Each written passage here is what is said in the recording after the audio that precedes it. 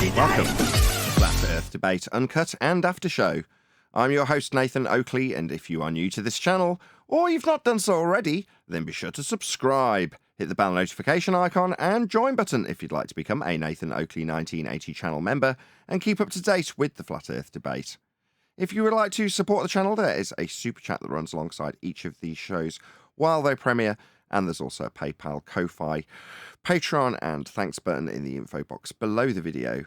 Speaking of Patrons, I'm going to do a quick shout out to all of you who do support me on Patreon. So, a massive shout out of thanks and appreciation to Amish Earther, Naughty Thumbnails, Mitch Kennedy, Original D-Rose, Rod the Name's Burley, Todd Wazzle, Jason Hornsby, Christoph Fournier, Flat Earth Revolta, J Mels24, Unimento, M Iron26, Endless, Flat Earth Sage, Goldie McKinn and Retro Bill, More Books Can a Bear, Fiber Oats, Michael Kahn, John Kays, Patrick Gunnels, Banter, Mel B. Styles, Hairy Blade, Mobile Max 777, Rob W, Respawn, Del West Watson, Maria Nealands, Unbelievable Productions, Blue Ridge Ranger, Abraham Mohammed, Skeptic 936, Life is Short, Texas Mike, Tina Baker, David Wayne Foster, and Dank. So another massive thank you to all of you for supporting me on Patreon. I do plug it every single day, but Patreon is probably the most important supporting method of this show. So for maybe $5 a month, you can support this show, keep the lights on, and keep this very small channel going and alive doing Flat Earth Debate. But with that, I'm going to hand over to whoever is in Discord and Google so you can enjoy their dulcet tones while I set up for today's live show. So your mic's working, Nathan. Jolly good. Pleased to hear it.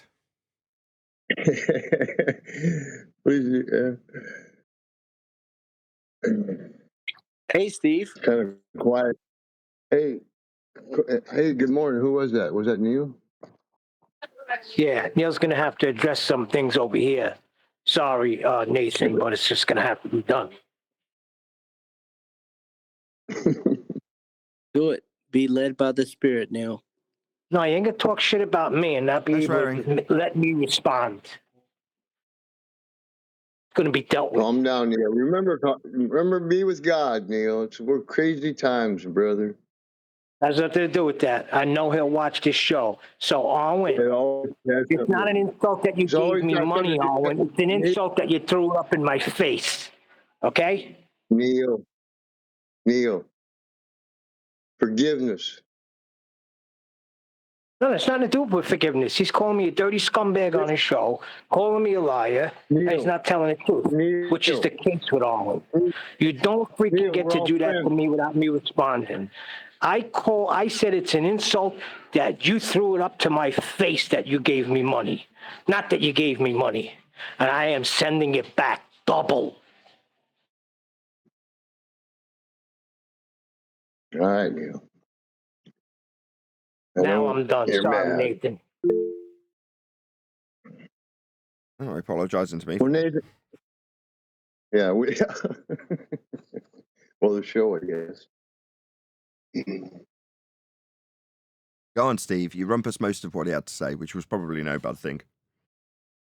Well, I didn't. I was just Neil. Yeah, Steve. Next time, just keep your mouth closed. And now Neil's going to do it to you.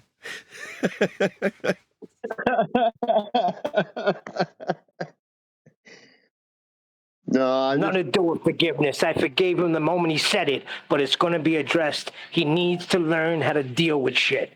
Big brother Nathan's not always going to be there. You know, I learned something growing up. The big brother, one day at the schoolyard, big brother's not going to be there, and then the kid has to fight for himself. And that's what problems happen. It's not that you're wrong.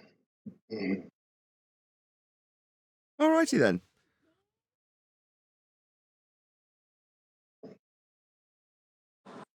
Hey, John. Hey, that Matthew. Was real wise. Say again, Matthew?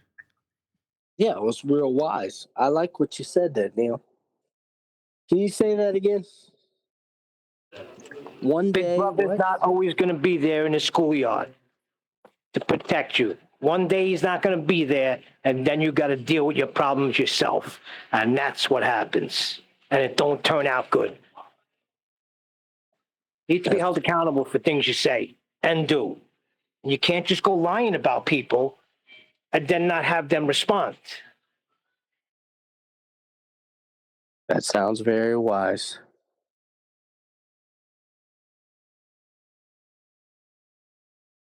You got a big job out here, Neil.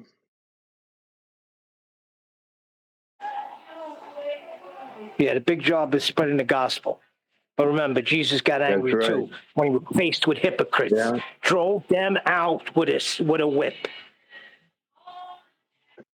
Yeah, that's right.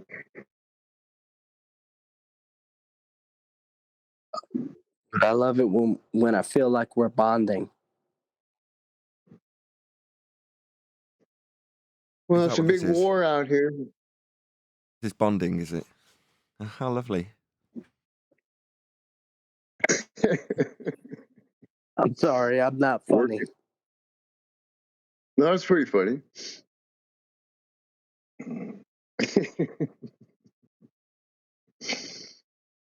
Working in the trenches. I think I've It's getting rough out here, man. completely stopped this computer from crashing. I think. You'll be Who pleased did? to hear that, Hope right, so. Neil? You love talking about this computer. It's only taken 18 months. I was just battling I'm sorry, with it. did you ask me something, Nathan? I was just saying I was battling with it crashing in standby, and I could get it to do one or the other. I could get it to either be relatively stable under low load, which is to say that it wouldn't crash in standby, but then there's a good chance that you'd run a piece of software and it would crash everything under high load, or it would be incredibly stable under high load. Everything would run beautifully, but you come in the morning and it would have crashed. It would have just failed while it was in sleep mode, and I couldn't get it to do both. Well, now it does. So it seems. It's been a few days and I've not had any issues. Oh, that's good. Very, very. Down to trusting some of the Asus auto modes. So you can have like stock settings, which is just Intel limits are all applied. They don't work. It just crashes through lack of voltage because the shitty CPU is just not great. I think it's the memory controller inside the CPU is just not great. So it just crashes when it's all set to stock, which is crap. And then if you go to the other end of the extreme and set it to auto overclocking, it'll run blisteringly hot with all the fans belting out and heat, even if you're just at the desktop. And then there's manual, which means I'd have to go through and set everything. And then there's a setting just auto, which is sort of halfway house, where it's not stock settings. They've removed all the limits and tuned it, but not massively. Well, that seems to work. So I'm like, okay, so for that particular piece of the computer, the CPU specifically, it's on auto, Asus Auto. So it's not stock, it's not overclocked, it's Asus Auto, whatever that means. And it seems to work fine.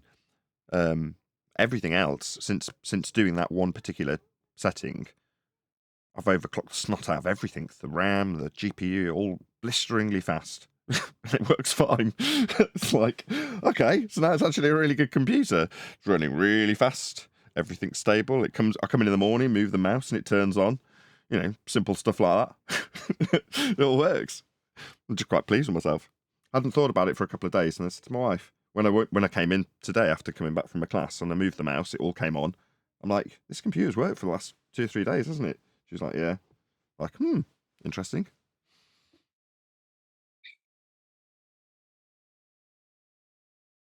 Yeah, well, thank God. Yeah, I just wanted to change the subject. I thought if I bored the pants off you by talking about the computer and how it crashes a lot. Well, it was a good segue, man. I can't even remember what I was talking about before. Exactly. You can't I can still go on if you want me to continue to rant, because I'm freaking furious. What you ranted about had almost zero substance, Neil. I've got to be honest. It wasn't even juicy gossip. How can you consider that zero substance? Hold on, Steve. How is that zero substance? He said in his show, he screamed in his show, I donated to your Gives and Go. Where's my money? So that is a freaking insult. You do something, you don't throw it up in anybody's face. Let me get this straight. And now he's on his show talking nonsense that I said it's an insult that he sent me money. That's not what I said. Right, who's he moaning send who money where? What?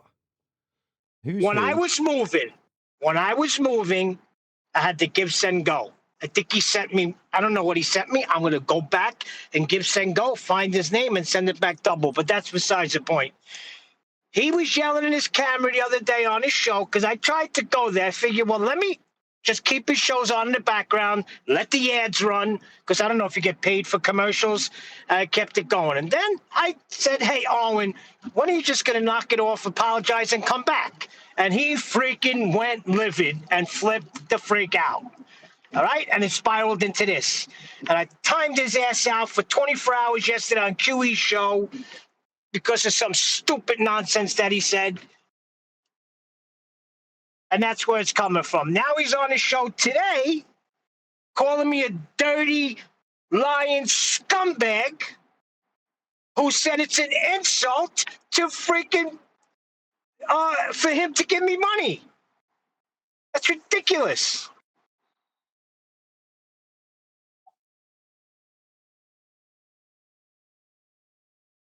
Okay, and that was useful because we're all well aware what Arwen's like at the moment. I can't answer him back on his show. My bad. I can't answer him. So where am I going to answer him? Neil, when he's you got me tuckered yourself blocked out, everywhere. let me know and I'll try and have a back and forth conversation with you. But if I get 4 words out and you just start ranting through the top of me, it's not a very interesting conversation for me. I've got to be honest. Sorry. What'd you say? What did I rumpushed you? I'm sorry. What did you say? I said we all know what he's like at the moment, and he's intentionally excluded himself from us. Right? Well, give him some distance as opposed to going around and getting involved when he's clearly screaming and yelling that he wants you to distance yourself from him, and he has removed himself, hasn't he? Now, as it stands, by removing himself, he's managed to realise that he's going to start burning bridges real quick. So he's removed himself. Now, if you want to hover around him and see what he's saying while he's in a mood, let's just put it mildly, then you're poking a bear that you probably don't want to be poking.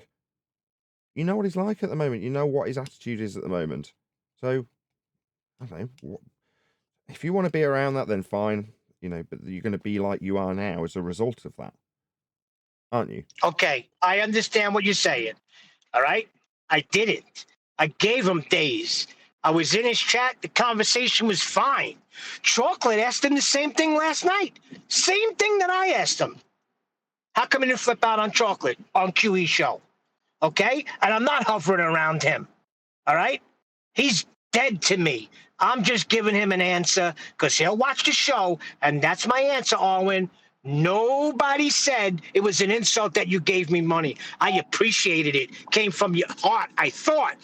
The insult is when you threw it up in my face and demanded me to send you money to some bullshit give, send, go you're starting because you're pissed off about everybody. No, it don't work that way. Friends don't do friends like that. But I will send you your freaking money back. Double. Oh, sounds like that's very generous of you. All's well that ends well. Now I'm done. Never again to be brought up. I don't go near his show. I see him in QE's. I'll tie him out until QE takes my wrench away. I'm not going to sit there like everything's fine and dandy, and he's in chat having conversations like he didn't hurt nobody. It's bullshit. I'm glad you've managed to get that off your chest. Anything else?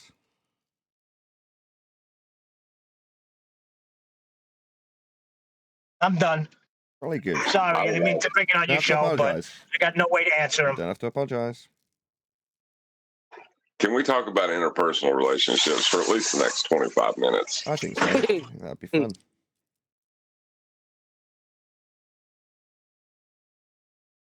Well, we have a pre-show. I don't mind it being discussed on the pre-show. If it spills over to the live show, then I'll get annoyed real quick. Oh yeah, one more thing, and I'm done. The give, send, go wasn't because I was getting kicked out of my apartment. I was moving, Owen, moving.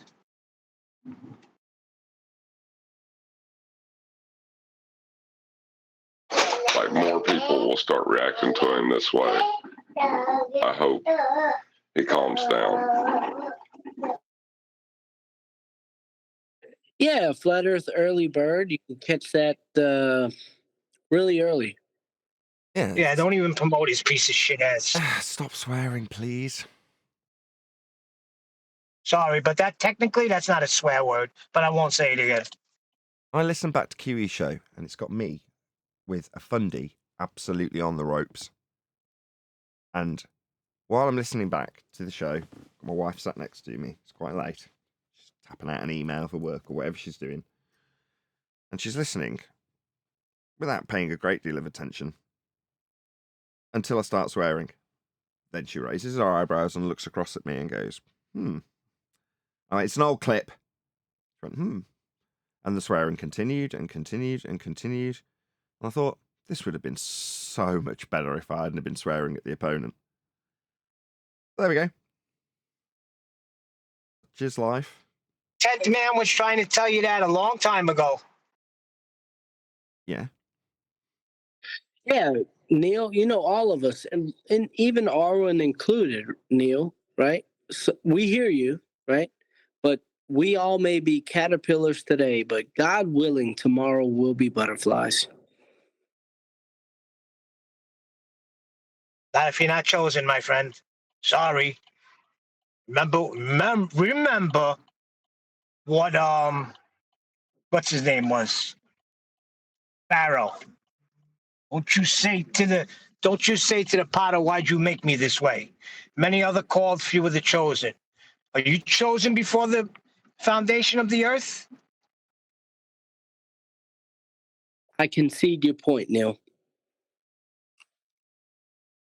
You're right. You're correct. Nah, I pray for the guy. I do. Pray that his eyes are open.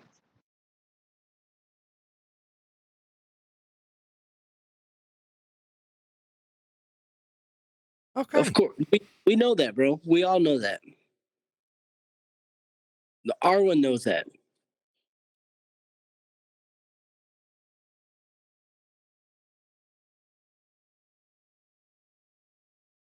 Sorry, I'm in the middle of looking for an address and holding a phone, driving, keeping a conversation going. Yeah. You're the best, Neil. Give me a second. Yeah. We're just waiting to segue away from this, Neil. Well, what's new in flat Earth besides Earth being flat? Or a thumbnail while I was in my kids' class that said that the sun's been now claimed to be liquid mercury or some shit. It's wrong.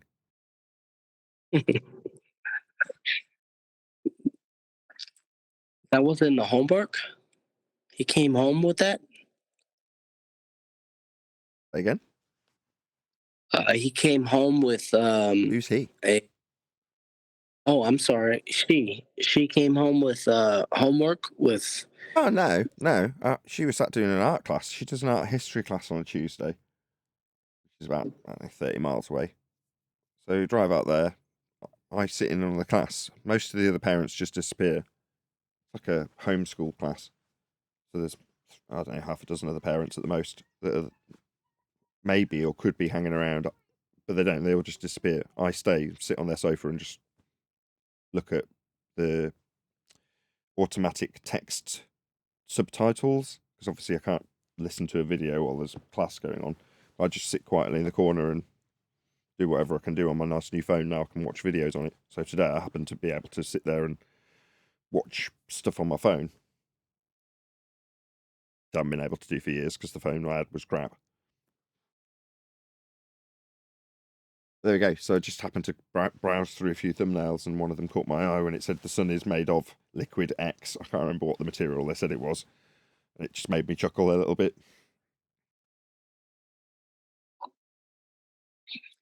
As it does. It's getting rough out here, Nathan. What's getting rough out where? No, I wish I was funny, right? The propaganda's real. And yeah, that was a good job highlighting it. The propaganda is not going to change. I found that that clip from Neil deGrasse Tyson and his explanation for the tush push It's a football move that the Philadelphia Eagles started doing, where the guys sort of like rugby. If you could picture rugby, the guy with the ball and people behind him pushing him to the goal that they need to get to. And he was breaking down the physics of it. Okay. We call that a scrum. Wait, do you call it mass? You broke up, Matthew. Try once more. Oh, you don't call it mass? Maths. MASS, mass. You don't call it mass? He's talking about what the scrum in football, when they're Yeah. all bunched together. Yeah, physics. Yeah, so not rugby. mass.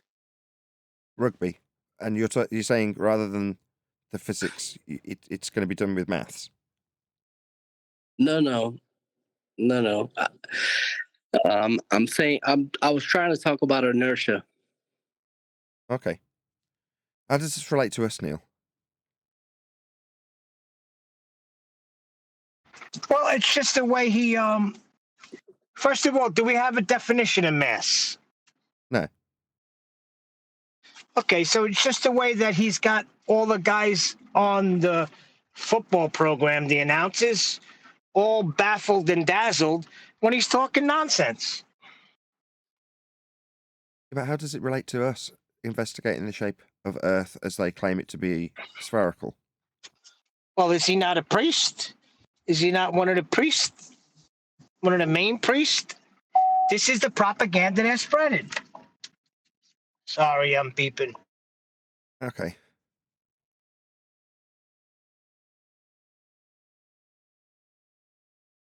He was talking about how all the other guys are stuck to the globe, right?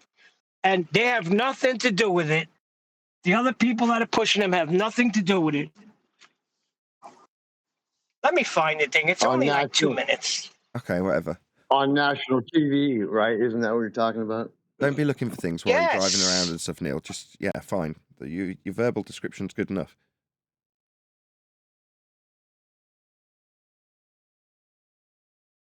I think that's the I was point. just adding to the propaganda that Matthew was talking about. Sure. There's a lot of propaganda. We got that. It's all good.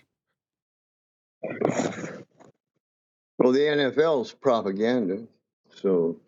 Dr. Stevie, don't you start. I already gave up college football. Don't take the pros away from me. I don't care. I don't have a choice. It's not my problem. If you want to believe that's real, you might be struggling. Do you watch wrestling?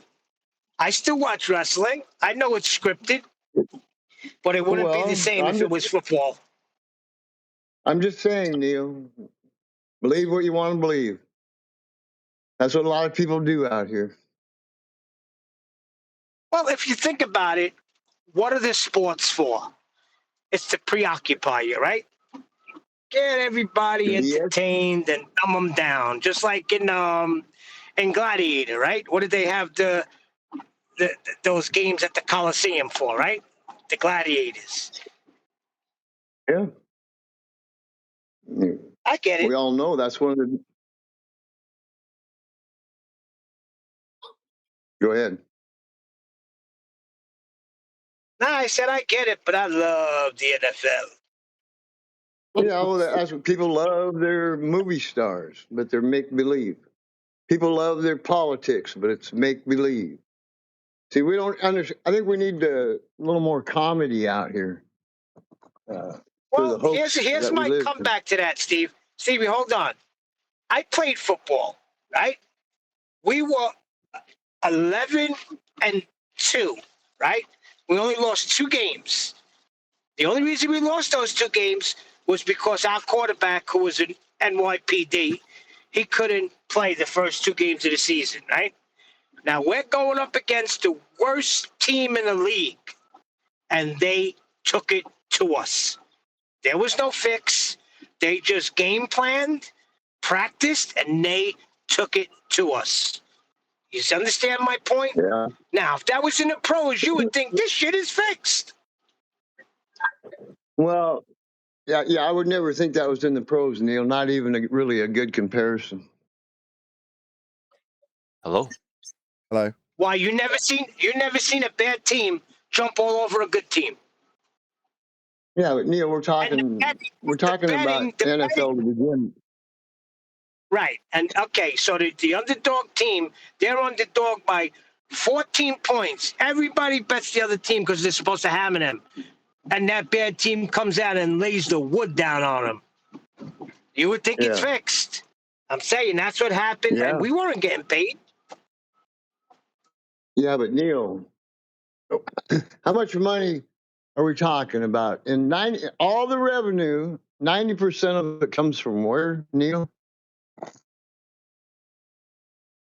Gambling? The mafia? Oh, yeah, they're promoting the gambling. Well, yeah, you don't think they control that, Neil? I just gave you my comparison, how it happened on a regular level. Yeah. So you can't always go by how it seems. Now, with the money, I will give it to you, but you cannot buy a whole team. You may be able to grab a few players, but there's no way you could fix a whole team or a whole game. There's just no way. I don't think you've looked into it enough. Let's go. I mean, like I said, we're talking about the NFL, Neil, not, twiddlywinks. All the NFL coaches, what do, Neil? They jump back and forth between teams. How does that work, Neil? Same characters, scripted plays. Come on, bro. You can't skip. It's a livelihood. Hold on, Stevie. Hold on. It's a livelihood. Yeah. That's the business that they're in. Hold on a second. I'm a floor guy. I jump all over the place in flooring companies. It's just a livelihood. That's the little genre that they're in. They're crooks and liars, for crying out loud. My God, Neil, you're defending crooks and liars. What proof do you have of that? That's a baseless assertion. How are they crooks and liars? Show me proof that they're crooks and liars. Did you not just tell me Neil deGrasse Tyson was on national TV right there on the NFL program? Is not what you're talking about? But what does that have to do? What does that have to do with the NFL being crooks and liars? You got kids that come from the South and gave their whole freaking life to this. They worked at it, and now they're in the pros. And you're gonna call them crooks and liars? Oh my God! Well, we're starting at the top, Neil. Now you're denying. You're denying. Hold on a second, Steve. Say again, John. One of my classmates made it to the NFL. Teddy Gaines. He played at UT, and then he went to I think it was the Seattle Seahawks for a little bit, and then he went to another team. It's just because they were paying him more. You get drafted, you aren't paid anything really. You show what you're worth, and then you get paid a little bit more. It's just how it works. Yeah. We know how a lot of things work. Yeah, John.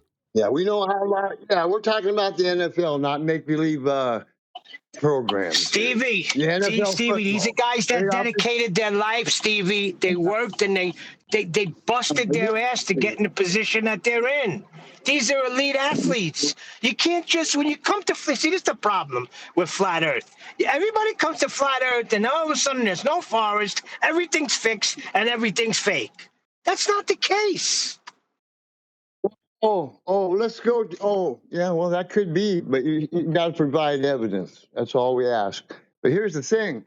See, just so you understand, they wheel a man out in a wheelchair that can't talk, have you convinced he's talking through wires through a black box, Neil. This is your main baller, bro. Don't come out here and tell me you got all the answers. Who are you it talking don't work about? that way. Who are you talking about? I don't know what you're talking about. Both of you stop. Right. I'm talking about Steve. Just rein it in just a little bit. Steve.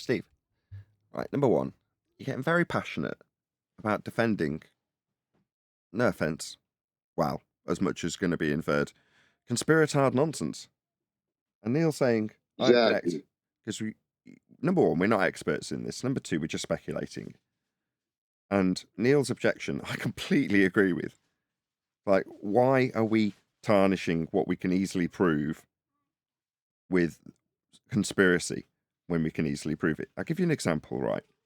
Under the comments section of my video that I recently released about Antarctica, so I think Witsit Gets It was in the video, and we're chatting about how frivolous it is to speculate about an area that we haven't explored ourselves and there's a lot of contention about, when we can just as easily go back one step and show the progression to that date with lands that we do know and are well explored, but didn't exist prior to them being mapped and charted flat.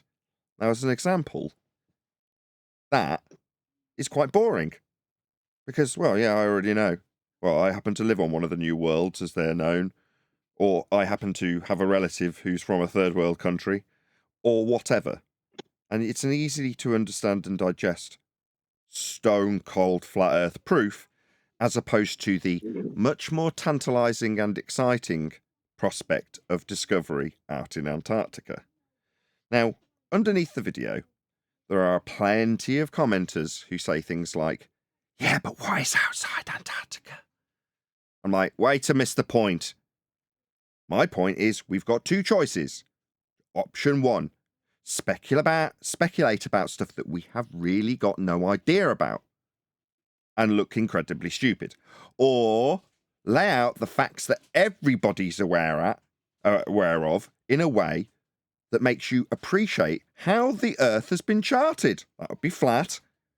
And leave no ambiguity whatsoever at your stone cold flat earth proof when you end it. And if they say, what's outside Antarctica? You can go, I don't know. Earth was mapped flat. And get on with your day. Rather than ending in a heated discussion about what might or might not be, like we're doing with football. Yeah. And my point, see, that's the thing. I agree with you 100%. No objection at all. Nathan. See, but here's why are you interrupting me? Because he's got something to tell me. Go ahead, Righteous. Well, if you want to finish, you can finish, Steve. Yeah, I just want to make because I think Nathan's got me a little bit mischaracterized here. But I want to bring up this point right here, Nathan. The wheelchair. Little man in the wheelchair, I call him, for the lunatics. So you got to kind of square away with how much lunacy you still got in you. So he's not real. Now, throughout the world here, a lot of people believe he is real. Now, I am not the one that brings up fantasies out here. Neil did. If he cares to believe that fantasy and not want to see the truth, I don't want to argue with it about it. I sit here and say, hey, there's thousands, just like you. There's people out there exposing those people. See, you're not the only one out here exposing the lies.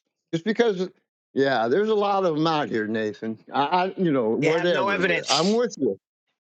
Steve, you have no with you. evidence that football's fixed. We don't need to talk about that, Neil. We're talking about, yes, we agree on the flat earth. When you come out here, bring some cowbell, 100% on every topic. Now, if you want to switch and go to the NFL, I'll bring up some cowbell. All right, I'm waiting for the cowbell. All right, hold on a second. It's not. Wait, guys. It's not happening now. The show is about to start. I want to get something across to Nathan really quickly, please. All right, Nathan. I talked to Geo, the owner of the other server, and he's whipping up something up, right? Because he's got to set it up so that it's not like going to be chaos. So as soon as he's got that room set up, he's going to let me know, and then I'll let you know that you can join. Okay? Okie dokie. All right. What do you mean? Carry on, They're saying we're chaos makers? Yep. No, it's just that there's going to be a lot of people, and when there's a lot of people, hold on a second, Neil. When there's a lot of people, it's better to set it up in a way that more people can be managed easier. Does that make sense? It was a joke, Righteous. I know. Okay. But anyways, I've talked to Geo. Geo is keen on it. He's very happy. So everything is good. Okay. Once I know, I'll let you guys know, and that'll be that. Brilliant. Thank you for doing that. Hey, welcome.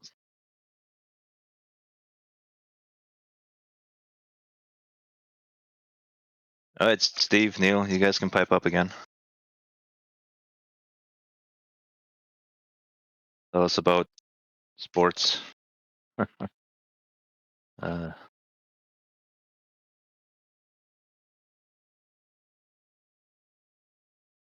Steve, are you there?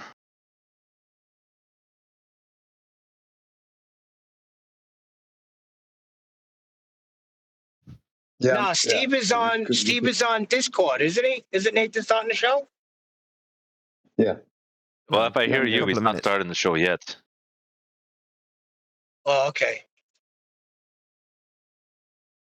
And if you hear me, he's not starting the show.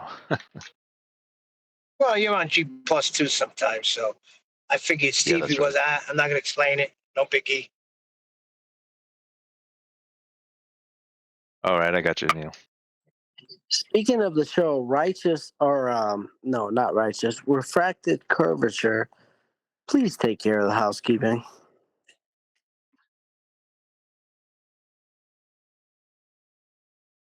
I missed that. There was a call to action for you there, John. Did you catch that?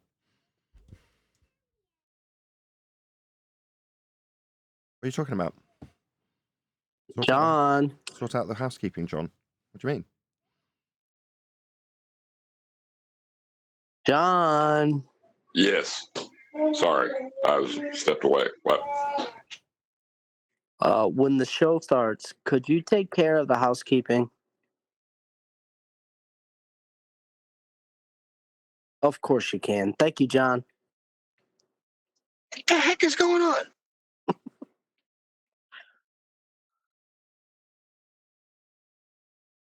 That's Matt being You ain't funny. kidding. You're pretty good, Matt. Hey, Bill, you do. I agree, man. You need to take some classes on being funny. When you put your voice up high and mimic Nathan, funny. Telling me to shut up, and whatever you just did now, not funny. Thank you, Neil. I'll try to remember that. There you go. I'm laughing. What's going on? I Remember- actually thought that was Nathan that time. It's only funny if it ain't happening to you. Yeah.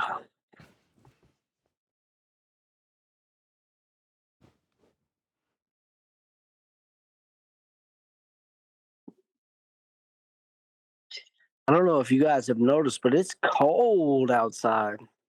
I was just gonna ask Nathan, is it cold in England? Because it's freezing in Alabama. It's really cold. No, it's beautiful, clear days actually, but not where Anthony is. So I got to the class today and I didn't know how to shut the stupid new phone up, and it just started ringing and ringing and ringing. And I was like, I'm really sorry, I don't know how to stop this phone. It's easier to just take the call. So I took the call. It's Anthony. He's like, it's snowing here. It's amazing. I'm like, Anthony, I'm just about to go in and have a class with my kid, and I had to excuse myself to take this call.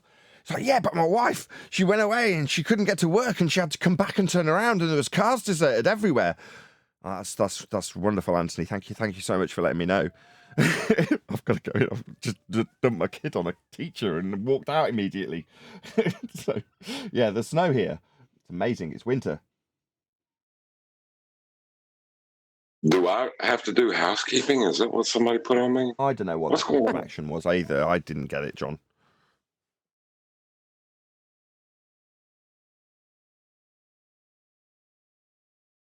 Yes. No, you do not have to do housekeeping. Bill was trying to be funny again. Yes, John. You have to do housekeeping. You can't even stay in character. Right. Let's do Hey, this. Nathan, in your acting, is that like a big thing, how to stay in character? Like, you said you were in acting classes, right? You did all of that? Yeah, they've got Or a word production, for it. whatever it was? Yeah, there's a very specific word for it. It's called acting. Let's get it on! Simone. Good morning. Good morning. Good morning. Good to have you all. Let's do a bit of housekeeping. Any scientific evidence of gravity? What's gravity? Let's define it first. Okay. Their version of gravity is basically a non-force force that holds you to the spinning ball Earth and stops you flying off it. In the most succinct way I can give it. That's what gravity is. An illusion of a force made up to infer that all things go to the ground when they do not, so that you can infer that you wouldn't fly off a spinning water ball flying through a sky vacuum. That's what gravity is. In terms of how they try to define it 109 years ago, was a force of mass attracting mass, superseded 109 years ago by Einsteinian bent pseudo-Riemannian force-space-time geometry. Hope that answers your question. Nathan. Yeah, when I was a kid in school, to reinforce that, they put water in a bucket, and the teacher swung it around the head, and the water stood in the bucket, and that's how the whole classroom was deceived by what gravity was. That's how we're sticking to the water ball, because of Earth's rotation. But meanwhile, the water was inside the bucket, and on Earth, it's on the outside of a spherical planet, so what they say. Getting props from Sleeping Warrior already. I'm already going to the chat. It's only been a couple of days of me introducing this to the live stream show format. Nevertheless, Sleeping Warrior says, well done, Neil. Always asking for the definition of the word gravity. Stumps them every time. Shout out to you. Shout out to everyone in the chat. Shout out to Billy Philly and Steampunk Punk and Lee Brown and Kanye West. Uncommon Sense. Good to have you all. Hello, Big Nate, says Big Philly. Hello. Good to have you. Uncle Ben, nice to see you. Jammy Man 3000, afternoon. Afternoon to you too. Anybody else I've missed? Groovy, nice to see you. Yeah, I'll try and up my game in terms of talking to you guys in the chat. It's, as you can probably tell, very unfamiliar to me. Some people are easy going when it comes to just chatting to the people in the chat. Me, I don't know, seems a bit alien. I'm much better off talking to somebody who's actually here. Hence me appealing to you to actually join the show with the link that's in the info box below the video. And as you can see from the Discord server participation, they're all really keen and ready to go, aren't you guys? Yes, Nathan. Well, Billy Philly's a guy that he's been here for a little while, and he found this show, I think, first. From what it's just good to see, because I always wondered if I didn't get sucked up in a feast of nonsense, and I found this show first. Shout out to OBE Lines, friend of the show. He's also a videographer. Check him out. Does cover the conspiratorial that we're trying so desperately to move away from on this specific show. That's not to say that lots of us enjoy the conspiratorial aspects of whether or not football's being faked for the sake of argument. I just don't think it's something that we should ever lead with, because it makes us seem like crazy idiots talking about conspiracies. I'll be honest, I didn't ever get involved in conspiracies until I got to this subject. I immediately braced against them. Hello, Sleeping Warrior. Hello. Hello. Hey, Nathan, when you say a non-force force, is that a law of identity violation? Yes. I thought so. You can think of it as a force. It's a bit end like quote. a George bit like a Musa. massless particle. Go ahead, be vigilant with your mute button, but I'm glad you're here, Anthony. This is your specialist subject, so just be vigilant with your mute button. It's a bit like a massless particle. That's like a contradiction in terms as well for me. It's like, that's to me like another way of saying we don't know what light is, but we're going to give it this contradictory name as a tip of the cap. Like, you can't have a forcey non-force force. It's either a force or it's not. But this is why I joined, Nathan. Like, you referenced this topic as an evergreen topic, correct? Flat Earth is an evergreen topic. I want to challenge that if I can. You can have a job. Go ahead. How is it evergreen, right? Given that, like, the sky cannot be a vacuum, that gravity cannot be a force, that water does not curve. All of the housekeeping questions, if you concisely make them into one sentence, one statement, once you find out just one of those issues, once you know that, how is it then evergreen? You're conflating. Is it not? Can I answer? Sorry, you're conflating a departure from the globe with the example of housekeeping with flat Earth. They're not the same thing. How many people are in the world, Anthony? Hold on, let Anthony make his point. He's making an argument here, Neil. Let him put his point. Well, I was just considering what you said, that they're not the same thing. You can't conflate the two together, but why can't you?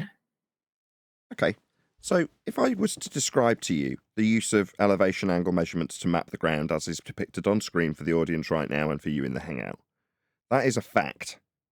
And people will navigate from now until the day I am dead.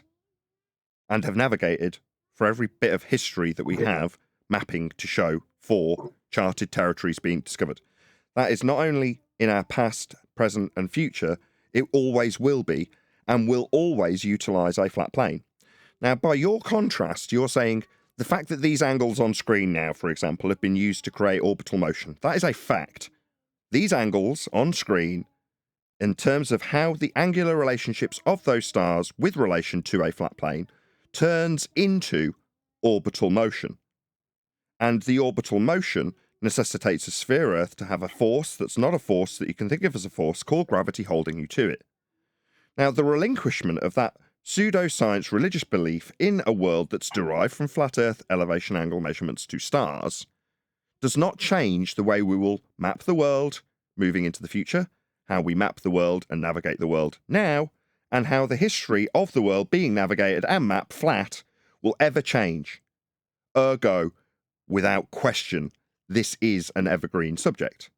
The globe? Maybe not. Now, it's hot right now. Like Amber Heard was hot back then, but now not so much. And currently on YouTube, globe proponents, they're getting all the limelight. Oh, doesn't make their subject evergreen. Flat Earth is. It seems that if you've got like a claim, let's just change the claim for a minute. Let's just say that Nigel Mansell was a woman, and it turns out that Nigel Mansell was a woman. Then that disputes and debunks anything to do with Nigel Mansell being a bloke. Now, I'm not saying that Nigel Mansell is a woman. I'm just using it as an example. But if it's the case that gravity is not a force and the sky's not a vacuum, how does it go beyond that point? Where is the evergreenness to that? You're conflating a religion based on measurements of a flat plane and how that may or may not move forward into the future. There is some ambiguity as to whether that religion survives. Now, by everyone's estimation, it may well survive long beyond our lifetime if heliocentrism continues, right, Anthony? But that doesn't alter the way we deal with the world. That won't change ever. Flat is how it is. I just don't really see how there's an argument beyond that point. I know you're saying it's conflation, but to me, that's terminal. It's like what you call evergreen, I call terminal. I don't know any more earther. I'll contrast it with something less contentious. I did this with Witsit. Do you know what volcanology is? The study of volcanoes. Would you say that the study of volcanoes would be a fairly ongoing affair? If you became a volcanologist, you can reasonably assure that there's going to be things to study about volcanoes for a reasonably significant time to come. Would you agree? Please say yes, because it makes my example. Yes, I would actually agree with that, yeah, because they are an ongoing thing, aren't they? Perfect. So if you, in the volcanology community, dealing with volcanologists, studying volcanoes, came across a faction of people who happen to utilise the notion of volcanoes and how they function to assert that Thetans, at the behest of Xenu, their spirits are, in fact, inside those volcanoes. And that kind of hampered your studies. And as a result, you found yourself, as a volcanologist, spending quite a considerable amount of your time debunking Thetans from the Scientology community, because they perpetuate this, in this hypothetical scenario, throughout the land, hampering your general studies of volcanoes. Now, your argument is to suggest that at the point that you finally relinquish this nonsense of Thetans being anything to do with the study of volcanoes, that upon losing the interest that generally is around volcanoes because of Thetans, the study of volcanology will become defunct. Therefore, volcanology is not an evergreen subject, because, look, people are waking up to the fact there aren't Thetans in there. That's essentially a parallel to your argument. My argument being, volcanology will still persist, the Earth will still be navigated, built on, and dealt with, appreciated, observed, as flat. So how can you say that because there's a religion in place that takes those measurements of the world and how it appears and how it is measured and how it's dealt with and turns it into a religious belief that keeps the general populace under control, that whether or not that general control structure survives will have any bearing whatsoever on how we deal with the world? It won't, as far as I am concerned. Feel free to argue. But your show's about flat Earth debate, right? The debate on flat Earth. Nah, that's just one show. Your equivalents. That's one show. Your equivalents then. Again, you're conflating. You're seeing the smaller picture for what is the focus of my life currently on this particular platform. The channel is Nathan Oakley 1980. You go back through the channel, it's had more popularity with flat Earth than it has with hi-fi or computing. But it doesn't make me flat Earth. But flat Earth as a subject for me to cover is absolutely, unquestionably evergreen. Well, your equivalence was to cite the study of volcanoes with the tangential point that came from that, which was the spin-off religion about whatever it was that he said. Thetans in Scientology, specifically in volcanoes, because it's part of their religion, yes. But your study, comparatively speaking, isn't of the Earth, is it? Your study is about the religion, the spin-off point that comes from the Earth, because your show's not really about, like, geometry. Your show's about the argument about phetons. Is it not? In my juxtaposition, it's perfectly paralleled because we have God being brought into the conversation, religion and Christianity being brought into the conversation, and in the parallel, thetans are that exact comparison. God, the ontological primitives, all of those could be argued in a parallel with a thetan arguing that it's critical that we understand the physical nature of the world and we inhabit it when we talk about volcanoes specifically. That's why it parallels so well. Sure. But your point was that thetans as a tangent point to the study of volcanology was irrelevant. But it's the opposite way around with your show, because your show is the tangent point that thetans was for volcanoes. Yours is the religion that's to do with the shape of the earth. Hold on. I'm just trying to white knight in terms of what Merle was saying, and when he says like ignorance is bliss. Like now we don't know anything. I take your point. Which means hold on, man. Now we don't know anything. So now we have everything to discover. That's what's exciting about this. I'm saying that's a little bit too close to imagination makes me feel good. That's what that is. Okay, listen. It's not imagination. Where did you get that idea? Nothing I said has to do anything. Okay, so we've joined Earth Discussions, just so we don't completely rumpus their discussion while they're having a little chat that's already ongoing, Anthony. Shout out to Godzilla. He says, here's some green for the Evergreen. Thank you very much for the super chat.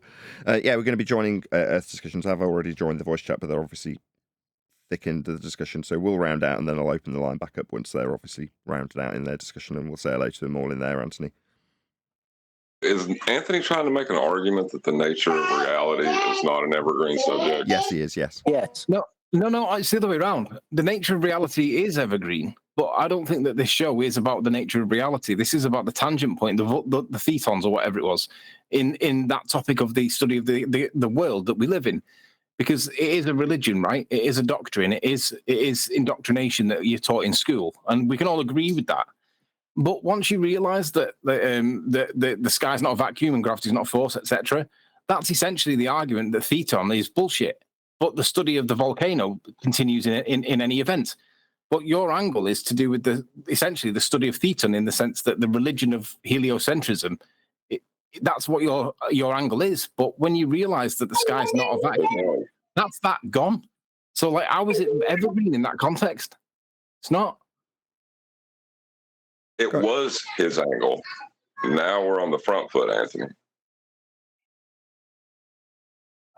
I struggle with how. I mean, I had it with what's his face, McToon. I found myself lost in the bull rushes recently, and I ended up on McToon's show, and I saw somebody, and I knew I shouldn't respond to it, but I couldn't help myself. And McToon responded immediately. Right, I wasn't even responding to McToon; I was responding to somebody else that said. He credited, I'm sure it was either Blue Marble Science or, it was PhD Tony. He credited PhD Tony, who was given a talk on gravity, for being such a good communicator for science, or words to that effect. And I had to correct him and say, the guy's not a good communicator for science. The guy's a born liar. That's not good communication. Immediately, McToon jumps on and says, I've added you as an authorized user. And I thought, I shouldn't have done this. But I asked him, I said, McToon, do you still punt gravity to be a force? And essentially his answer was yes. And I'm like, given that you're in the topic as a protagonist and you pushed the nonsense for the heliocentric argument, you know that gravity is not a force, but you're now telling me to my face, and I'm blatantly lying, that gravity is a force. I'm like, where does this topic go from there when you've got people that are blatantly lying to your face? Because they know the importance of gravity, but they'll lie to your face anyway. Where do we go from there? Because these guys are, I mean, how retarded do you need to be to lie to me face when we all know that it's not a force, but you're going to spew that it is anyway? Where does the topic go after that point? Can someone give me an answer?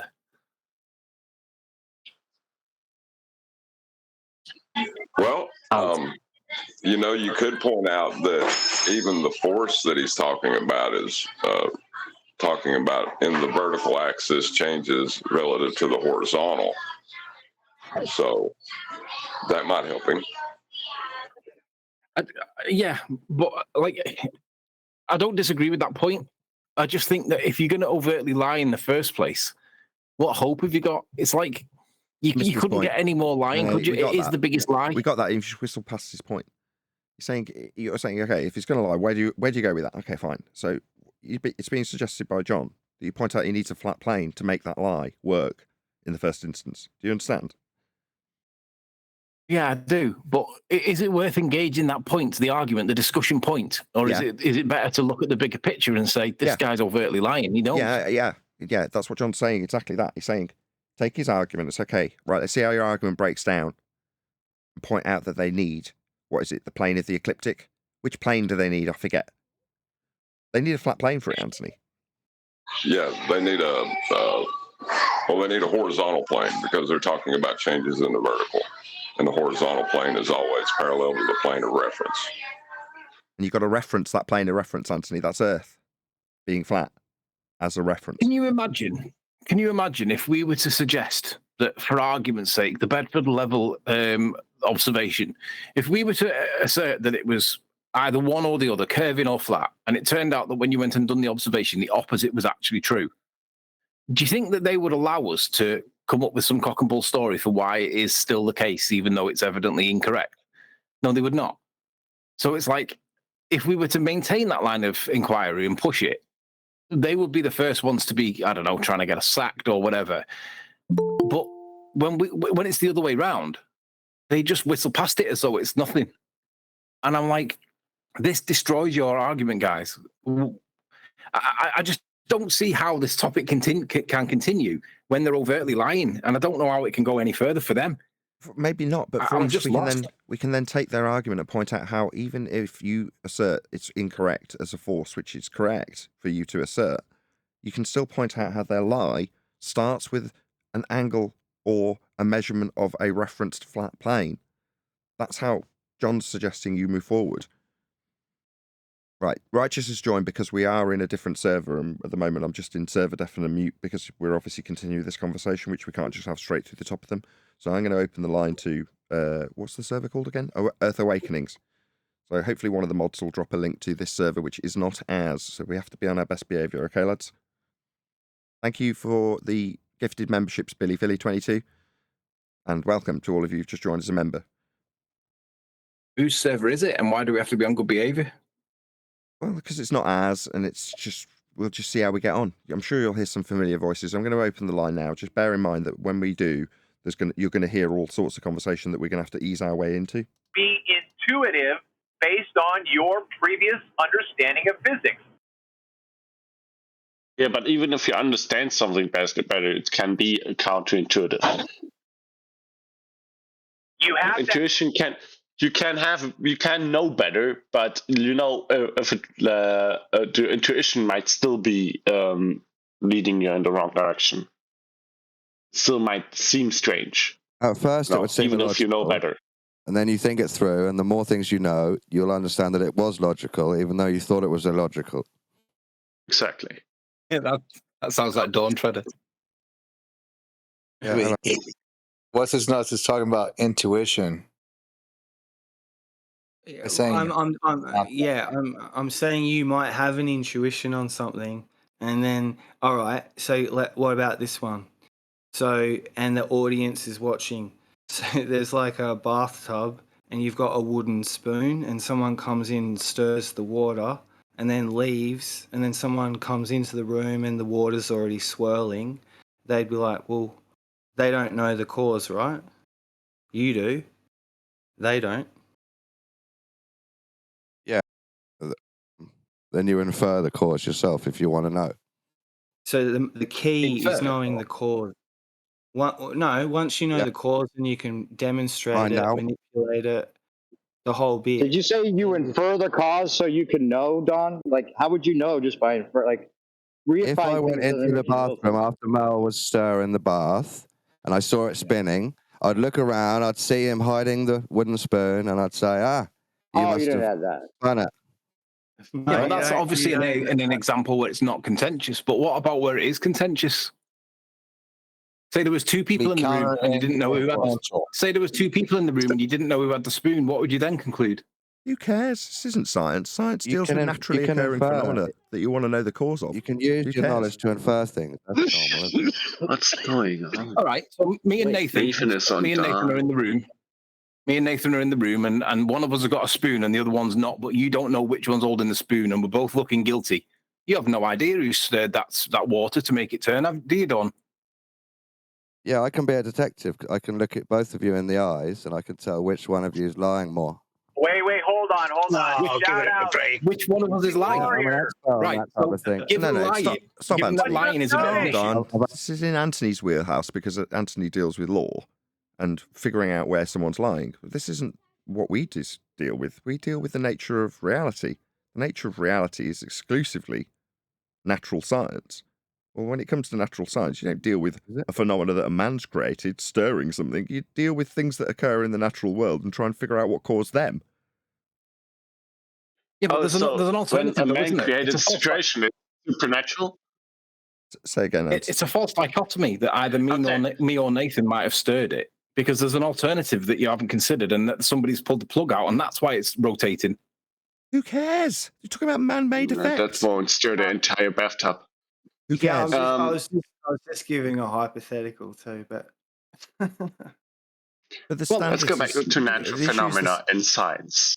Exactly, it's about a phenomena. So when something is machined, it is not adhering to natural science. Then yeah, it's man-made, precisely, synthetic. Okay, that's interesting. Anthony Riley, and Nathan, I'd like to hear your thoughts on Dell's upward moving Earth. What's your thoughts there?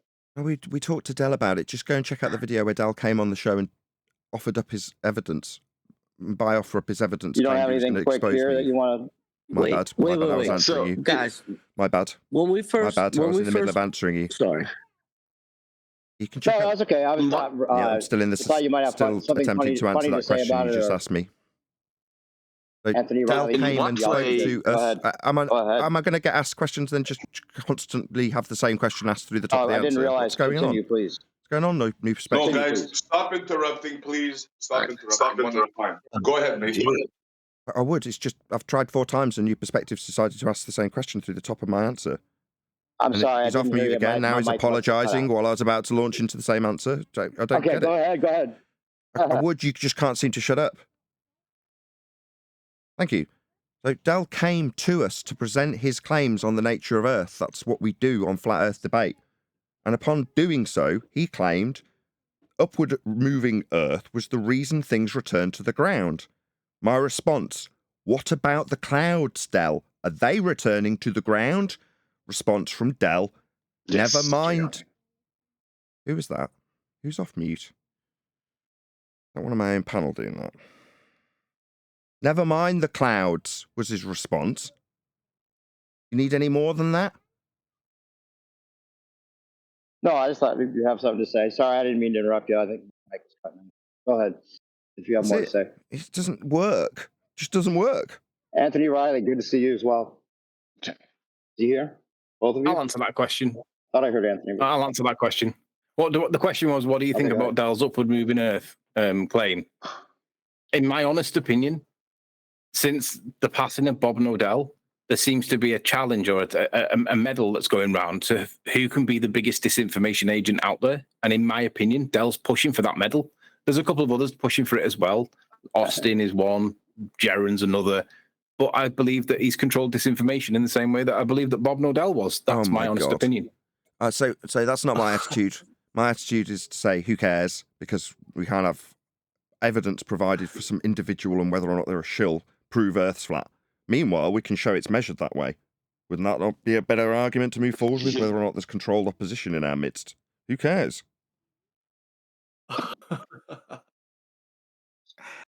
Prove it's flat. Prove it's flat. Fucking hell. Yeah, exactly. It's not that. I'm with you on that one, Nathan. Like, regardless of what it ends up being, we all know the one point we all agree on, I'm hoping, is it's not a globe. Right? We had this just before we joined your servers. That would be to suggest that in an argument about gravity, where do you take it? And Anthony's argument is this is the death throes of their argument, therefore it's going to be the end of the discussion. And my argument is, well, not mine actually, it was refracted curvatures. Point out how their argument requires a horizontal plane of reference to argue. If you're going to talk about Dell and his upward rising Earth, and you're going to reference it because he's claiming Earth's a sphere in the terms of the equivalence principle in Einstein, which is all it parallels, then point out how the sphere Earth claimant requires a flat plane. In the case of Dell, just ask him about the clouds. Yeah, well, I mean, Nathan, that can be explained or argued. Like, I know he didn't give you like a proper explanation, but all I'll put to you is this: if you're at a bus stop and someone said, or they said, I've heard the Earth isn't a globe, right? Don't you think people are going to know? Well, if it's not a globe, what is it then? People are going to. It's just a normal human reaction, and I think that's the question over everyone's lips. If everyone's aware of that, the Earth's here. All it's written down that the ancients figured out how it all works, right? Why can't we? We should be able to figure out how it all works. We have, and that's how we use it. That's the point. We have figured it out, and that's how we've mapped it and charted it. So if we've charted it and mapped it flat, and all the tools and systems that are in place to utilize those in-place charts are flat, then what more do you need? You don't need anything more than that. Right. I agree. So that's it. Once you've established with your opponent that Earth is measured flat, what more do you need to do? Oh, well, what about Antarctica? Oh, well, what about space? I couldn't care less. So you've got some relinquishable fantasy about a sky vacuum. It doesn't bother me. What about the distances in the south on the flat map? Distances in what? So expand on that. Sorry, I don't understand what you mean. Yeah, if they are mapped, then they should be known, right? Orientation and distances between land masses. Yeah, we do. We map them and travel them quite regularly. And in terms of the where is that map? Any map, all of them work the same way, flat. All of the distances. There was somebody. Hold on. I'm sorry. Go ahead. Hold on. The guy who was asking me about the maps. They're all working and functioning in the same way. Flat. All of the distances, over big distances anyway, big areas, they're all measured in flight times, in hours, and like 6 hour flight times and 6.5 hours or whatever. None of them measure them in miles. So how do you know that the maps are even accurate in the first instance, regardless of where you believe it originates from? I don't care. So this is a cartography issue in terms of saying that the maps aren't good enough. Okay, how do they all function? How do they all operate? How are they all developed? How was the world charted? In every respect, to every single question just asked, the answer is flat. The Earth was measured, mapped, and charted flat. Now, if you're saying the globe map, it wasn't good enough. Except for the globe ones, like my electronic flight bag has got a globe in it that I navigate on. The globe is not a map, dude. Sorry, dude who just said he's got a map that he navigates with. Left lane. Go ahead. Yes. My flight software for flight, it's actually got a globe in it. No, it doesn't. What software is it? what flight software do you use, and what are you referencing a globe to? FORE, for flight. For flight. It uses a latitude celestial sphere, doesn't it? The map is not the terrain in any event. Hold on, just John and left lane. It uses a latitude-based celestial sphere, doesn't it? No, it uses latitude, longitude positions on the ground. That's what it uses. Yeah, and is the ground spinning? Can I just ask everyone else, can I just beg your indulgence? Can you not hear Left Lane and John having a fairly civil conversation that doesn't need third-party interjection? Go ahead, John. Then Left Lane, only. Yeah, there are no lines on the ground called latitude and longitude. What you're doing is you're using measurements from horizontal to measure latitude and longitude.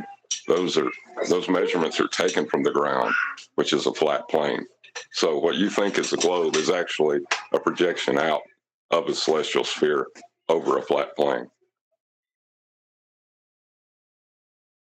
Do you know how longitude, for instance, or latitude are derived in the first instance, Left Lane? I didn't hear that, Nathan. Something glitched. My bad. Maybe I was muttering. It's my bad. Do you know how, for instance, latitude is developed?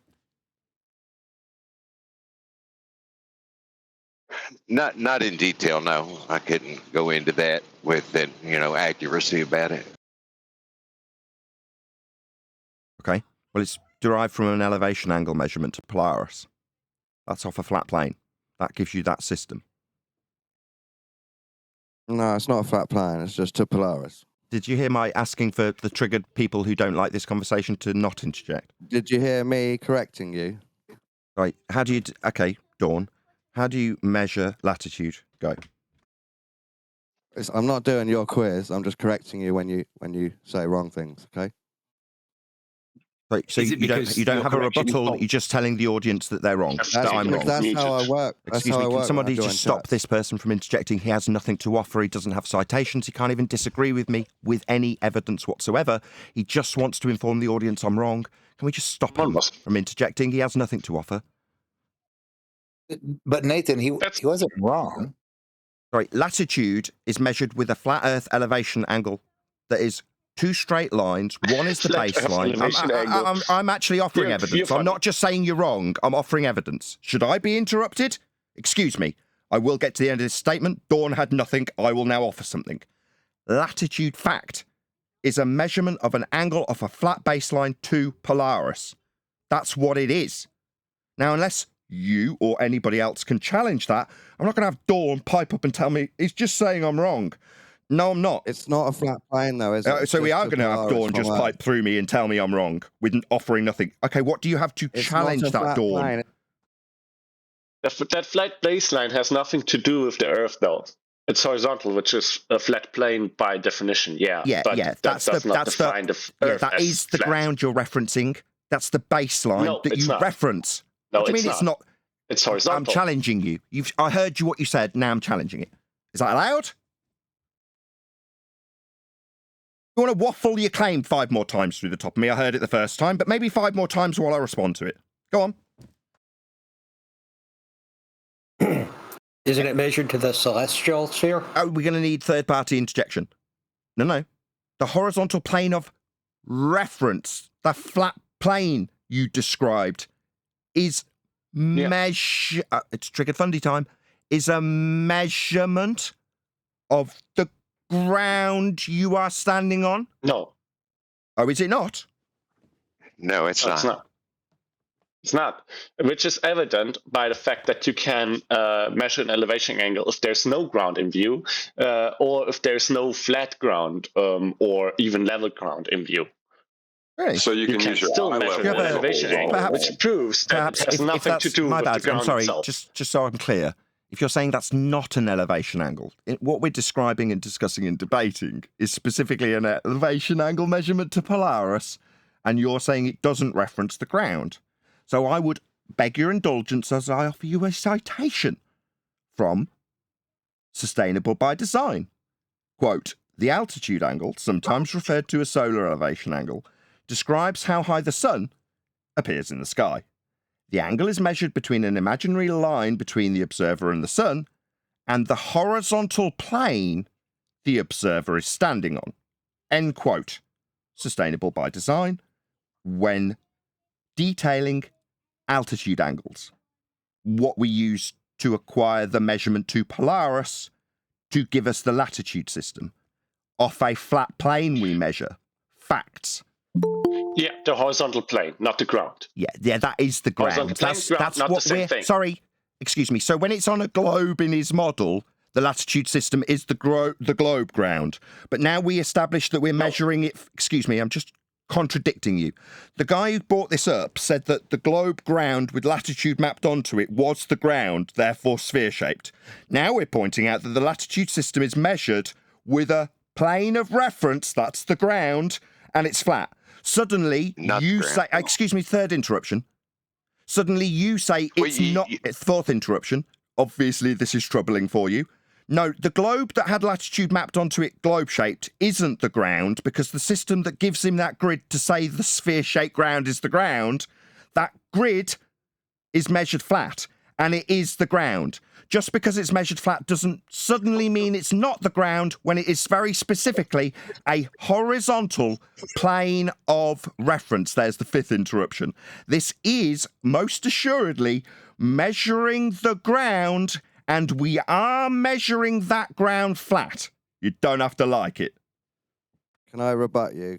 Using a sextant. Now I'm done. Yeah, now I'm done. I mean, I could just chant through you all 5 times while you try and refute me, but I won't. I could just chant through what I've just said 5 times. Very irritating. Hello? One at a time. Yeah, you guys, we can, hold on. Yeah, we can moderate this very tightly, so there may be a lot of mutes, but we have to make sure the audio is very clear. So let's have one person. AK was going. Let's have no interruptions. And Left Lane, did you want to respond, or AK? One person to respond to Nathan. By the way, welcome, Nathan. Thank you for having me. Got it. Nathan, you made 3 assertions. Just because it's a horizontal plane of reference doesn't mean Earth's flat. Sorry. I'm dealing with Dawn then. Okay, no worries. Just because it's a horizontal plane of reference. That's what I said. It's just the interruptions. Maybe 5 times through the top of me. I've already asked that you remove this dick. He has nothing to offer, but even though Geo has told 2 individuals to respond to me, this dick, who should by now have easily been removed. Easily. Well, all right. So Nathan, so you have the live stream host roles, so you have moderation permissions right now, so you can host it as you'd like, and especially if you want to talk with one particular person, you can mute. You know, we can. I can help as well to mute and unmute to make sure there's no interruptions and it's clean audio. So yeah, we can. Run it with clean audio. So he did. He just completely ignored you, Gio. It was totally disrespectful to you. You were taking charge until Dawn decided to just flout that. We go on.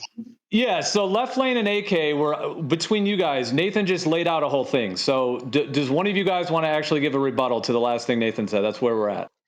Well, yes, I do, and I don't claim to be like an expert. I haven't actually done this, but I do know that I could use a sextant in the airplane for aeronautical navigation. And what would be that horizontal plane that you're referencing from an airplane?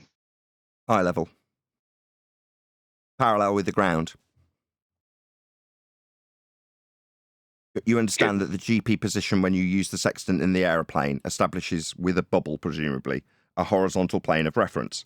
And that horizontal plane of reference is parallel with the flat ground below that horizontal plane of reference that you make with your eye level or bubble. You understand it's parallel with the ground, right?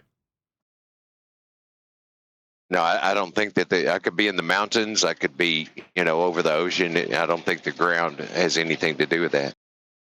The ground being the surface level, regardless of whether it's got water or topology on it. No need to be pedantic. You appreciate that what you're measuring in terms of a GP at the position on a line you made with your eye using a bubble is the same point below it on the ground because it's parallel. That was my question, second time. Making lines with your eye, though.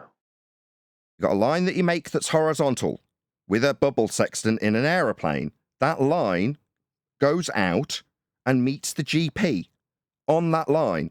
And below it, parallel with it, is the point on the ground. GP, ground position. Maybe you guys would like to tell me that this line that we're measuring with a, what was that again, Nathan? Oh yeah, GP.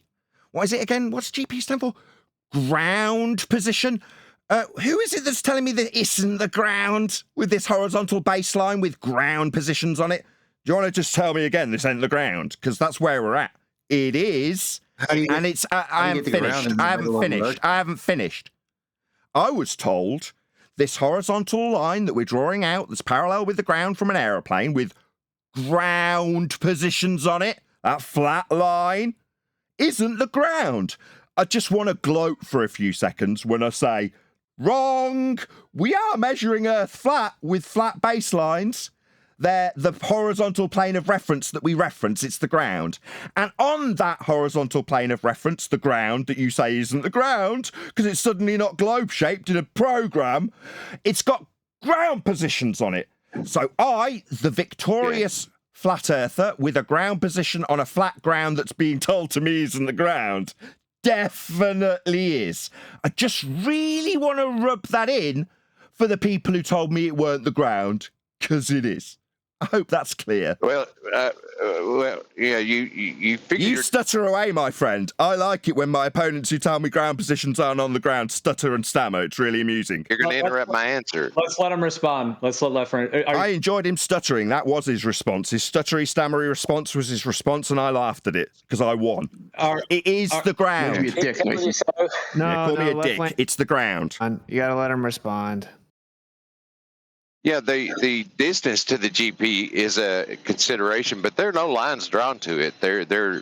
Your angle in reference to the GP and all that, that's irrelevant. So you just said there's no lines drawn to it and then contradicted yourself by saying the angle to it.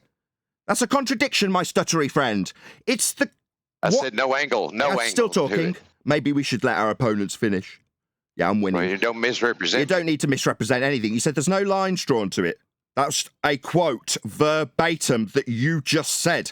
Then you said the angle to it, what a line to it, and it's GP, end quote, you. That's a ground position, isn't it? On that line that you draw along the ground. Flat. It's for the fifth time while I get interrupted by a triggered funder who doesn't like the fact that Earth's measured flat. It is most assuredly, with the second interruption to this statement of fact, it's Earth being measured flat. You don't have to like it, and all the interruptions in the world won't change that fact that it is the ground, contrary to what I was told I was wrong about. I'm not. We're measuring Earth flat with elevation angle measurements that give us this grid that was originally asserted in a computer program to be the ground, until we all figured out that we're measuring those ground positions on a flat baseline. It is the ground and we are measuring it flat. Are we all clear? You left lane. You're the one I'm having this conversation with. It was the ground in your program until we established our latitude was established by measuring the ground flat. Clear? Yeah, with due respect, that was all gibberish. I couldn't ascertain exactly what you were talking about with all that, and I was kind of concerned when you started speaking. Limited capability mentally. Yeah, hold on. Yeah, gibberish. Nathan, you sorry, say? No problem. I can respond by myself. It's no worries. Gibberish. You said you didn't understand. Too complicated. Would you like me to slow down and say it again so you do understand? Well, all right, hold on. What I was going to say is that Left Lane, if he's just going to respond with that was gibberish, I think he should not be able to continue. I agree. Because I would prefer that rather than us going over how he doesn't understand, I reiterate how Earth's just been measured flat with ground positions I was told weren't the ground. I mean, they were when it was in a computer program that was spherical. Then it was definitely the ground. But then we established that the grid in the globe in that program utilizes measurements of a grid that's taken from a flat Earth. Facts. Okay. Can we allow Gio to finish his statement? Well, yeah, I was just going to say, because Left Lane didn't have a rebuttal other than a borderline ad hom. If we can bring AK back in. AK, are you at your mic? Because you were going to respond to this as well. So did you want to try to rebut what Nathan's saying? Oh, God. Yeah, it's kind of moved on a lot.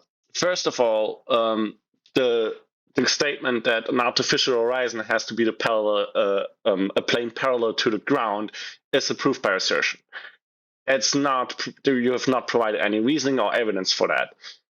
Only thing you said is that when you measure an elevation angle, you use the ground, and that is evidently wrong when you don't even have the ground in view, or when you don't have a level ground in view. So you use a bubble sextants just from the start.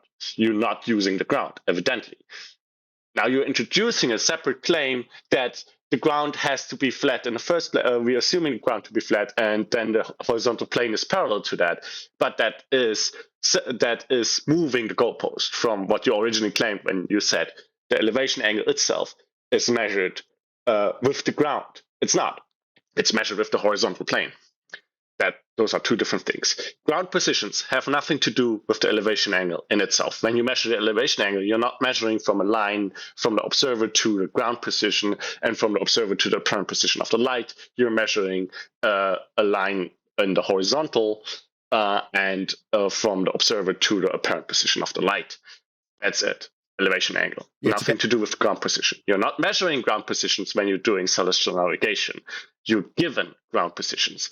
They are not the ground itself, by the way. Ground positions are locations.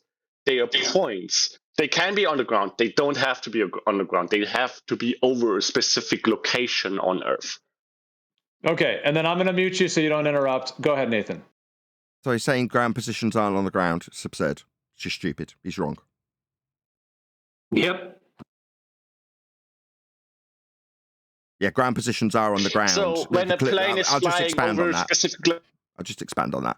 Yeah, ground positions, shockingly, are on the ground. It's in the title. That's precisely what you're measuring. That's what you're measuring the angle for. That's what you're trying to acquire. The position of the star that you're measuring with an elevation angle, all you're measuring it for is to acquire its ground position. That's all you want. That's all you're doing. That's what celestial navigation's based on. It's not a claim. He's asserting, like, this is my claim. Wrong.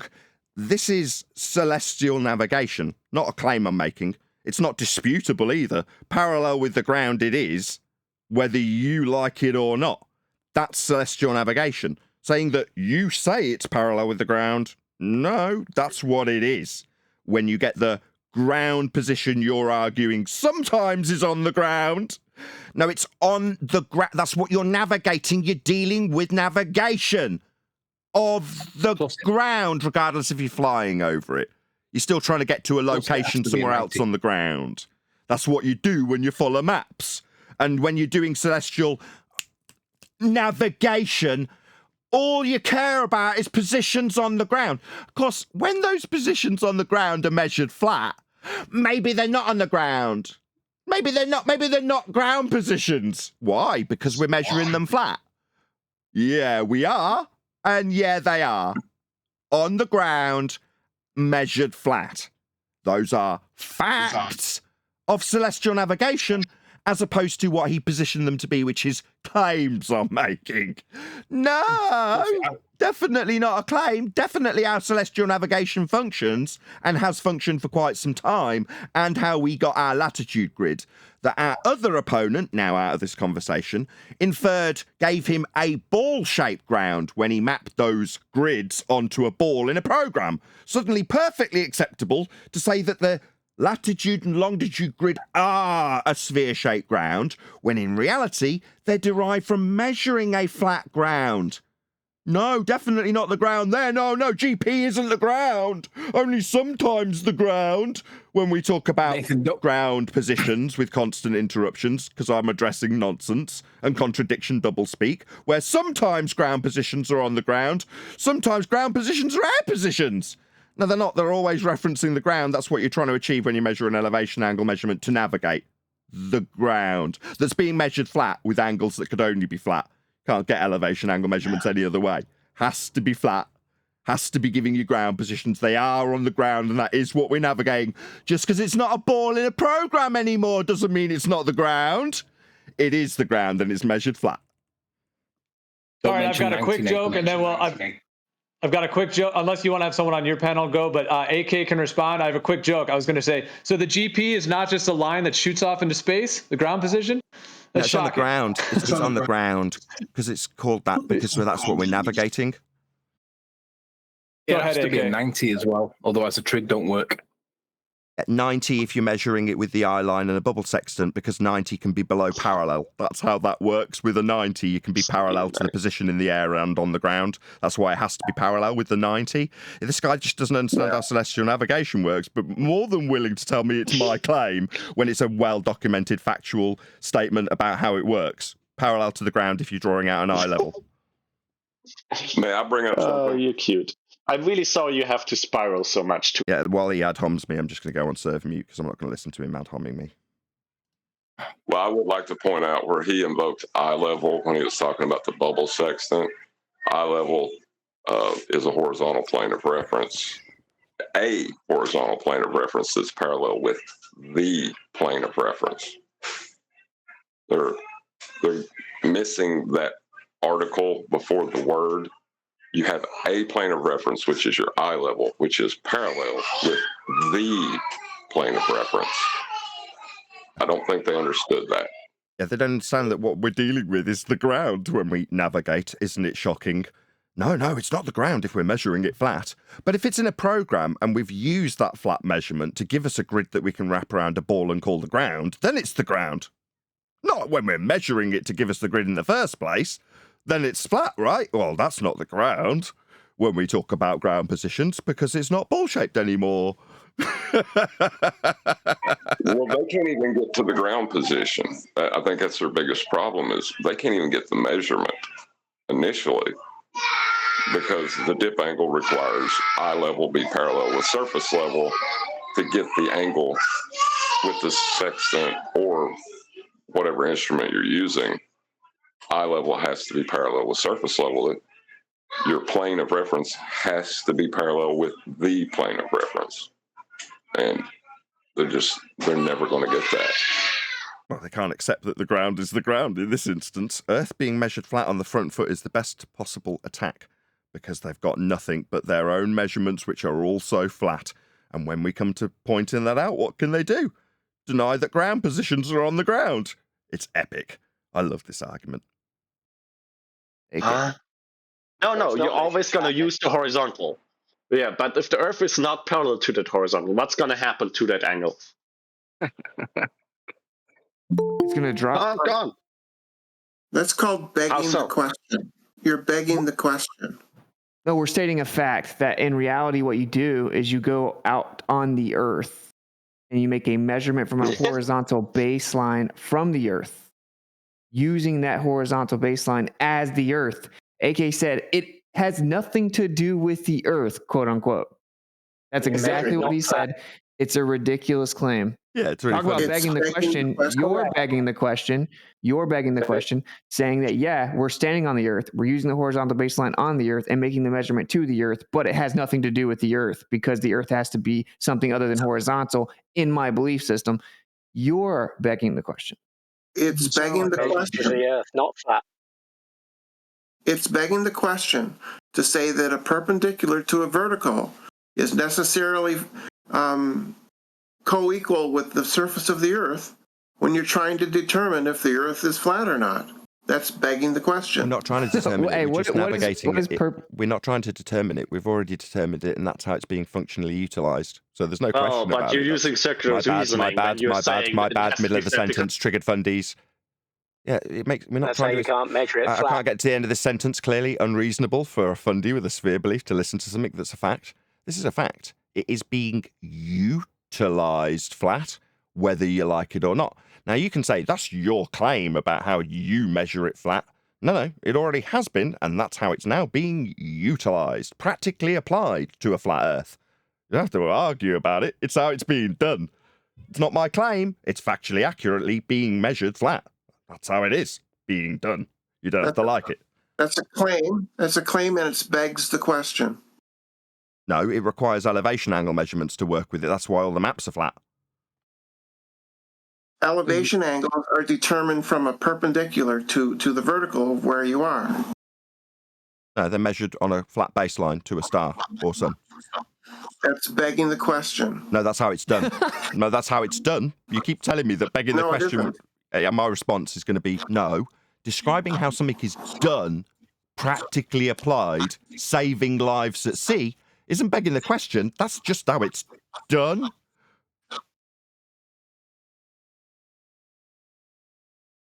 Yeah, that'll shut you up right quick. That's how it's done. That's your claim. No, that's how it's done. It's called celestial navigation. And you establish a horizontal baseline and measure an angle to a star so that you can get its GP on the ground, which is being measured flat. That's not a claim. That's how it's been done to save people's lives. Are you suggesting that this life-saving trained tool that mariners must learn is merely a flat earther's claim? No. Wrong. It's just how it's done. Third time's a charm. No.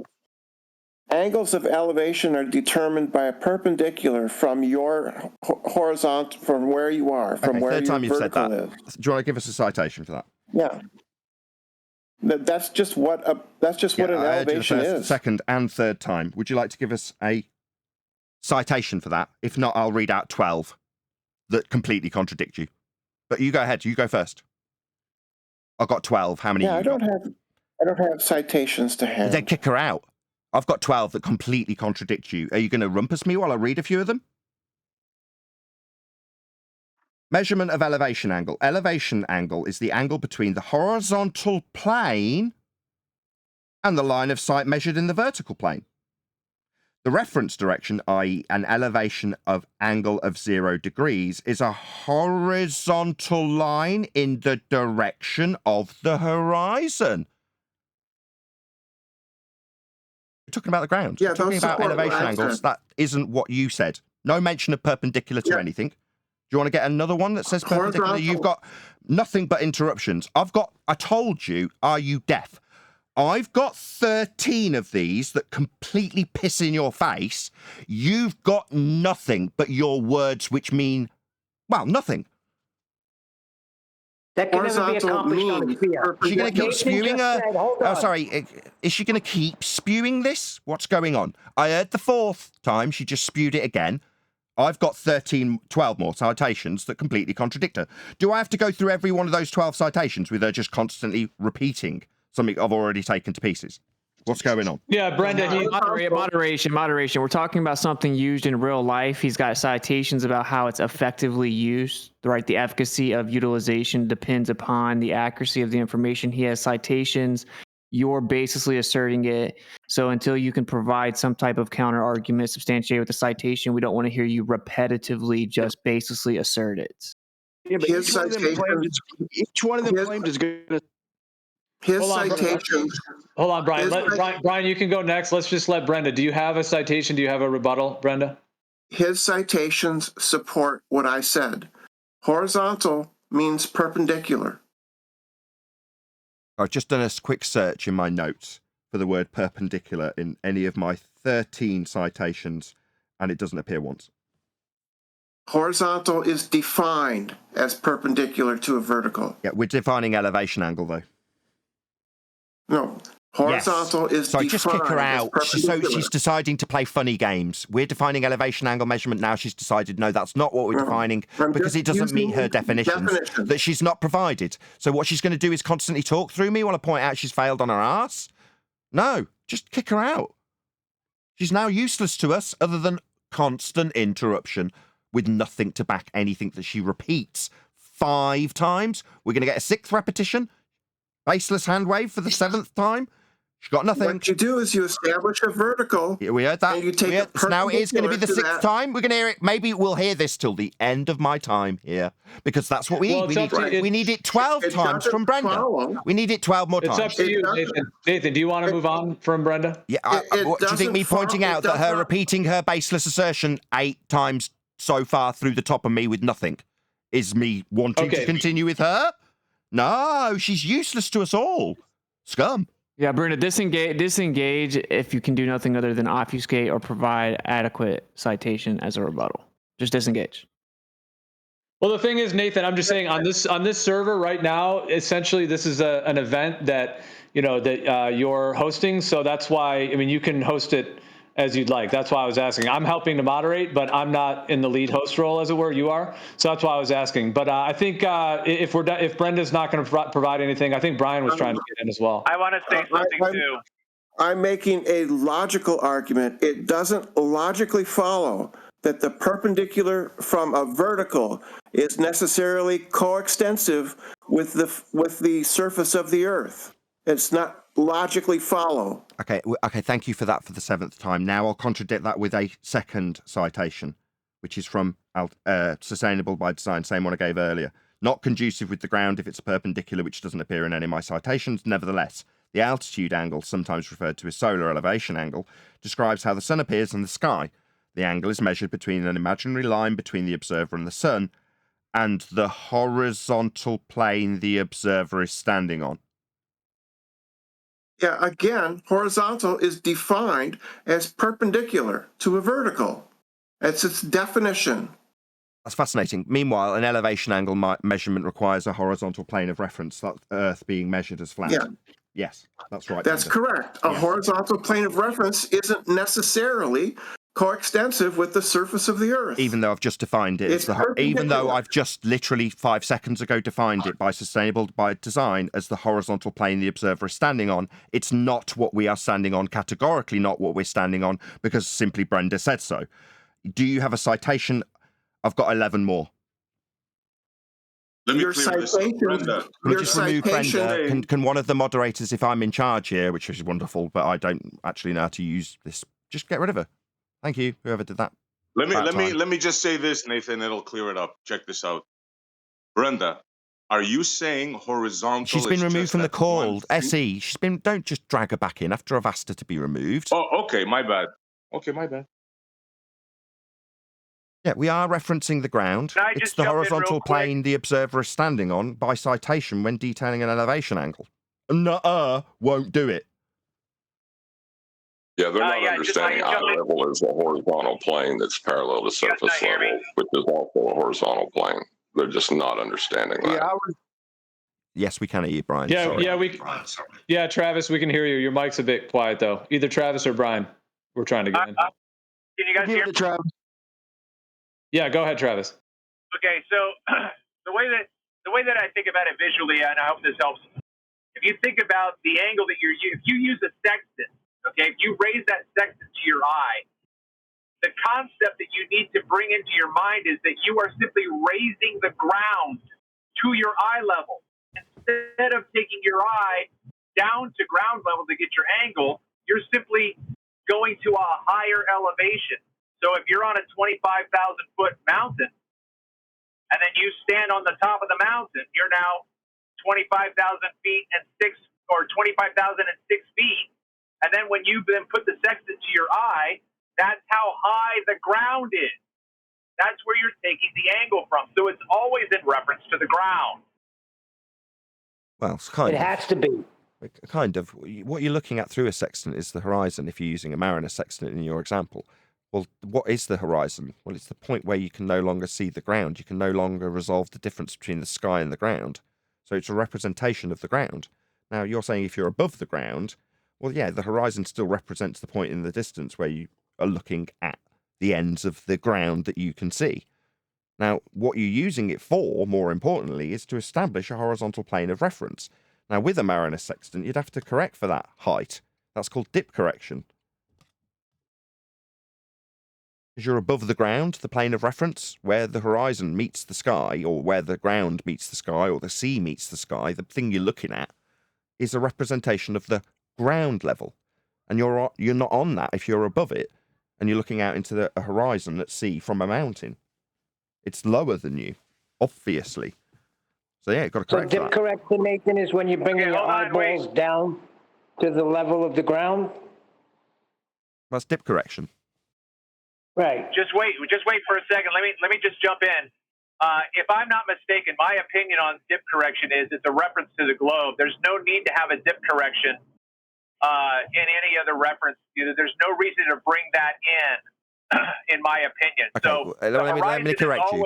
Okay, you're wrong. Okay. Let me correct you. They've hijacked the terminology. So Brian would more accurately describe the dip correction as a height of eye correction, because that's what it is. It's telling you how high your eye is above the horizontal plane that you're actually measuring. That's what quote unquote dip correction is. Now, what the Globe has done is hijack the term to give you, in a begging the question proof of nothing perspective hijacking Earth curve calculator, a geometric horizon that exists below surface level. So the way that the Earth curve maths actually works, and indeed Al-Biruni's extrapolation of R, is to take a difference from the surface level, which gives you your horizon if you're looking through a sextant, and your eye level.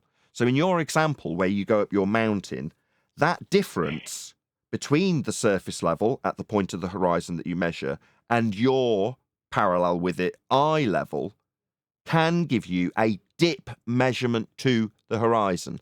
And with that measurement, you can extrapolate out, when you then infer the ground is curving away from you, a geometric radial value. That's Al-Biruni's methodology.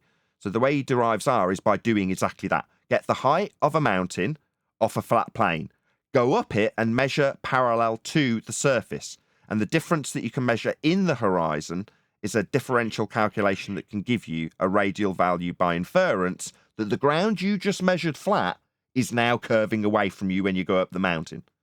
That's I'm nearly done. Wait, Jesus wept. I'm nearly done. That's Al-Biruni's. Okay. That's Al-Biruni's dip. Yeah? Our dip, or what would mariners use when they go to sea dip, is a height of eye correction.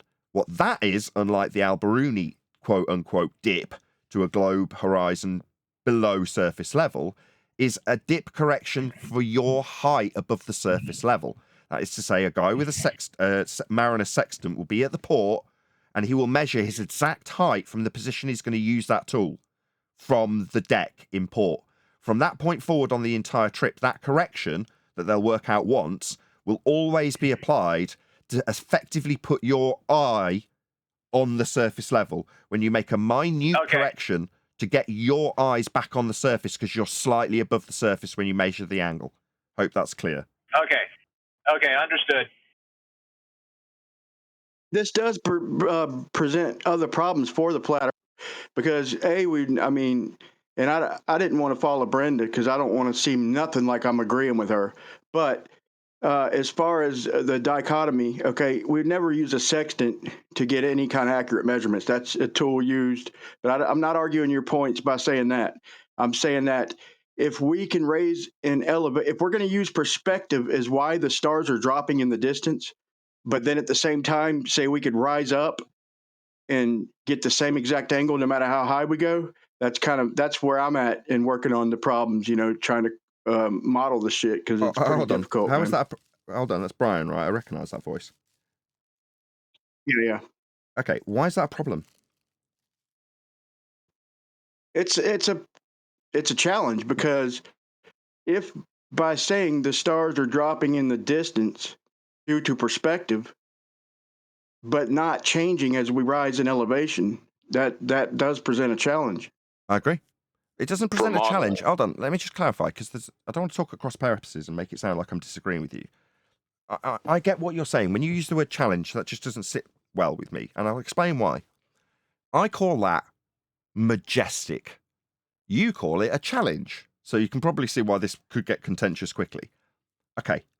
Good answer. Well, it's just one of those. You see it as a problem. Now, in terms of how something would physically behave, that's a problem, right? I like majestic, dude, because I also think of it like that, man. But you appreciate that it's only a problem if you ascribe physicality to them. Do you appreciate that? In other words, if it's a fixed position and you rise up, your angle should get smaller, shouldn't it? And it doesn't. Yeah, you're right. Why is that a problem for us? Yeah, a problem. That's why I didn't want to use the word problem, but I like it. I'll give you that.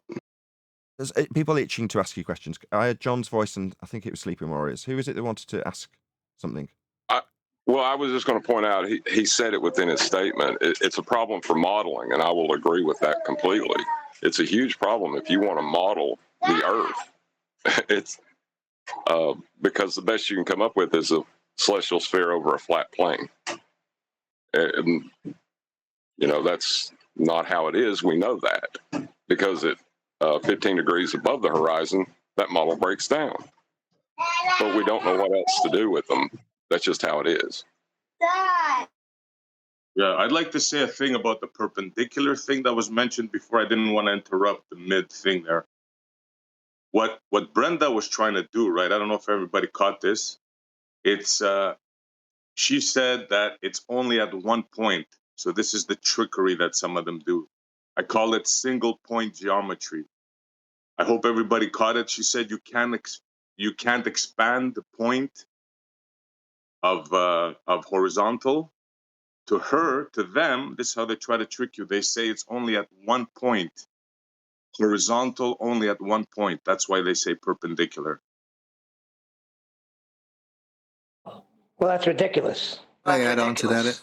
Go ahead. Of course it's ridiculous. Yeah. But I wanted everybody to catch that. I didn't want that to slide by because they use that in debate. It's just a tangent. A point is not a point is not horizontal. It's a point. Exactly. Hey, Left Lane, is a point a line?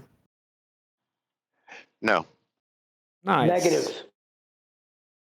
There it is, right there. So left lane's a globe lever, right? You asserted that in your program that when you plotted the grid onto a globe surface, that was a good enough proof of it being a globe, right? That was your original claim. Then we broke down how the grid gets wrapped around a globe by way of measuring the grid in the first instance off a flat plane to the stars. That's how that argument went. Now, in terms of a conclusion, we didn't have, I appreciate now that it was the ground and it was globe-shaped in my program when I wrapped the latitude and longitude grid around a globe. But in reality, the latitude and longitude grid has been taken from measurements of a flat plane to the stars to wrap around a globe. So to wrap this grid around a globe, you first need to measure the stars flat, because that's how the system's made.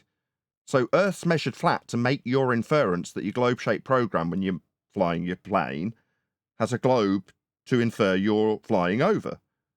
But in reality, that inference came from flat Earth measurements. I just wanted that acknowledged.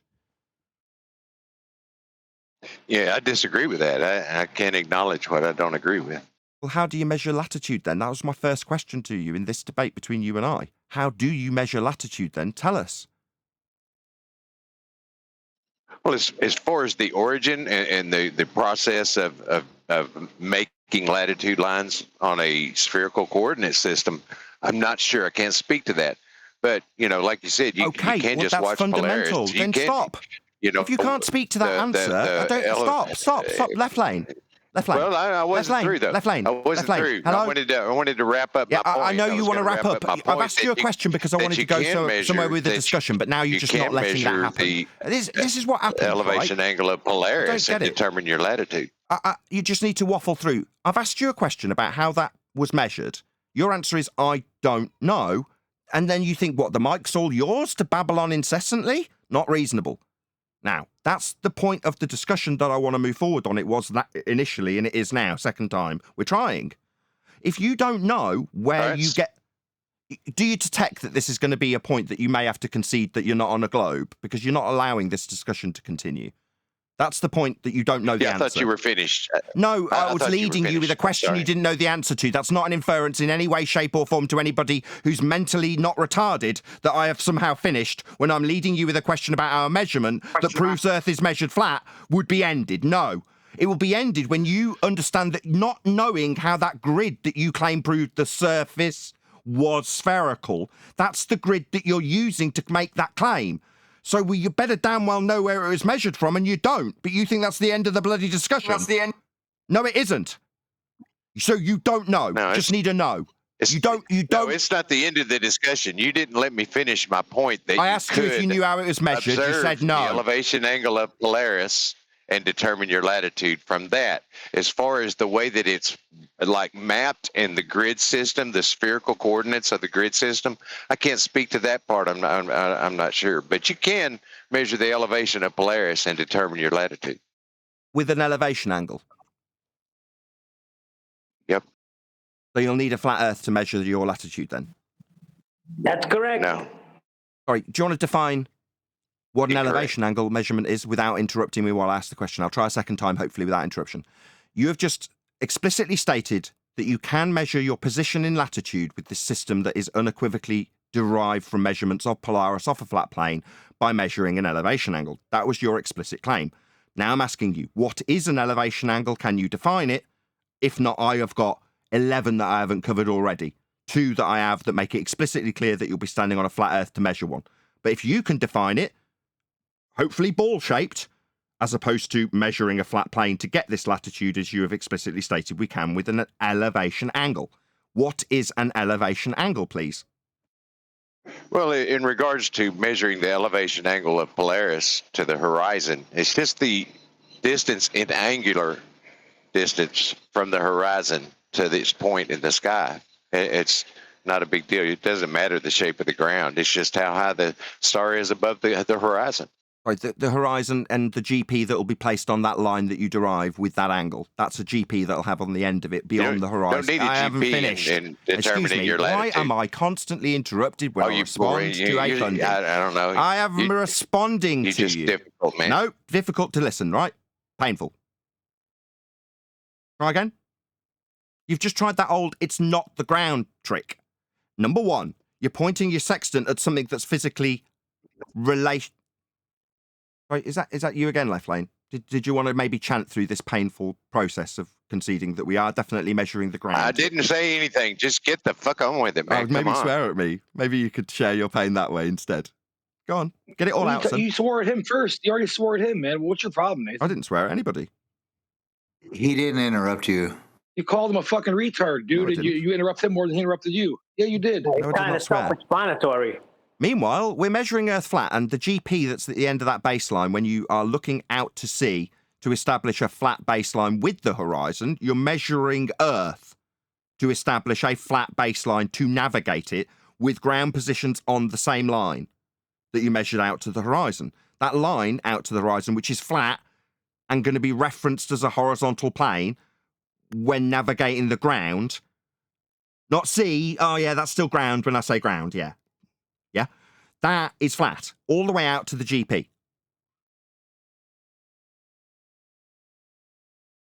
Nathan, may I?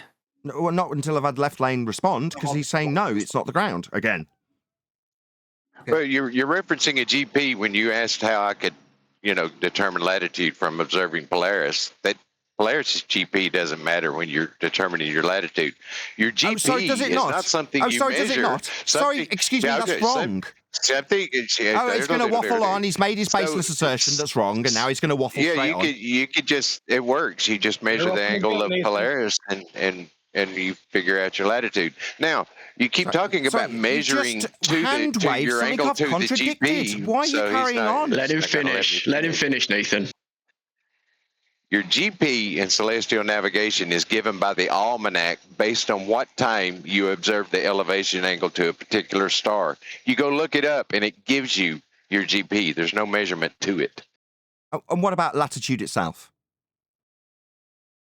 It just appeared in the I would almanac. imagine they would use a procedure of determining the point of rotation in the south. I don't know. I had never. Now, I know done that. you don't know. You've told us twice, but then every time I try and expand on that particular point in terms of how the latitude grid was measured, with the GP of Polaris that you say categorically it has nothing to do with the GP of Polaris, even though that's precisely what the latitude grid system is.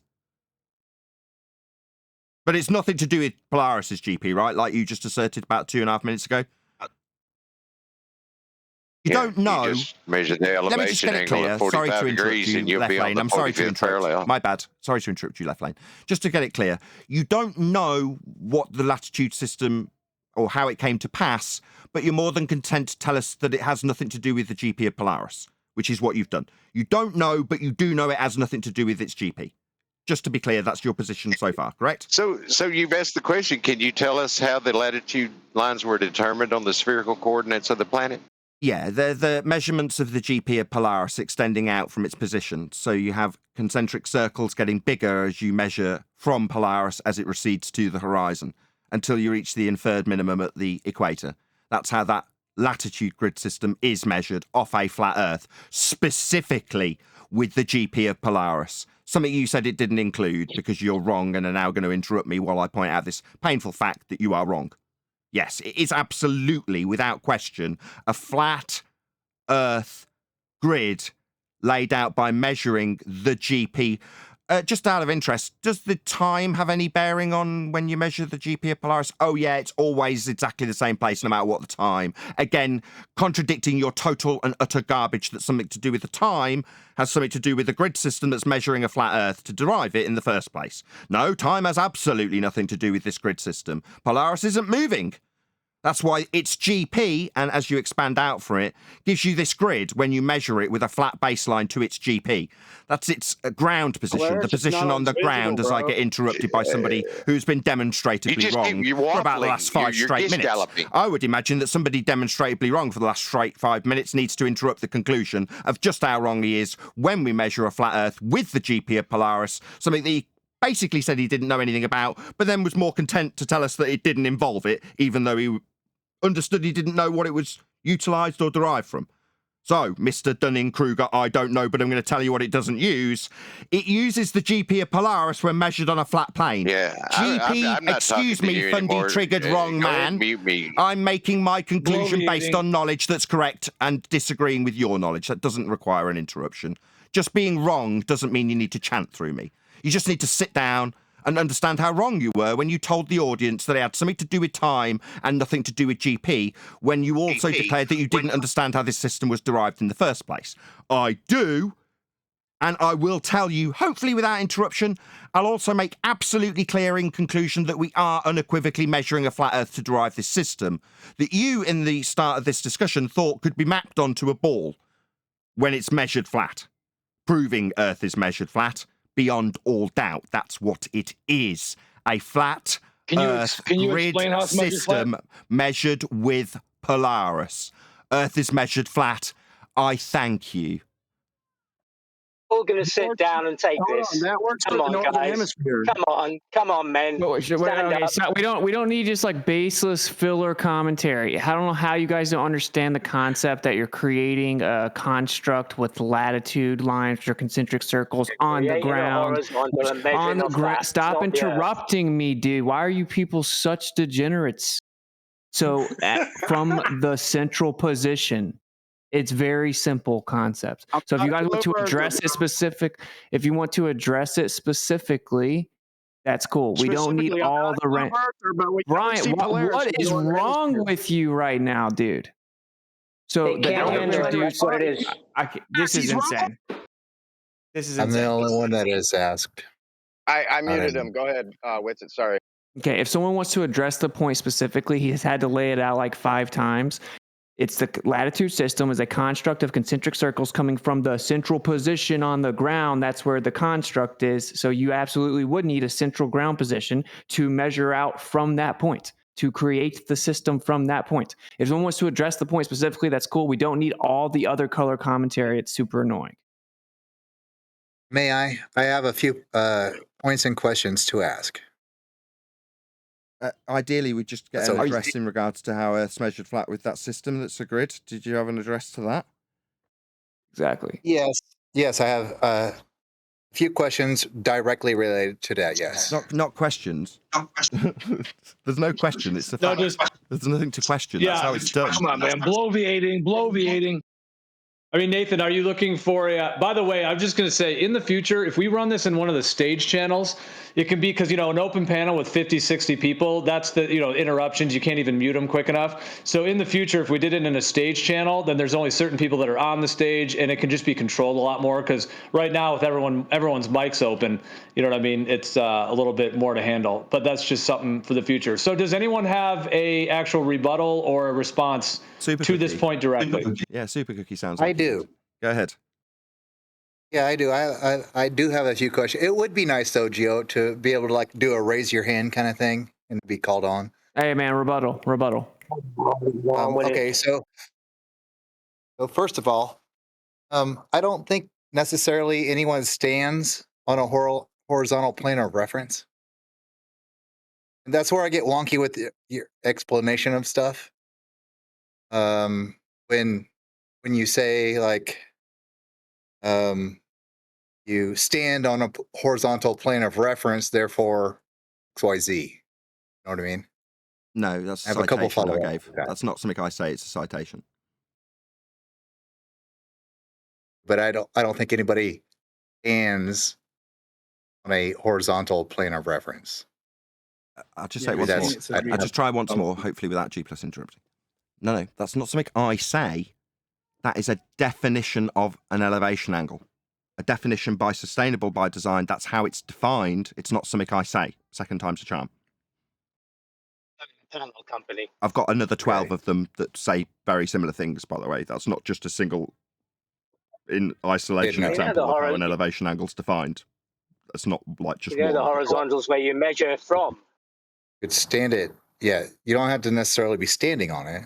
You can have a horizontal plane of reference, whatever. Yeah, just stop a second. You can have a horizontal plane of reference. What does reference mean exactly? Something to measure from. So what you're saying is we can have a horizontal plane to measure from. Yeah, that's what we're doing. That's what it is, and that's what we are measuring from. Earth is flat. A horizontal plane that we reference and measure. That's correct. Yes. I agree. But it's not the Earth. When we say, oh, right, so we're referencing a horizontal plane. That's not the Earth, though. Yes, it is. We're navigating the Earth. That's what it's being used for and what it factually is. It's not a claim I'm making. It's not up for discussion. It's not debatable. It absolutely is. It's celestial navigation. Okay. I almost feel bad for y'all Globus in 2024. I This have. is sad. Hang on. So Hold on. Let me say one thing. You got to quit saying Polaris. Sorry, Super Cookie, Hang on, go hang ahead. on, Brian. Guys, Super Cookie. Guys, one at a time. Super Cookie, go ahead. Thank you. So when you were posing the question, how do you measure latitude? I totally get from Polaris and the rest of it. The thing that I get posed to me, and that's an answer, is how do you do that past the equator? For people that are on, say, in Australia or south of the equator that can't see Polaris.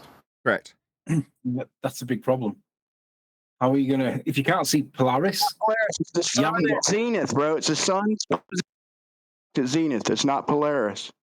What I was trying to say earlier. Sorry. Exactly. Right, his question involves the issues with the South, and there are many. Go ahead. What's your issue?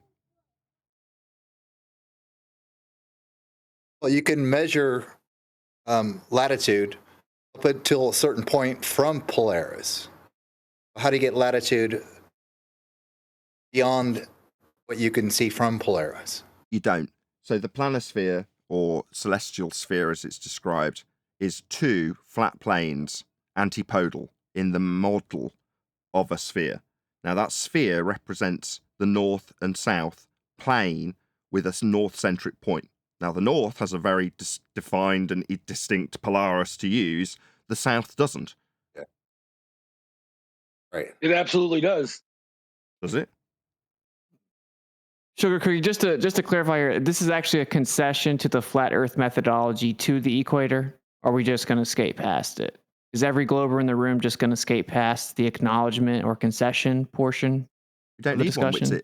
Witsit. Not Hold sure. on. Witsit, you're seeking a concession for a matter of fact. Everyone here utilizes a horizontal plane of reference, that's measuring an Earth that's flat, to do this. It doesn't matter what their position is on the globe. They don't need to give me a concession about it. This is a fact. Earth is measured flat. Now, this might be difficult for a lot of people in the room to wrap their head around, what with us all being Not flat true. earthers and a lot of us opposing flat Earth and all. But that's not contentious or debatable or requiring of concession. It's Absolutely a is, fact. Nathan Oakley. Absolutely is, Nathan. Baseless assertion number play devil's 100. advocate here. Hang on, Brian. I still Let have me the play floor devil's open, do I not? Let me say, play devil's advocate. So let me just speed this up for Globers. So if I was on a giant globe with infinite stars, could I measure an elevation angle? No, you haven't got a horizontal I did the plane opposite of reference. speed it up. No, you can't. You don't have a horizontal plane of reference on a globe. None such beast exists. So no. You need a flat Earth. That's why we asked the question, can you get an elevation angle from a curved surface? That's one of our housekeeping questions. The answer is no. Fair enough. That's why I'm trying to speed it up so the Globers can ask better questions. You can. The Globers are asking fine questions. You guys aren't even answering. You're literally waiting for someone to say something so you can say, "Oh, Your they're hand interrupting." wave dismissing repeatedly. So we're talking about the latitude system, how it is actually founded, how it's actually established. Okay, so you take your elevation angle, you have the ground position under Polaris, you have concentric circles coming out from that point, requiring a horizontal baseline from the person all the way to that ground position. That's how you have concentric circles to get the latitude system. You're just saying That's not over a and fifth over. time. Sorry, that's the fifth time it's been explained. It's not to Polaris. That's not how we get latitude. Definitely not a rap for nobody. Rap for you guys. Yeah, Sugar Can I put Cookie. forward my last Can we all, point, please? just one second. Can we clear the airways for Sugar Cookie? 'Cause I'm sure he's got a follow-up point to make. Go ahead. Thank you. So when you were saying about the idea of time, I think time is derived from longitude. Correct. Right. I found something new about that, actually. Sorry to drop a hyperbole point in here. Do you know where the term watch You're comes good. from? I only found this out the other day. Have you ever heard the term chronometer? If you look on a decent watch, it'll say chronometer on it if it's a wind-up watch. So my watch says Oyster Perpetual Datejust Chronometer, right? So what's a chronometer? A timepiece, right? So why do we call them watches? Well, because at port, you would watch a ball, you'd have a watchman that would synchronize his chronometer with the time at Greenwich. And the way that they do it is with a ball. And what they do is have a watchman look at the ball and synchronize the time with a countdown that lasts 60 seconds at the point of synchronization at midday or whatever it is, GMT. And what they do is 1 minute before that exact time, they release this ball and it slowly drops. And your watchman watches the ball. Why? Well, so he can accurately match up his longitude system. Correct. But I didn't know that's why you called it a watch. Now you do. Didn't either. Sorry. So almost superfluous to the argument, really, because it doesn't involve anything that's useful other than a bit of trivia. If everybody's measuring it wrong, then how do we get the measurements to begin with? If everybody's using a globe to measure things, how are we getting the measurements to begin with for you guys to even debate against them? Everything you guys use is based off a globe model. Every single fact you guys use is based off a globe model. Dude. No, it's not. It's not. Sorry, hold on, Hang on guys. a Rob. Let's just deal with that guy. Rob. Who is it that said that you get baselines from a globe? Who is it that just said that? Let's just address that. Rob. I know it's wrong, but we let him make his claim and No, then we can it's try Rob. and back No, it. it's can't Rob. His name's Rob, Rob. Rob is his name. Rob Noxious is his name. Hey, Rob. Yeah, Rob Noctis, I'm done asking questions, so whatever. Go ahead and interrupt someone. Okay, yeah, it's Rob. all right. They don't want to answer questions. They just want to tell you stop interrupting them. That's all they want to do because they don't want to answer questions Well, themselves. it's not about answering Next questions one. when you've made an assertion. So your assertion is that all baselines are acquired from a globe. That's what I heard. Yeah, well, you got to clean your ears out. I said all of the stuff you guys use, all the information you guys use, is nothing that you guys discovered yourself or figured out yourself. It's something that you guys took the globe model and said, "Nah, this is how it works for real." So I want to know how do you get latitude lines and longitude lines, Mr. Oakley? How do you do it? You just spent the last 10 minutes. Don't say we did it because you didn't do nothing. You didn't measure anything. Oh, you no didn't measure answer. It's anything. just a continuation of the question. Keep going till your question's done. Yeah, you don't get to choose when I'm done with my question. It's all based on circles of the sun. The sun doing circles. The ephemeris has all these stars doing circles for the longitude and distances from the sun's zenith at equinox. That's why I don't want flat earthers to keep saying Polaris. Yeah, that's good for the northern hemisphere, but this has nothing to do with the globe. It is circles around the world. It has nothing to do with spherical circles. It's circles, period, starting from a central point of Polaris. Correct. Then why do all latitude lines converge at 0 degrees north and south?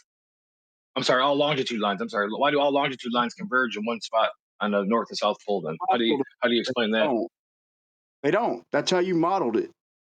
Yes, no, that's not. That's how they do it. That's how they do in reality. It's a fact. I mean, that's a fact. Like you guys say, that's a fact. No, you're half right. It's based on the sun and its movements in terms of giving us time zones. So the guy who said, "Well, it's just," I'm saying. I'm sorry. Go ahead. My Nathan. bad. I'm sorry. Go ahead. Well, it's just based on time. No, that was my bad. That was my. Well, you've got a prime meridian, which it hasn't always been Greenwich. It used to be Jerusalem, but you can arbitrarily ascribe a 0 point and then derive out that system based on the movement of the light that's mapped as moving over the territory. And you can even use that as a primary mapping point. That is to say that the azimuthal equidistant projection itself, or I think it's the Gleason's map, the as it is map, is basically just a sun map. That's all it is. It's showing you how that system works in terms of where the sun moves. Now, okay. Well, how do they know where the 0 point was in the beginning? They just picked one and said that was it. Absolutely, it's arbitrary. I just told you, GMT or Greenwich Mean Time is arbitrarily ascribed to Greenwich, but it hasn't always been that way. Well, this was figured out way before the time of Greenwich. I'm just answering his. Just kick him out, wanker. I'm answering your bloody question, and you're talking through me. Is it just arbitrary? Yeah, it is. It was Greenwich. It used to be Jerusalem. No, I'm not going to get to the end of that statement because you're not interested in the answer. You're a dick. You're not interested in my answers. You say I don't answer any questions? No, you won't allow me to answer any questions. Because my exemplary knowledge in this particular regard is going to show your ignorance. Therefore, you're going to chant through everything I reply to you with. It's a bloody outrage. The dumbest person here asks a question after outrageously accusing us of not answering anything. Yeah, so what are you going to do? Interrupt the middle of the question that's being answered. Get lost. Rob's not dumb. Rob's not dumb. He's just skeptical. On that, if I could. You were just giving an absolutely beautiful explanation of the prime meridian. You cited where it was. And within that, you also explained how that then sets it up. The guys then come back, and with his question, thinking he's a smart, just demonstrated quite clearly to just the neutral listener here, he had no idea what you said and no idea to do what with the information, what to do with it. Because if he did, he wouldn't have needed to ask the second question. It was already answered for him. It was only his ignorance that made his mouth. Yeah. Can we answer something from the stupid question? Can I add just one thing, just really quickly? Yeah. So part of the analog, right, is that all that ancient stuff still works. Yeah, they can do it all digitally on your phone now, but so what? The old stuff still works. Well, there's more to it than that. You're right. The old stuff does still work now that old stuff derived from a flat Earth measurement in terms of time or the stars or navigation has then been taken and put onto a globe. But for it to function, it still requires the measurements to take place on a flat Earth. So when you say works, that's a very appropriate word because it's still working as it was derived in the first instance with flat, plain measurements. The fact that they say those measurements are now transposable onto a sphere doesn't change their origin. Who measured it, though, Nathan? Who measured the flat? Can I just interject on that once more, Nathan? Yeah, sure. I think it's Merle just said it works. I don't know. It works on a flat Earth still. Yeah, it does. What it doesn't do is work on a ball at all. Okay, so as they've transposed these things where we can keep longitude, latitude the same on a flat Earth, when we transpose it onto a ball, we're fine in the north, yeah, but we have to make reduction adjustments to take away some time zones so that we can match the path of the sun to match with the ball model. Fine at the equator, we don't need to change any time zones. But as we then go to the southern parts of past the equator, or the southern hemisphere in their ball model, We've then got additional time zones, up to 30 extra 1-hour time zones, so as to balance the ball with the flat maps and the chronology we've used previously. This is part of the time bandits presentation, which you're not getting tonight. But in response to Mo's point, yeah, it does still work flat, but it has never worked on a ball. And if you try and make it work on a ball, you have to have 3 different time ways of measuring time and 3 different rates of number of hours in a day: 20 hours, 24 hours, and 30 hours. That's me done. Shout out. One last point, if I may. Yeah, you can. Can I just do a quick shout out though to Richard? I won't give his surname because he may not want me to, but he was the one who gave me that information about the ball drop. Thank you. He contacted me on Messenger. Thank you very much for sending me that link. Can I just get one more quick question? And I know I'm annoying. I'm sorry, guys. Just you don't listen. My question is, you said it was a flat first and then converted to a ball. Who measured it flat first? Who was the first person? What's his name? I don't know who the first cartographers were. Exactly. But in terms you don't of know much. Noah. There you go, Noah. But in terms of what they've produced, regardless of who's produced it, what they've produced functionally, in terms of what I can derive and show and measure, is flat. So the who of this particular... There you are, interrupting me with an answer to your question again, Robonoxious. Regardless of who, in this particular story, when we're talking about the nature of Earth, the who is irrelevant. The how and the why is all that matters. How it's measured is flat. Why? Because that's what it is. Flat. Tell me, and who said that? Who told you first? Who told you it was flat, though? I want to know who told you. Who told me first that it was navigated flat? I don't care. First, second, last. Who told you that it was flat, though? Where do you get the information that was flat? Fine. If you want to take some celestial navigation courses and you want me to pull out some authors of books that detail how celestial navigation works. Harold Jacoby. No, I want to hear it from your mouth. Who told Harold you? Whose information are you using? Jacoby. He's literally going to interrupt the name. Do you want to repeat back to me? I've said it twice. Harold Colby. I'm not interrupting. No, incorrect. Shockingly, your interruption to a name you asked a flat Earth for was interrupted, and now you didn't hear it because you were telling me I wouldn't give it you. While I was giving it you, you're useless to this conversation. Yeah, you're just obnoxious. If you measured it flat, why would you need to then establish a horizontal to measure it if it was already flat? Once you've established it flat and you're then trying to find your way about something that's been measured flat by measuring the flatness to acquire a star position over the flat ground that's already been charted flat, why would you have to measure it flat in that scenario? Because it is flat and that's how it works. That's why. Measured from a horizontal reference.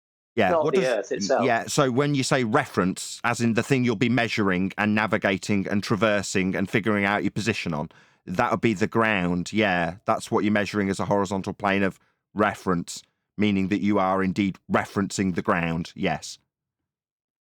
You're dealing with a Bevite right now, Nathan. I don't care. You use a tool to establish the horizontal reference. What was the measurement you got of the Earth when you measured it? The Earth when you measured the Earth. What was the measurement of Earth when you measured the Earth? Yeah. The Earth. What was the measurement you got when you measured it? When I measured the Earth? Yeah. Yeah. Yeah, the Earth. What was the measurement of Earth when I measured the Earth? Which was the measurement of Earth when you measured the Earth? It was the Earth that I measured when I measured the Earth. Was that not clear when I answered how I measured the Earth? And what I was measuring when I measured Earth? It was the Earth. It was flat. Horizontal plane of reference was what I was measuring. That was the Earth. It was flat. I referenced it, measured it. Earth's flat. Well, you didn't, but, you could... I didn't. It's just a very well-established methodology for navigating Earth. It's called celestial navigation. And then you found elevation changes, and you never found a flat Earth. In celestial navigation? No, there are no elevation changes in celestial navigation.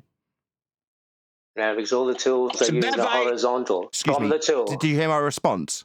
Your rebuttal was to say I ignored the elevation. Can someone mute him? I'm responding to him. He told me that I ignored the elevation changes. Wrong. My response. There are no elevation changes in celestial navigation. Would you like to respond to that, Sunshine? Let's see how you get on.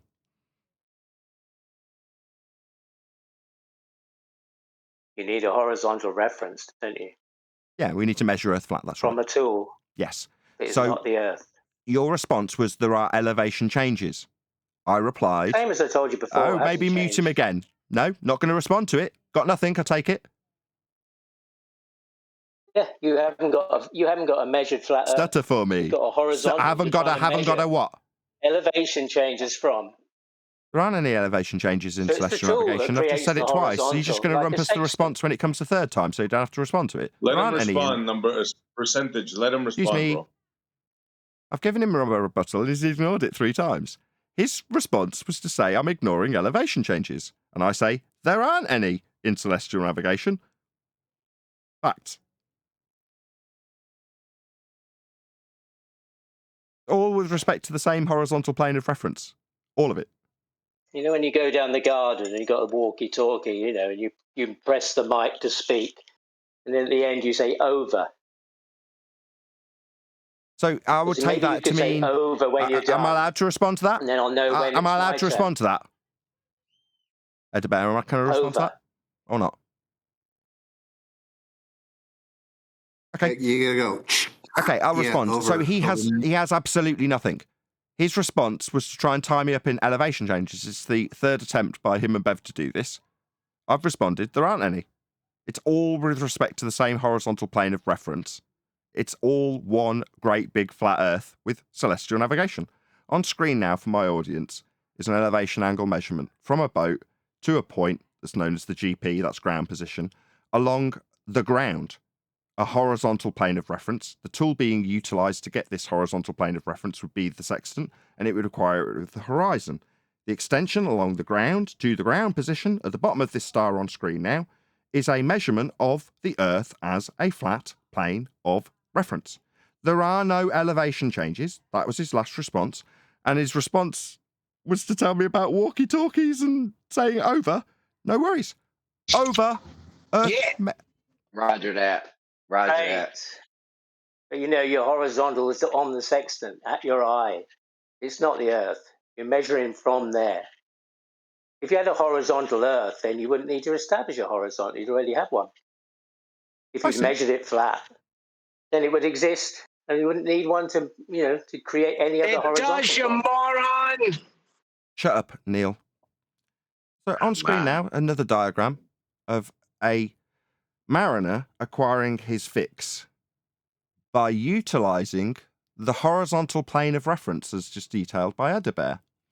It is unequivocally the ground position as labelled twice with these 2 stars that are being used to figure out where you are on the ground. Both are labelled GP. That is because both of these positions are on the ground. Now, to measure those positions, you have to establish Earth as said measured horizontal plane of reference. Edbear's response. You don't need to measure it. Yeah, you do, because if you don't, you'll die at sea, because you won't find the GP position without measuring this angle. Off a horizontal plane of reference, that's Earth as measured flat, as detailed on this depiction on screen now, and is not debatable. This is a fact, this is how it is done, and it is unequivocally measuring Earth as flat to save lives at sea, and is principally utilising the methodology that charted the entire area in the first place. Also flat. That's why when you measure your angle to navigate with it, that's the star and its ground position, you must measure Earth as a horizontal plane of reference. That's how this is done. Over. So if I give you 3 elevation angles and the times of observations, you can tell me where I'm at? You don't give people elevation angle measurements, you just measure them. You take a sextant and you point your sextant to the horizon. Now, if, for the sake of argument, you were a globe believer and you didn't want to concede that to measure the angles in the first place, what you might do is offer up the angle measurements that could only be acquired from a horizontal plane of reference, that's Earth measured flat, to get them, and then ask how those angles measured off a flat Earth might work. That's a trick that idiots like Mattoon have done in his Tim challenge, where he suggests that offered up angles that have already been measured off a flat Earth won't work on a flat Earth. Here, here. Yeah, I've not seen it Me demonstrated. again, I've not. please. It's been 3 years now, and I've not seen a single demonstration of a flat Earth celestial navigation finding a fix. It's on screen see, now. when you do it- Sorry, you see, sorry. This is taken from Harold Jacobi's book, specifically detailing how celestial navigation functions, and it's a 2-position fix with 2 GPs, 2 areas of equal elevation, and 2 points on the ground with measured angles with 90 degrees to the position measured. This is how it is detailed to be done. You've just said no. Hand wave based on what? It's how it's documented. It's on screen for my audience right now. So, what have you got to say that this isn't how it's done? Give me an alternative, because this is how it's documented. This is factually how it's done. On screen right now for my audience, kept it on for this very purpose. So that when a hand wave comes, I go, well, there it is on screen while you're denying it. Yeah, it is how it's done. Earth's measured flat to get these angles. You can't get a GP without an elevation angle. An elevation angle measurement must have GPs with 90 to your position. To have 90 to your position along the ground must be flat. And it is. That's how it's done. It's on screen now. Yeah, Take it from your you don't book. get The your book. GP. You don't get your GP from measuring an elevation angle. Your GP is given by the almanac based on the time of observation, period. That's correct. And all of those charted positions have all been done with the same grid system, also measured flat. That's correct.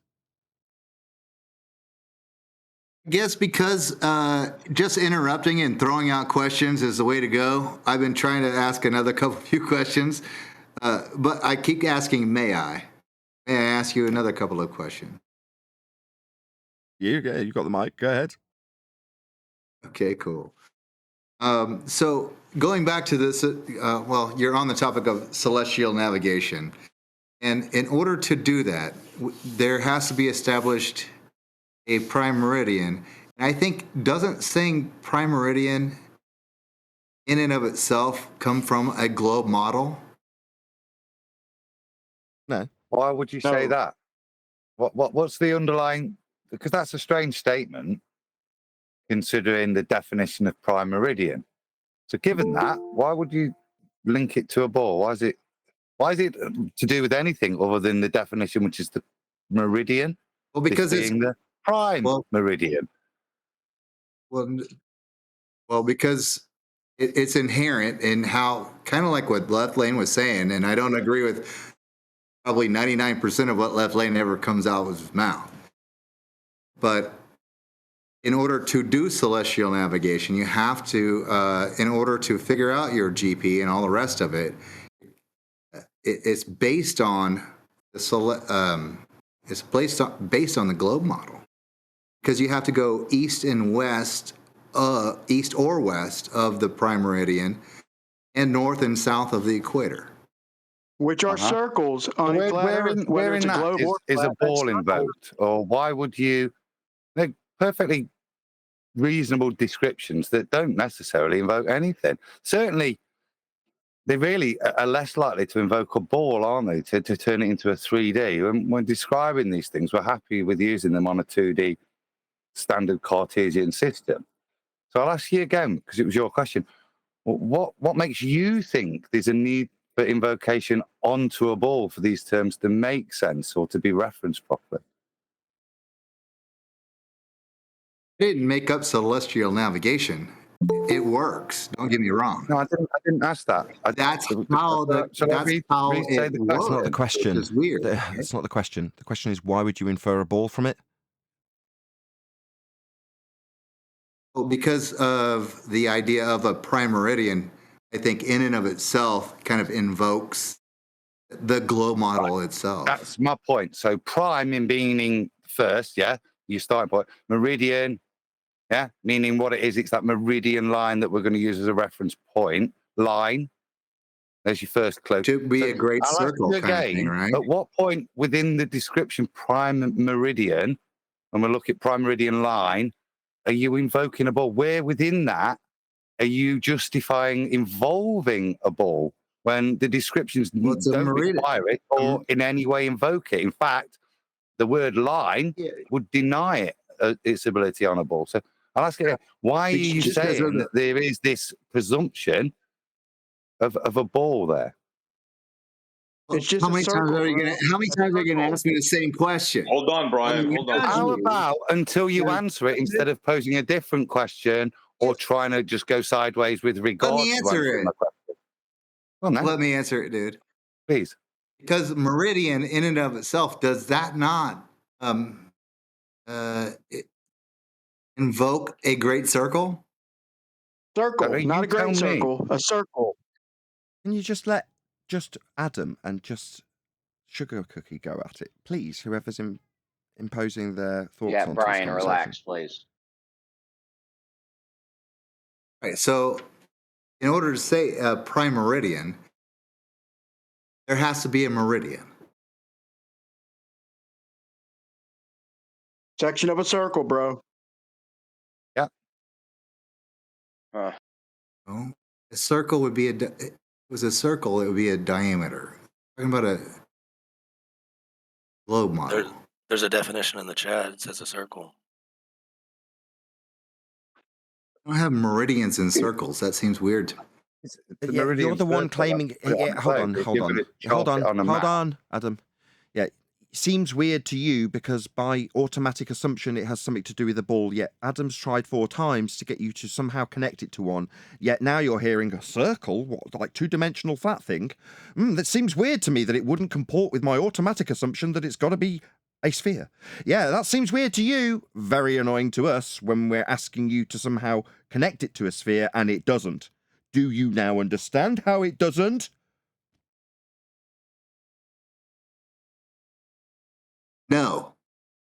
Why would why would you say meridian if it doesn't have to do with the sphere? How does it have some fifth attempt, Adam? Just give up. Sometimes you can't communicate with people. You ask them to connect their claim that it has got a connection to a sphere with the term. He fails. You ask him repeatedly, how are you going to connect it? He doesn't connect it, but then he asks us to prove in the negative how it does not connect to his automatic assumption that it is connected to a ball. I'm asking how it does. You're the one making that bloody claim. You connect it. You're the one. I give up. Yeah, I'll make your positive claim for you. In order to have celestial navigation, you have to have a prime meridian to know where the fuck you are. No need to swear, right? Just because you don't understand this bloody argument doesn't mean you need to get sweary with us. Right, why not have some humility and just say, I really don't understand how this stuff works. I'm happy to be wrong, dude. So say, 100%. I don't really understand where this term comes from, rather than your automatic assumption that it therefore must come from your bloody fundy sphere belief. It doesn't, and you're not connecting it in any way, and it's somehow an amazing shock as you rumpus the living crap out of me, pointing out that it's been 5th attempt, 6 now, for you to somehow connect it, if you infer that it must be connected. But you're not doing that. You're just saying it's a shock that I can't seem to connect it. Oh, this seems weird to me. No, but everyone around you's getting really annoyed. I don't have a sphere belief, Nathan. Really? Oh, well, if it's a fact, could you connect meridian to that sphere belief you absolutely have for me? Go ahead. Well, the equator brings up the same question. No, it doesn't. Just what's the definition of the equator? You've got a meridian line. Okay. Now, if you assume it's on a ball, then it's going to be a great circle route. If you take it as a polar projection, but what its point is the definition of longitude. So the reason we're saying the prime meridian, because that's our reference point. That's what we're going to cite everything from. So as we continue to move, we're going to use that as our reference, our prime meridian. Now, if you put it on a ball, it has to become a circle on the surface of the ball.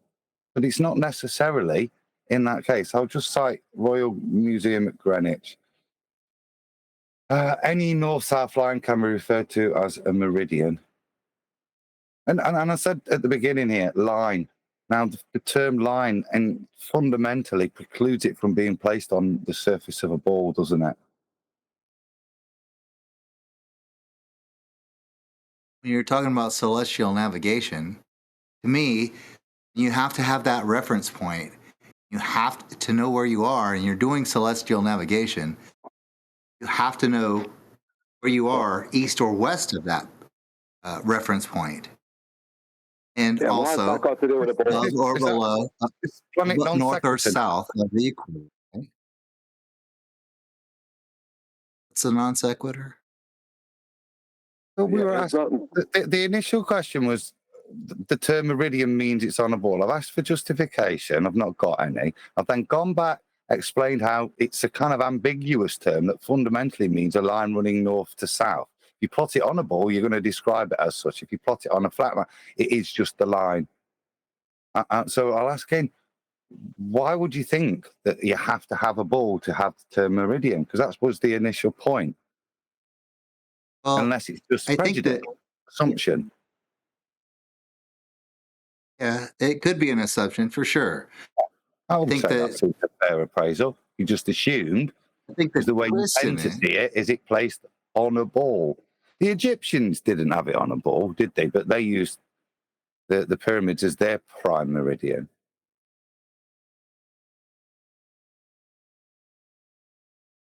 Say something Say it again. Say again, please. What, me? Repeat that, or Brian? Yeah. So the Egyptians, what? The Egyptians didn't believe they were on the ball. They and the ancients would use that. They would reference Giza as their prime meridian. Doesn't really matter where, does it? It's just the point of sun at midday that you're going to then reference all your hours of travel from to help you get that fix. So in order to do celestial navigation, you're not doing celestial navigation if you're using the prime meridian like that. You're just obtaining your long. That's just acquiring the longitude. That's all that is. And that's arbitrary. The 0 point could be anywhere, couldn't it? You just have to decide where it will be. Well, we have arbitrarily ascribed it to Greenwich. That's arbitrary. But that's going to constantly move in motion. So and where you decide it, give it up. So one could do celestial navigation with a different meridian, or yes, you can. Yes, if it was set that way. Yes, when it was set to Jerusalem, that was how the maps were laid out, because that was the centre of their world at that time. Now the centre of our world is London, or Greenwich more accurately, right? That's our arbitrarily ascribed prime meridian. Then the maps are all made from that starting point, but it doesn't matter. If you've got an agreed starting point, that's all you need. Ours is agreed to be Greenwich. Yes, this is a non-point. Absolutely. This is a non-point. You can make it anywhere. You can start 0 from anywhere. Let's not keep going over and over this. Like, this is a non-point. Yeah, Brian's now here. By far and away the most, what's the word, Brian? Knowledgeable person in this particular arena is now piping up. I'd rather hear what Brian's got to say to conclude this discussion. Yeah, there's two problems. There's two reasons why the meridians have nothing to do with a globe. Number one, the measurement of the meridians, which are longitude lines, come from the GP of Polaris out. They are measured referencing the surface of the Earth, which is mean sea level. They are referenced to that. They have to be for the longitudes, circles of longitude to exist. So when they did these, they measured these lengths of longitude via elevation angles to Polaris. That's right angle triangles, with the right angle point of that triangle being at the GP of Polaris. That's how they did it. So that's how they measure these things. They're horizontal measurements. They measured all the way out to the equator, then they just extended them. They didn't need to measure them after that, they just extended them. The second problem is that the prime meridian is also the starting point for east and west. But where do all these what are all the longitude lines? What are they referencing? They're referencing 15 degrees. The rest each one between each main longitude line, there's 15 degrees, and the whole lot makes up 360 degrees. And well, it's actually referencing the 24-hour solar day. Now, it doesn't adhere to the solar time. It's where we get correct local time from. But correct local time only works on a horizontal plane. This is why in Australia, between Newcastle, north of Sydney, and Perth in West Australia, there is only 2 hours of correct local time. Yes, at the exact same distance across the United States at the 32nd degree parallel north, so that parallel south, 32nd degree, parallel north, 32nd degree, the same distance across the United States between Charleston, South Carolina, and Long Beach, Southern California, there was 3 hours of correct local time. That's correct time zones that are used by celestial navigation. Correct time zones, not political time zones, not daylight savings, none of these things that are added in. Correct time zones. That's why there is only 2 hours across Australia and 3 hours across America, across the same parallel north and south and the same distance. Because all the longitude lines diverge from the center point, which is the GP of Polaris. So there's 2 reasons. Number one, they're measured horizontally, and number 2, they all diverge. So when you bring up celestial navigation and the chronometer and all these kind of things, they all use the 24-hour diverging latitude and longitude grid, because they must use correct local time, which only works on a horizontal plane. Yes, but the meridian could be placed in any location, right? We can place it So in long as China. the maps match. Yes and no. It comes down to anywhere. Let me just answer his question, because he's asked it twice and I've already answered it once. Yes and no, right? You've got to have an agreed upon system. That's why we're synchronizing watches in the first place, so that your longitude system does actually work. Now, if the agreed upon system changed, all the maps and all the synchronizations would have to change to make that the 0 point for the system to then continue to work. Now, the fact that it changed at one point meant that all the mapping and that system had to be updated to make it all match the 0 point. So long as everybody agrees what time is, then this works. But yes, you can move it, but if you just moved it and said, now I'm going to call it somewhere else, then everything would immediately go wrong badly quickly. Does that make sense? Well, yeah, that goes without saying. I totally get that. Yeah, I totally get that. And I guess my only point is in trying to help, formulate, or at least help my own mind formulate the argument, is a meridian in and of itself, whether it's a prime meridian, wherever we put it, it doesn't matter. It is arbitrary. Totally understand that. Totally with you. Meridian in and of itself, to me, assumes, it presupposes a globe. No, you. Maybe I'm wrong on that. Hello. A meridian doesn't presuppose things. A meridian is completely arbitrary and has no feelings, tongues, or lungs to express anything ever. You presuppose. When I said you're arbitrarily ascribing it to a globe when you can't tie it to anything, that's you presupposing that it must be tied to a globe. Is it really taking you 20 minutes for you to formulate your begging the question of it being attached to a globe into a meridian begs the question? No, it bloody doesn't. You do. Oh, my God. Okay, I might be wrong. I could totally be wrong. No, you're just begging the question.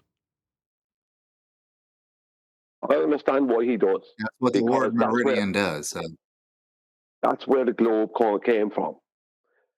When they measured out the latitude and longitude grid, right? When it was all measured out to the equator, and then they extended it out another 90 degrees, out to what they call on the globe 90 degrees south, right? But it's just 90 degrees out the other way.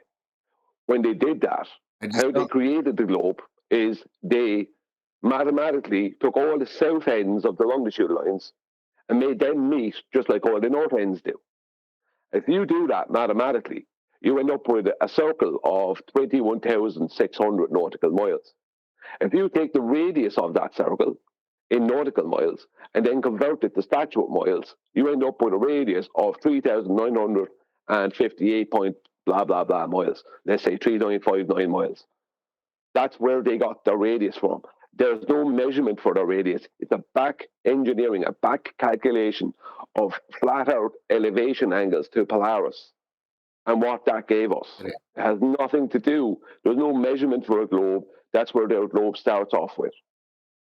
So that's why they pre-assume meridians have something to do with a globe. They do because they're mathematically back engineered. They have nothing to do with the measurement of the meridians and the longitudes. One second. I just want to say that the measurement. It was super clear and concise right there. I was trying to give you kudos, but you repeat yourself there. Yeah, but I have more to say. Well, okay. Just my point being is that how did they measure the latitude and longitude grid on the globe? They couldn't. They can't. It's impossible to do it because you're using elevation angles, which requires a horizontal baseline between the observer and the GP. And in this case, it would be the GP of Polaris. And they can't they can't do that and then start claiming some crazy nonsense over 6R. Because for a start, they need to reference the surface of Earth to even come up with the maths for over 6R, number one. Number two is they wouldn't have longitude. They wouldn't have any latitudes that work. Latitudes can't work at that point. The whole lot is unworkable. They can't make the measurements on the globe, and even if they try to do the nonsense they do, mathematically, it won't work because they won't have latitudes. The latitudes will be all over the place. The globe doesn't work. Outside of maths, the globe doesn't work. In reality, it doesn't work. There's no way to measure it. There's no way for us to use it. It's just a back engineer of real-world measurements. Here. Yeah, can I ask a quick question about that? Tell me what the meridian or circle is. Oh. Hang on, someone else was asking a question. Circle is flat. Quickly, that you said that the baseline has to be horizontal in a straight line, right? To the GP of Polaris. Okay, and would the line to Polaris also have to be a straight line for it to be a triangle?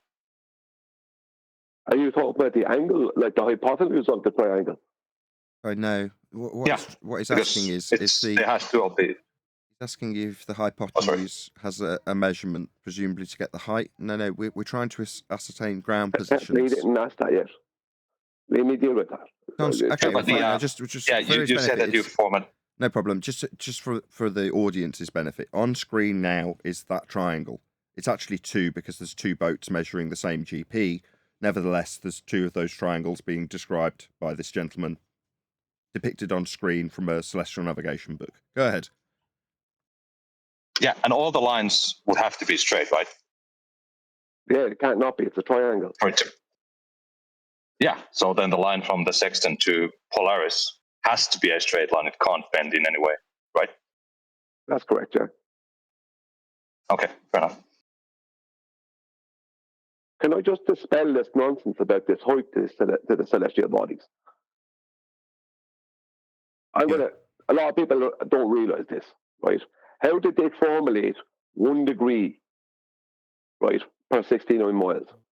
How did they come up with that? They had to know what a statute of mile was in the first place. So what they did was moving north towards the GP of Polaris and south away from the GP of Polaris using landmarks. They formulated that 69.04 of these horizontal straight line statute of miles made up 1 degree of angular change. And then they divided that 69.04 by 60 because they were using minutes of degree. So they wanted to divide up that 1 degree of change. And that gave them a 1.1508 ratio. That's 1.1508 statute miles to nautical miles.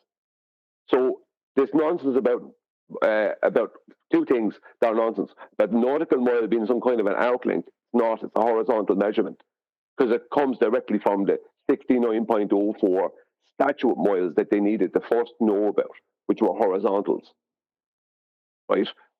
So that's how they got the nautical mile. And 60 nautical miles per degree makes 69.04 statute miles. It's all horizontal. They don't have anything, they don't claim a height to the celestial bodies. They don't use height to the celestial bodies.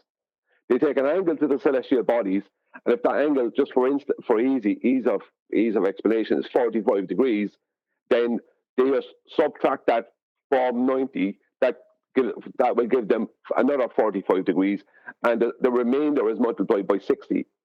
And that gives them, because that 60 is a distance across the sky in a horizontal, again. It's a horizontal distance across the sky. And they just they just transfer that horizontal distance that in minutes of degree straight down onto mean sea level as nautical miles, or statute, because statute came first, and that's where the nautical miles came from. So that's a completely horizontal measurement along mean sea level. It's a two-dimensional measurement. They don't use the height of the celestials. They're not doing trigonometry when it comes to the celestials. They can do trigonometry horizontally and vertically when it comes to terrestrial things like lighthouses, etc., point on landmarks. But they don't do it when it comes to the celestials. They do not do that because there's no way to determine the height of the celestial bodies. If you are on a boat and you take an angle to Polaris that's 45 degrees, and there's an airplane straight above you that's 6 miles above you, and they take an angle to Polaris, they also get 45 degrees. That's because the okay, can I ask a question to Brian? Oh, I thought you were done. Sorry, Brian. I see. Just let me finish it. So I say that's why the celestial bodies, they don't adhere to terrestrial measurement. They don't do that. You can't know their height because no matter how high you go, the same angle or the angles never change. But that won't happen with a terrestrial object. When you go higher, the angle will change. Go on, S.A., sorry. No, my bad, Brian. Sorry. Yeah, I hear you, bro. I just wanted to ask a question, right? Because there's a lot of this stuff going around, right? So for some clarity, I already asked Nathan this. If I was to ask you, what is the Earth shape in its entirety, what would you answer me, Brian?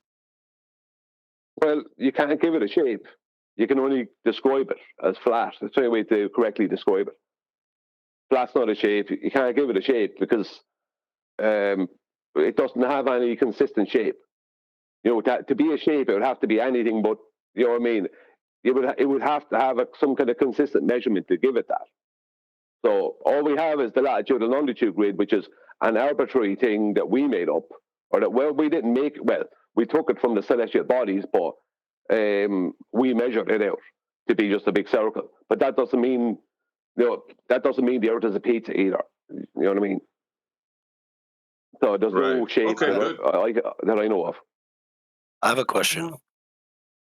So using celestial navigation in the GPS, if you were to cross the equator and go into the southern hemisphere on a globe, you'd have to shoot a GP off the south pole, whereas on the flat Earth, you'd continue shooting north and you'd get distance divergence east to west in the southern hemisphere, right? Wrong. You think that you suddenly get elevation angle measurements from curved surface when you go to the southern quote-unquote hemisphere? No, you still have to measure it all flat. Yeah, but wouldn't the distances grow as you go further south from east to west between the meridian lines? Yeah, we're not suggesting that there isn't issues with maps in the south. There is. I don't understand your question. Could you rephrase your question for me, please? Well, I don't believe in a globe. First of all, like I know that the Earth is a plane, but what I'm saying is like an experimental validation of your position. I think it would be easier because we're talking trigonometry theory, and people obviously don't always come to the same terms in terms of theory. But when you have demonstrations, it's more valuable. In the South, if the distances are not proportional to the north, east to west between two meridian lines, that would validate your position. So can you provide like historical references to the divergence of distance symmetry in the South, east to west? I did earlier. Just did, didn't we? Hold on. With regards to the sorry, time Brian, zone I'm really sorry to interrupt. differences, I yeah. don't understand the question, and if you're giving him an answer, which means you obviously do understand the question. Good question. I don't really understand the question, though. I'll just make that clear. Can you explain what he was asking? Let me. Yeah. So I will. Give me a moment. I can clarify. What this man is asking is there any historical reference to the divergence of the longitude lines once you go past the equator? Yeah, earlier on, that's what I talked about. It's time zones. It's across from, I'll go through this again. Between Charleston, South Carolina, right, and Long Beach, Southern California, right, both of them are on the 32nd degree parallel north, right? And Newcastle, north of Sydney, and Perth, Western Australia, are both on the 32nd degree parallel south, right? There's an equal distance foregoing 108 miles there's an equal distance between Charleston and Long Beach and Newcastle and Perth. The distances are almost exactly equal, right? Yet there's only 2 hours of correct local time between Newcastle and Perth, but there's 3 hours between Charleston and Long Beach. Yet the same distance across the same meridian. Just did not meridian, sorry, latitude, north and south. The only way that's possible, that's not the only, the point is that this is a continuous thing. They've changed around the time zones so much with political time zones and the adding of daylight saving hours and all this other nonsense that nobody knows where they are, right? But when you must use a chronometer, you must reference the correct 24-hour time zones. Each time zone is 1 hour, it's 15 degrees. And if you're using a chronometer, which you will have to when you're navigating at sea, right, using a sextant and that, you're going to need a chronometer. You are referencing latitude and longitude grid where the longitude lines all diverge from the center point, which is the GP of Polaris. They all diverge from that point. That's why Australia only has 2 hours of correct local time across the same distance that the United States has 3 across the same long latitudes, just differing one north, one south. So that's a way to prove it. Data that's being used right now today. If you look at, well, sorry, I don't want to talk too much. May I just piggyback off that because it's material to my question originally. So then looking at it that way, right? If you go further south, then as you cross the same number of statute or nautical miles, you're going to cross a lower number of degrees radially from the center, right? Which is why, the example you just gave, you're only crossing 2 true time correction zones instead of 3. But if we do it in terms of celestial navigation, how would that manifest in terms of angular measurements in the south, right? Because the angles would also change, would they not? Because the angles are material to the distance. Take that one. We're conflating things here now. Okay. In the south, when it just so happens the stars are cell now cut off about 65 degrees. So where it would get very obvious, there are no stars to refer to, oddly enough.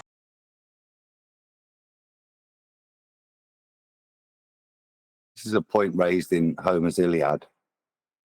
A lot of this knowledge is northern. But the stars, even in the south, are going to have a known GP. Okay, and those GPs relate to the sun clock. And as Brian's just been outlining, that's going to define your longy lines. So it's that current thing on the ball that Brian's just outlined that is your historical and current reference to show that divergence. A divergence there in the time zone, showing you have continued divergence. Otherwise, at 32 north and 32 south, you would have the same time zones on a ball. But in reality, we have different time zones showing that divergence from a central polar north point, not reconverging to a southern solar point. Otherwise, 32 north and south would have the same time zones. They don't. Brian, don't you have a whole presentation on this? I do have, yes. It just summarized it perfectly. The point is we don't know. Okay, how and what they've done is brilliant. What I'd just like to share here is just a little bit of anecdotal evidence. This is from a map in 1766. And there's the full map there, but you can read it here. Somebody's translated it. And I just want to read this little bit. So this is an admission from 1766. The point of view of the Earth, which presents itself here from the North Pole, extends regularly to Ecuador, the equator. But the inferior southern hemisphere is only seen by a supposed development where we were careful not to disfigure land. This is why we did not think we have to follow the geometric ways absolutely in this regard. I don't fully understand that, but I understand it, what it's saying and what it's telling me. Yeah, the way we've constructed, and this is a planosphere, so it's assuming you can then plot it onto a ball. It's a projection of a sphere, but it's saying to do so, they've had to make some adjustments to keep the land the same. They've had to. This is why we did not think we have to follow the geometric ways absolutely in this regard. What does that mean? It means we have to reshuffle stuff. It's not where it's supposed to be so that it fits on the ball. There's more to come with this, but I just thought this was pertinent in relation to what we were talking about. Exactly, because Adam, also because just let me say, I covered this earlier as well, which is where their globe came from. Their globe came from the back calculating or back engineering of flat Earth elevation angles to Polaris, which gave us the measurement to the latitude and longitude grid. He just took all those south ends, all those diverging south ends of the longitude lines, and made them meet just like all the converging north ends. And they then took, like, let's just say the latitude and longitude position of Sydney, Australia. The latitude is correct. The longitude is not correct. And it's proven by their time zones. So Australia is a contradiction when it comes to the latitude and longitude. Just as an example, just Australia. I can use any of the southern places, but Australia is the easiest example. It's a contradiction because Sydney's latitude and Sydney's longitude position doesn't match the time zones. Do you know what I mean? It's ridiculous. The reason it doesn't match the time zones is because they've back engineered it into having a different longitude that it doesn't have. Go on, Brian. Sorry. And there are several captains who reached, well, a few, I'm not going to say several, but who referenced trying to navigate using the globe in the south, where they were complaining and giving friction that they were off by like up to 10 miles every day. Every day that it wasn't matching. But from what I heard, and I'm not sure of this one, but they, one of the kings, like King Henry or one of them, like made it illegal to publish a map if it wasn't using like globe coordinates. Like that's where we need to look into it collectively, and look into where when he made it illegal to publish a map without using globe coordinates. That shows you it's just a coordinate system, and the captains were having trouble with it and presenting problems and publishing them, and they just kind of disappeared to time. But we're bringing these back up and bringing them to light. So we should focus on that collectively. Well, yeah, but what you're having problems with isn't necessarily the globe, it's the celestial sphere and how it breaks down in the south. It's not the globe. Yeah, that's it. No one's going to not acknowledge that there are problems with the south, but blaming them on the globe, there's a really nice consistent system that we can use when we do the north, but we've been lied to about the south, and how it maps out is still essentially the same system of measuring angles. So, for me, it doesn't necessarily matter, because how the system is currently used is still measured and navigated and utilization of the same elevation angle system, which proves the flat plane's being used. So if you say, well, it's not good enough, you go, yeah, okay. So maybe we need to start addressing that. Why? Because we're all cartographers here, aren't we? We're all cartographers, right? Well, obviously it's not. The archaeological difference that you've got to understand. So once we've got the flat Earth elevation angles that we can then reference to the flat Earth almanac, it's this transition, this transposition to the known charts that we now have, which are, this is why McToon likes it, because then to put it onto the charts are taking into account the perversions that have been built in for the ball. But that is very separate. So taking the elevation angles and using the flat Earth and the flat Earth elevation angles from the almanac to then move to the charting, which requires adjustment.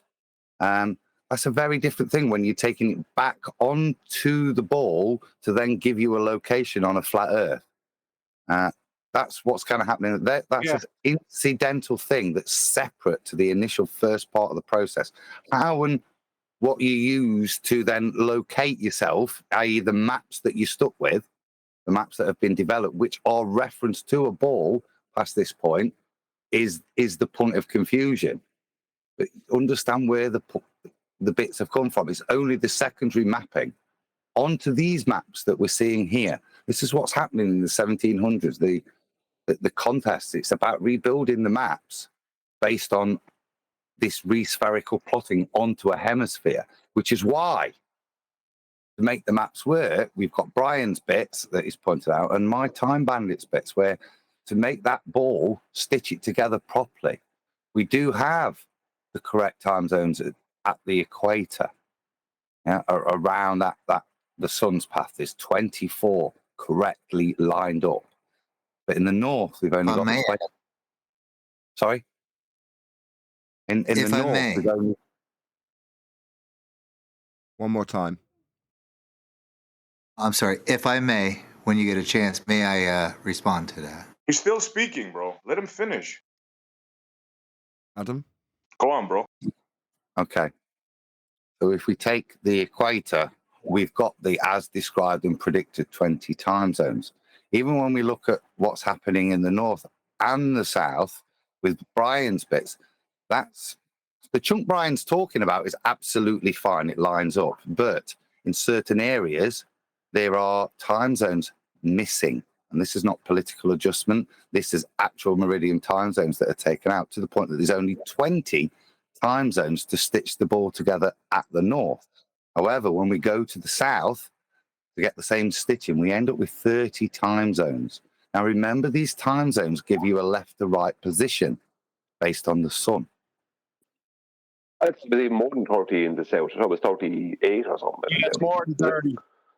Yeah, it's a crazy differential. Okay, so but you understand the numbers kind of irrelevant. Yeah, 24 plus 6 minus 4. The point you understand here is these time zones, then, which used to be commensurate with a ground position, are still commensurate with the ground position, but they've been perverted so that those ground positions fit on a ball. And it's demonstrated by only having 20 in the north. There's still 24 hours in the northern hemisphere, isn't there? If you were on a ball, and there'd still be 24 in the south. They aren't. The reason these are they manipulate that is to put you in a position and to curve you around a ball. This is done in combination with magnetic declination, but it's all these things put together that rebuild the map that stop you going and traveling to the far off lands in the west, as described by Tolkien. And I made a video with because in reality we would notice this, so we would have problems. So I made a video post in live text that problems how the South is bigger than the North, because they say it shrinks down to Antarctica, but everything in reality shows us that it is bigger down there. So I'm not going to act like I know exactly about how much, but there are so many problems that it's just too much to be coincidence, all the way from no cruise lines to no underwater cables to the I didn't even put the captains complaining, but yeah, I agree with everything y'all are saying right now. And I think we can back that up. I'm going to post that video. Can I make a point, please? Go on, sorry. There's only 24 time zones on Earth. There's 24, not 32. Yeah, that's right. But on your globe, it's all perverted, north and south. We're well aware of how many time zones there is. Yeah, that's wrong. There are 24 time zones on Earth, period. No, that's correct. No, that is correct. There was 24 time zones, but on your globe, north and south is all perverted because the globe is not real, and you have no measurements from it. No, they converge at the South Pole. No, they don't, as is proven by Australia. No, you don't have the correct distance for the width of Australia. Yeah, yes, I do. Yes, I do. I have everything correct. Done in presentation form more than one time. You don't know the azimuthal projection does not give the correct distance for the width of from Sydney to Perth. I have the correct distances for Australia, the correct of everything. Go and watch the presentation. Everything is correct. The only thing that's incorrect, Brenda, the only thing that's incorrect is your globe. That's the only thing that's incorrect. That's why we don't have any correct world maps, because every map starts with your globe.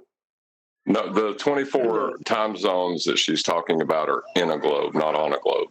I know what she's talking about. I know what she's talking about, John. I know what she's talking about. The time zones are on the surface of the time zones are on the surface. Okay, so when we're doing celestial navigation on screen, you can see these are the time zones that are used when you're at sea to get your fix. So if you are, as I said, at the equator, you will use your standard 24. If you're in the north, you'll see the 20 that are there. You want to look in detail, you can see where they're missing. The most apparent one is the Bering Strait, the international date line. As you then go into the southern equator, I'm going to use the southern hemisphere because this is why it's there to make these hemispheres. You've got 32 time zones. Okay, some of them are half hours, but they still take up the same angular segmentation. This is what's done. Half hour is not a time zone. That's half a time zone. Sorry? A half hour is not a time zone. It's half a time zone. And it should only take up half the thing, shouldn't it? Which is the curious point. That they are then taking up the same angular size, yeah, but they're being allotted much smaller time zones. And this is done on the charts, like I say, as said by Hirv. This is the way the charts are laid out. This is how you use the charts to find out where you are on the chart. This is how the charts are constructed. Geo has a photo in the chat that clearly shows 24 time zones. Lovely. That's nice. Yeah, that's brilliant. What does that mean? Somebody's got a photo. How many there are? Not 32, not 19. Wait, hold on. Why are you saying that? Wait. Why are you saying that when the specific one I posted shows 19 in the north and 32 in the south? Why are you saying 24? You see those dark and light blue lines? Those are time zones, and there's 24 of them. Not on your globe. That's the whole point. On your globe, there was 19 north and 32 south. That's the point. No, that's false. That's false. There's only 24. That's not false. That's correct. That's on your globe. In reality, there's 24. But what you're trying to do, Brendan, is hijack reality. But that's what you're trying to do, is hijack reality. You can't hijack reality. You're fighting for a globe. You must live in fantasy. There is no way to hijack reality. Just count them. There's 24.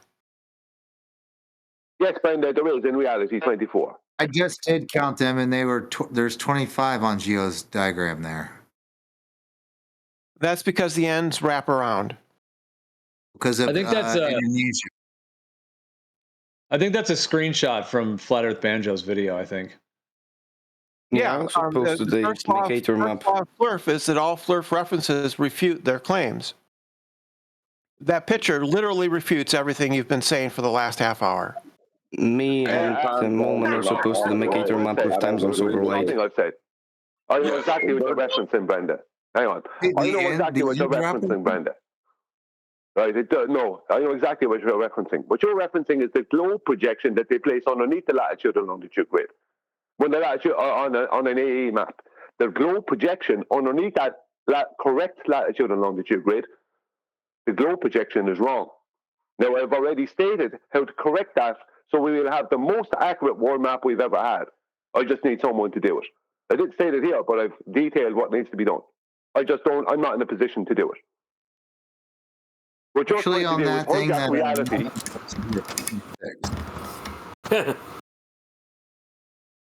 She's involved. That's the political time. Globe is not a projection. There, guys. So this is what I said in the presentations we've done.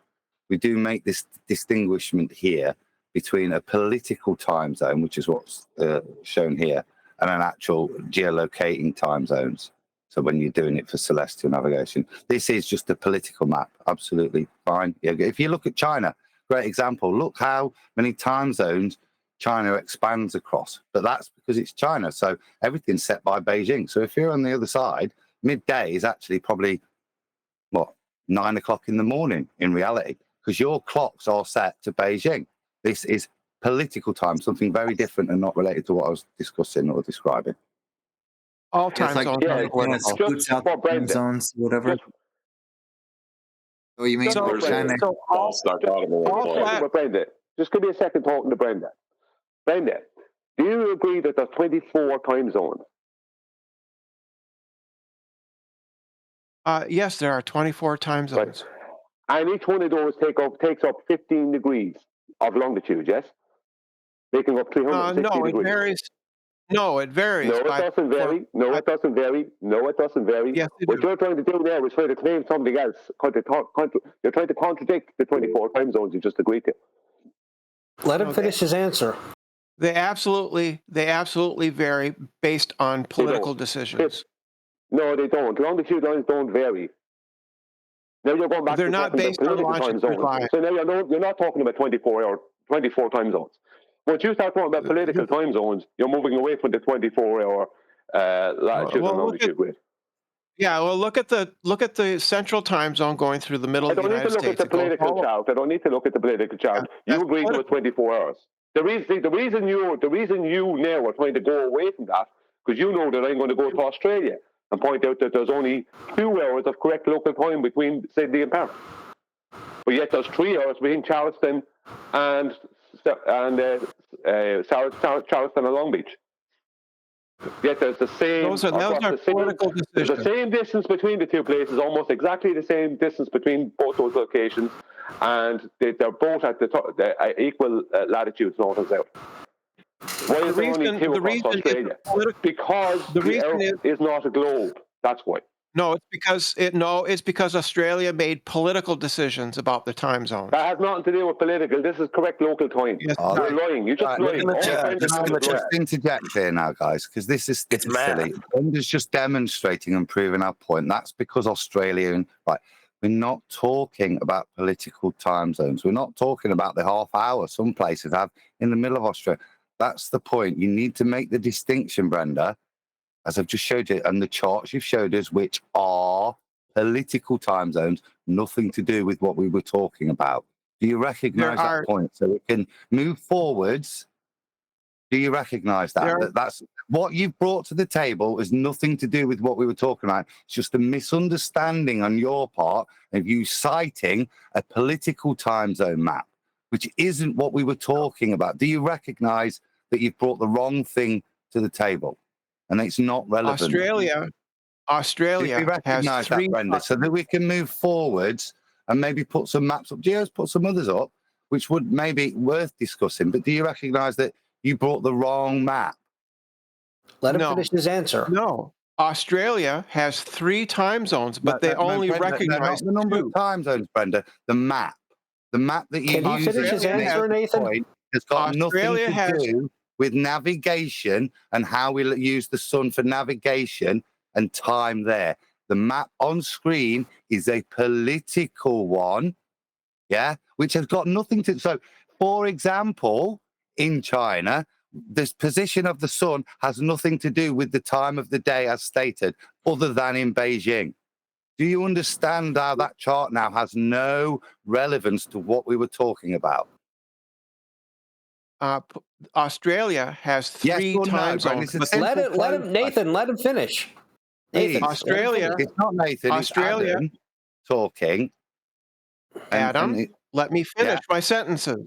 I know. Let me finish. My question straightforward. Okay, sorry to interject. Adam and Brenda, I'm really sorry to interject. The reason Adam is constantly cutting Brenda off is because he's seeking an affirmation that she's bought the wrong map to make her argument. Now that that's been dealt with, she's failing to concede, which seems unreasonable. But we could focus on Adam's pointing out that he's gone to lengths to explain that she's brought the wrong thing to the table and it hasn't been acknowledged. We could focus on Adam's interruptions. That would be a great segue away from the fact she hasn't acknowledged how wrong she is. It's because Adam is wrong. Australia has 3 time zones. They only recognize politically 2. Are we talking about America? So I'll say it again, guys, because I don't know. Is there a problem in Discord? Is it just Brenda that doesn't understand why she's brought the wrong map? Or is it just... It may just be Brenda because... Right, because there's a difference between the... And there comes a point with, really, we don't waste our time like this. We've made the point 3 times. It's been ignored 3 times. And this is the point where we would discontinue the conversation with somebody that's this disingenuous. I don't waste my time like this. Yeah.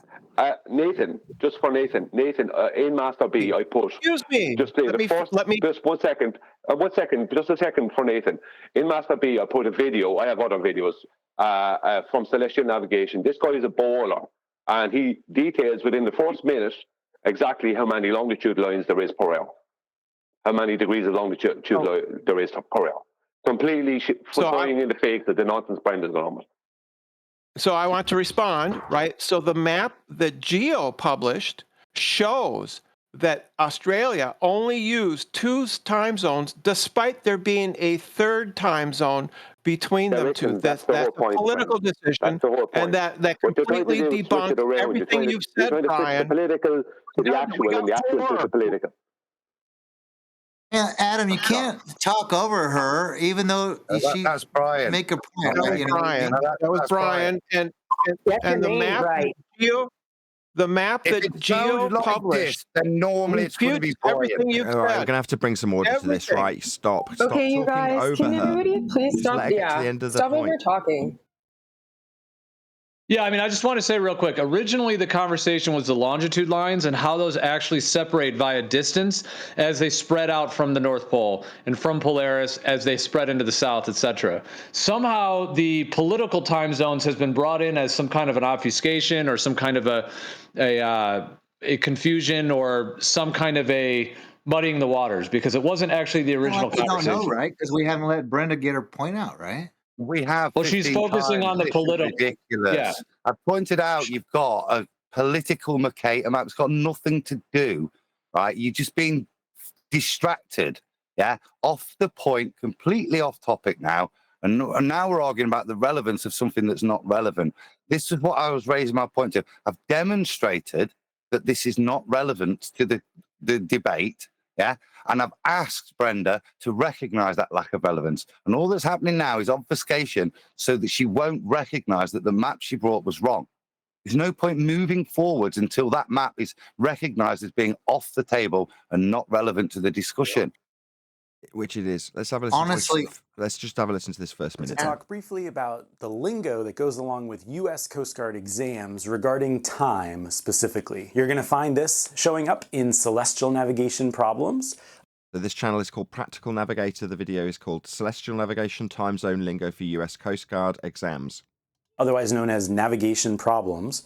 Or you could see it showing up in tide and current problems, which usually fall into navigation general or the navigation problems categories as well. Sometimes you'll see it elsewhere, but those are the main 2 areas. And there's a bit of confusion sometimes when you're studying for your exam about the lingo that the Coast Guard uses. Please let him know at Nathan Oakley 1980 sent me. So we're going to talk a little bit about standard meridians, tide and current lingo, and then finally celestial lingo for Coast Guard problems specifically. First concept, the Earth is round. If we're going to have a debate about that, please go to a different place.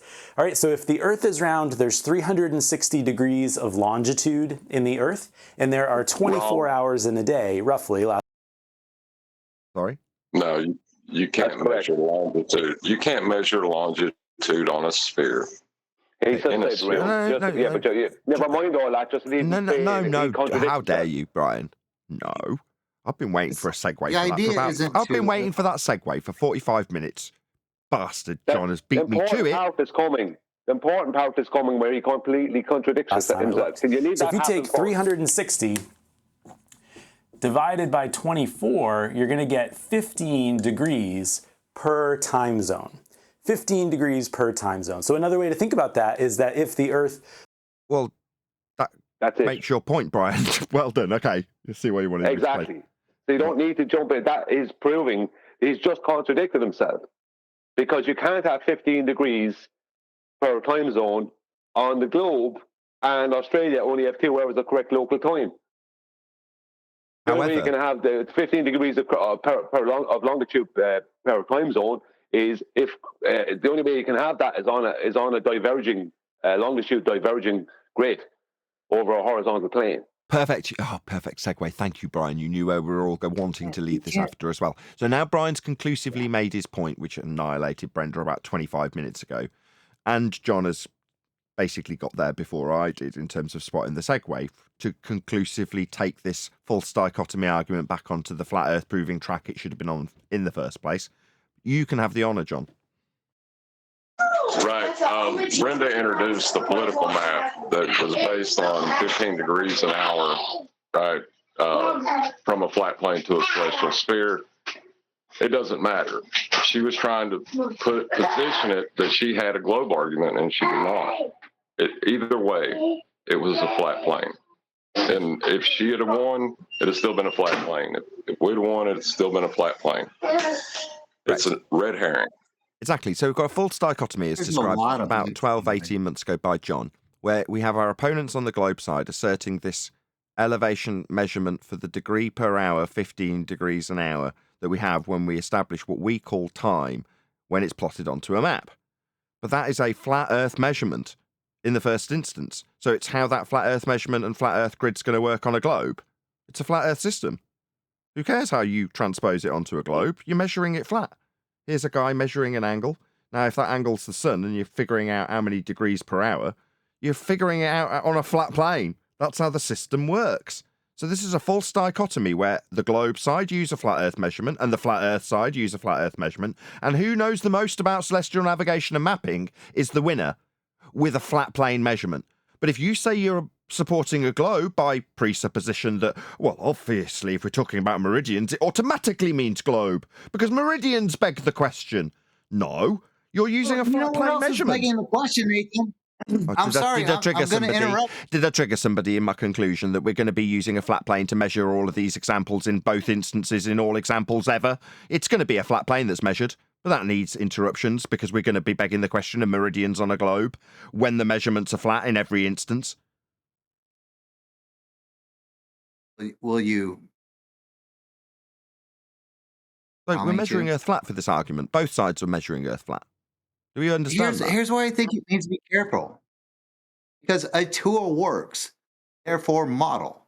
It's the same as a globe side that says an equatorial mount works. Sorry, an equatorial mount. Guys, let him finish. Sorry, guys, let him finish. He's saying an equatorial mount, something that uses the equator. That's a flat plane. What were you going to say? My point is, a tool works, therefore model. No. Now, I think that's got to be careful with that. No, because it would be the same, be the equivalent. Nobody's asserting that. When you talk about an equatorial mount, and you reference the horizontal plane of reference to utilize that system, which is in reference to a perspective view of the stars. A tool works. The tool works when you level it with respect to the horizontal plane, because you're leveling it. I don't disagree with that. Sorry, Guy, you've just made a claim. Now, I appreciate that hearing your own words parroted back to you in an order that makes them seem bad for you is going to be painful and require you, to say the same thing through me? No. It's not going to be painful. At all, because I know exactly what I'm saying. Could you shut up while I respond? Thank you. Yeah, all that you're talking about when you talk about a tool, it's not proving any model, right? But when you describe how the tool is functionally going to be used, you're going to level it. Equatorial mount with respect to the equatorial plane, because that's what you're describing when you're looking at the stars. And when you're getting angles and looking them up in books to get angles, it's with respect to a horizontal plane. That's all that matters when I'm proving how Earth is going to be used flat with that tool. But I don't have to infer any model. I agree. So a tool works, therefore model is an argument for the globers. And I think it's arguments should be a little bit more carefully crafted, I suppose. Say a sextant like this. Just let him get to the end. Tool works, therefore, model. So if you just said then, if tool, then model, that's not an argument for the globers. That's a fallacy for the globers, not an argument. It's a fallacy. That's correct. It's an affirming the right, but it can't go both ways. You know what I'm saying? It's like having your cake and eat it too. So they say that's what I'm trying to equate the two tools for a sextant. Horizontal dip correction, the rest of it equals flat Earth. On the opposite side of that argument is an equatorial mount follows the thing and the therefore globe. So a tool works, therefore model, I think is I don't know, it's kind of a weird thing to say, but like slippery slope. I don't think it's a thing just to a base an fallacy. argument on. He didn't listen. Anthony No? addressed this. You just didn't listen. It's like we're talking to brick walls. Do I have to repeat what Anthony said? What did Anthony say to you? He just said it. He just He addressed... said a model works, therefore model. No, that's what you So did said. you. That's what you said. He explained that it's a fallacy. And then I detailed the fallacy that it is by name. Did you listen to what we detailed? What was the fallacy? You just lie your ass off, bro. What's happened is, What the hell's wrong with you? let me just explain what's happening. He's not listening. So therefore, when he's not listening and we give him a response and he hasn't listened to it, he thinks because he hasn't listened to a single word we've said that it's worthy of repetition of the thing we've just addressed and he didn't listen to. Okay. No. If tool that measures the world flat, then globe model, therefore will measure Earth flat, is a flat Earth measurement and an affirming the consequent formal logical fallacy that takes an if P statement, that's if we measure Earth flat with a tool that measures flat and systems of flat Earth measurement, then we have a globe model. That's if P then Q. You don't see a problem with that, do you? Yeah, there's a massive problem. It's a fallacy. It's not a good argument or something that needs addressing. It's just a fallacy. In contrast to what you described as model, you said if tool, then model. You said that was a globe argument, and I said no. If tool, then model. That's a fallacy. That's a globe fallacy. That was what I actually said. There's a fallacy there, I said it, but there's also a secondary fallacy on, or more maybe a point of understanding that you could do, and it's exemplified by the fact that what you're doing in whether it's a sextant or a telescope, whether you've aligned an equatorial mount, you're taking. Sorry, Adam, he's in the middle of muttering through the top of you, exemplifying the fact that he isn't listening to a single word you're saying because he's muttering through the top of you the thing he wants to get in next, rather than listening to a single word you say. Well, maybe if you let me make the point, it might help the conversation. So all of these things we've taken flat Earth elevation angles for, and we're using it with. What we then do with those flat Earth elevation angles, in some cases, if you're a baller, you can interpret those flat Earth elevation angles to mean the curvature of the surface. And if you were to do that, then you can interpret them and build a ball. Okay? That's what's happening when you go to the model. But just as easily, I could build an alternative model for an equatorial mount, which just demonstrates what I'm seeing, where my model shows, due to perspective, the stars disappearing into the distance and dropping, their elevation angles reducing as they go further away, to the point that they disappear into the horizon, still rotating above my head. I can build an equivalent model that explains that data and the equatorial mount, and in fact, actual fact, is what the data is. So I've now got two models with the flat Earth elevation angle measurements that I've taken. One I can put on a ball, one I can just keep on the flat Earth that I've measured it from. It doesn't add any validity to either model. A model is to help me understand for whatever reason. It doesn't prove anything. But fundamentally, let me ask you a question. Models are built, I'm nearly done. Fundamentally, both models are built with flat Earth elevation angles. Let me ask you a question real quick. Sorry, I thought you was done there at the end, Adam. I got the point. But what if I was standing on a perfectly flat beam on the top of a ball Earth? Could I measure an angle from my position and use the bottom of the beam for the baseline? Or is it just not possible? Is the beam flat or is it bean shaped? Why are we doing this? Sorry, I've got to stop this. Sorry, why put this hypothetical example into existence when what we actually do is measure a horizontal reference plane and an angle to the star? That's what we actually do. Nobody's taking... I understand why Brian asked this. Yeah, but what? Because of tangents. Nobody's taking a measurement of a tangent. We're taking a measurement of a horizontal plane of reference. That's what we actually do. So we're going to argue about, hypothetically, could we get a measurement of a horizontal plane of reference if we imagine a line going out into space that we call a beam, because they can depict it that way, when in reality we measure a flat plane. That's what we actually functionally do, but we're going to argue about something we don't functionally do. We don't functionally measure beams going out into space or tangents. We measure a flat plane. Why are we arguing about something that isn't celestial navigation hypothetically when celestial navigation clearly measures a flat plane? That's what it does do. It's a great question. You demonstrate that, though. Right? Hold on. It's something Sugar Cookie said. Like he brought up a point, and you answered that question earlier,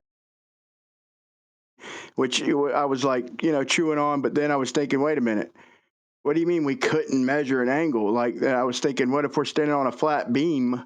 And I'm just saying specifically, could we measure an angle from that position? And I'm not saying we're on a ball, but I'm saying to say we can't measure an angle, to say just okay, gotcha. That's a reasonable question. Okay, to... he's going to ask the question regardless of my objection. So hypothetically, could we measure this angle that we use in celestial navigation if we were on a beam on a ball? Okay, maybe in practical terms, can you show me where that might have occurred on a ship one time when they've done this practically and saved their lives at sea, so that I can mentally understand why the hell we're answering this question? Can you give me a practical example where they've done this so I can mentally understand why I'm being asked about it? Thank you. I can mentally help you understand that you can measure an angle, and it doesn't matter what the surface of the things that your feet are on. Unless the angle's being measured with respect to a horizontal plane of reference very specifically, then I would say, as I'm interrupted in the contradiction to the thing I've just had put to me, it would be critical because the thing that you're referencing is a horizontal plane and that's got ground positions on it. And therefore, when we're navigating, that would be to say finding our way around on the ground, places on the ground, that is, and measuring angles with respect to the ground for ground positions. But this is definitely the ground and it's being measured flat. Despite your protestations in the middle of my sentences, even towards the very end of the conclusion, the fourth interruption admirably demonstrates how troubling this flat Earth measurement that's definitely measuring Earth flat and the ground positions therein is a flat Earth measurement. I could see how that would be troubling. Over.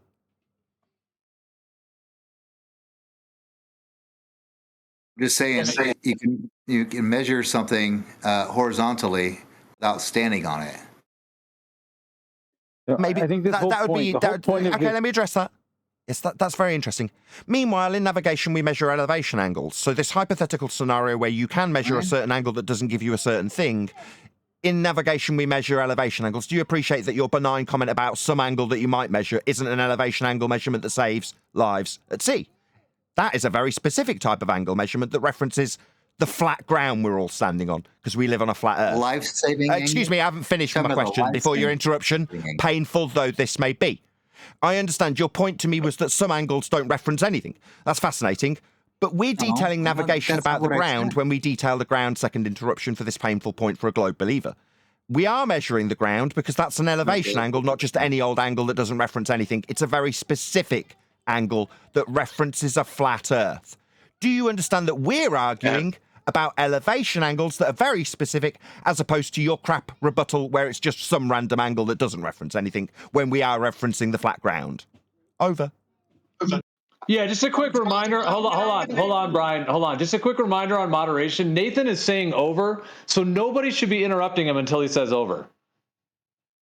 Period. Nobody should ever interrupt. He's saying over, which is helpful because at least it gives us an understanding that he's finished. Okay, go ahead, Sugar Cookie.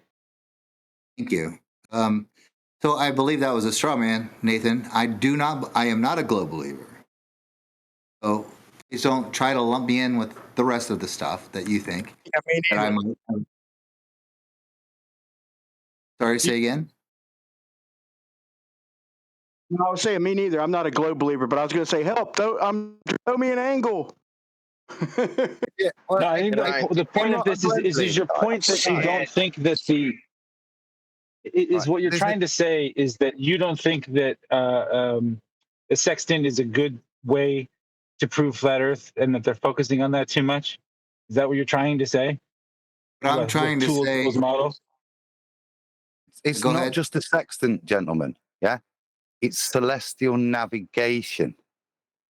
Yeah, that's the proof. So a sextant, yeah, lovely. That's part of it. And that's the part the ballers just want to stick with because it's step one. And then they want to disconnect that elevation angle, take it to the center of Earth, yeah, extrapolate out and come back. It's not how celestial navigation is done. That flat baseline is the surface on which you are going to navigate. It's the surface that your right-angled triangle is going to intersect with. It's only when you're on a ball that all these three things aren't commensurate at the same time. You have to separate them up so that you can do it on a ball. If you do it on a flat Earth, yeah, as it's done, measured and navigated on, then you stay on that one surface, the baseline, your reference point for your elevation angle. Can I get a word in next, please? Let me put this tangent plane thing to rest. 1 second. The ballers often bring up, what about a tangent plane, right? What they're doing there is hoodwinking you, right?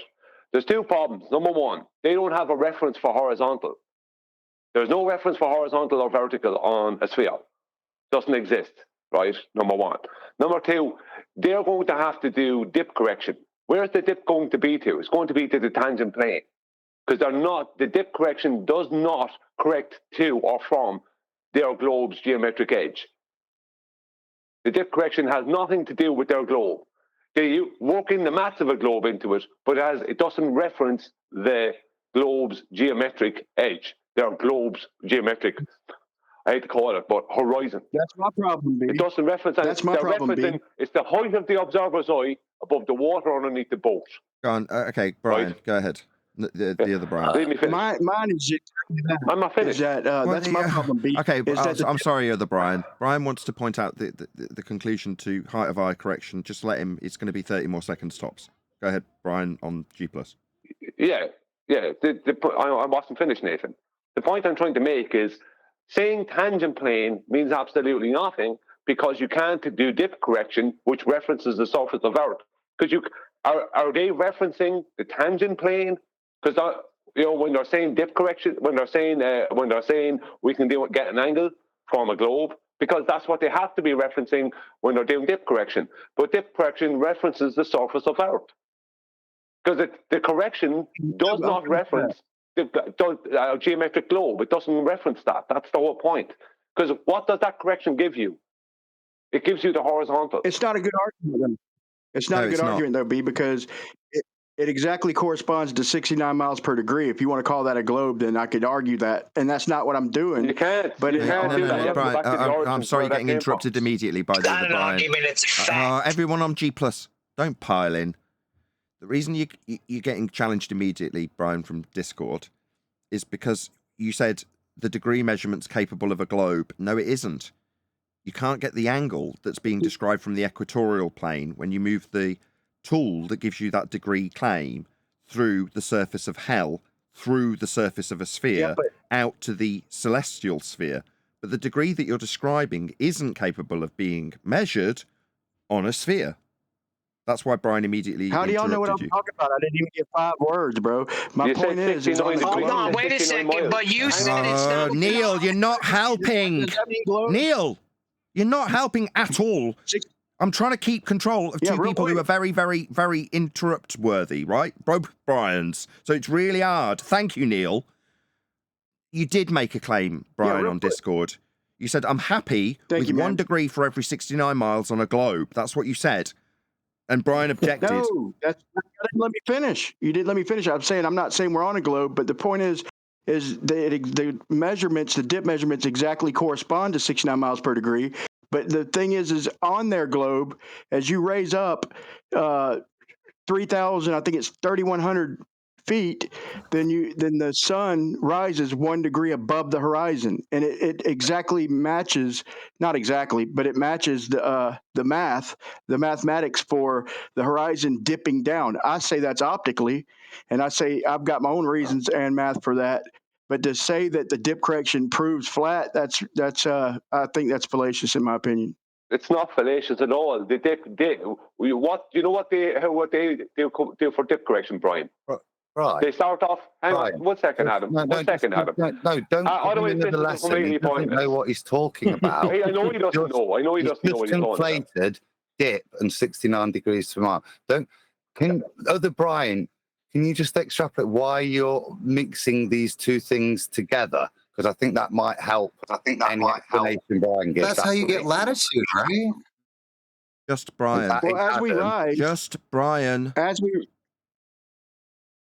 The angles don't change that we're measuring, but the angle from the horizon to them objects do change. No. Let me just try, Adam. What he's asking you, Brian, in Discord, is why you're conflating, essentially, if I break it down into the two methodologies of Al-Biruni dip and Mariner's height of eye, also called dip. They're two different things. And he's asking why you're asking a question that conflates both of them in one question. That's what he's asking you. But it's worse than that, Nathan. Go ahead. I can solve this. If you didn't, say what, we'll test your humility or honesty level, and it's not because I want to. If you don't follow or just don't understand how they've been conflated, please just say, I really don't follow how those two things have been conflated, because then we can quickly move on. It's not a gotcha, we don't care. Follow. I do follow. If I was on a ball, how high would I have to be for the horizon to dip 1 degree, Oakley? So tell me you don't get it. You don't understand if we're going to have humility here. 1.2. And how high would Sorry, do you want an answer? 1.2 times the square root of of No. This is the point, Brian, that we've got an issue with. Okay, we've got dip correction, which is an optical correction for leveling a device. Okay, now that sits and stands alone.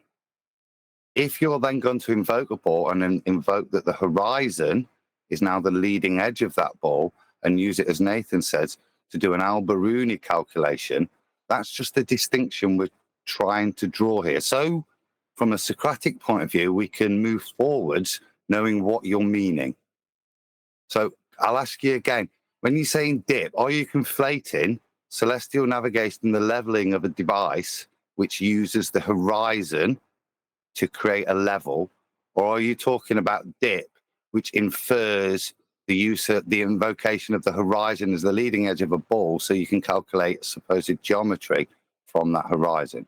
Which dip are we meaning? So I think the horizon is, I made that clear, that I have my own reasons and my own math. But if we're talking about the math, I just wanted to make sure y'all understand, what the globe dictates. And with dip correction, until you get up to like a few thousand feet, it's not even 1 degree. So it's less than 69 miles. It's relevant. It's insignificant.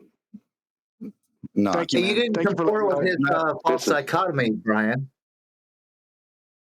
No, that's not the problem. No, just give me a minute, guys. Just to clear this, because all I want is, from a Socratic point of view, when we say the word dip, Brian, are we talking about leveling a device, or are we talking about invoking a horizon? Now, before we get to the added confusion where you're adding in 69 miles per a degree, okay?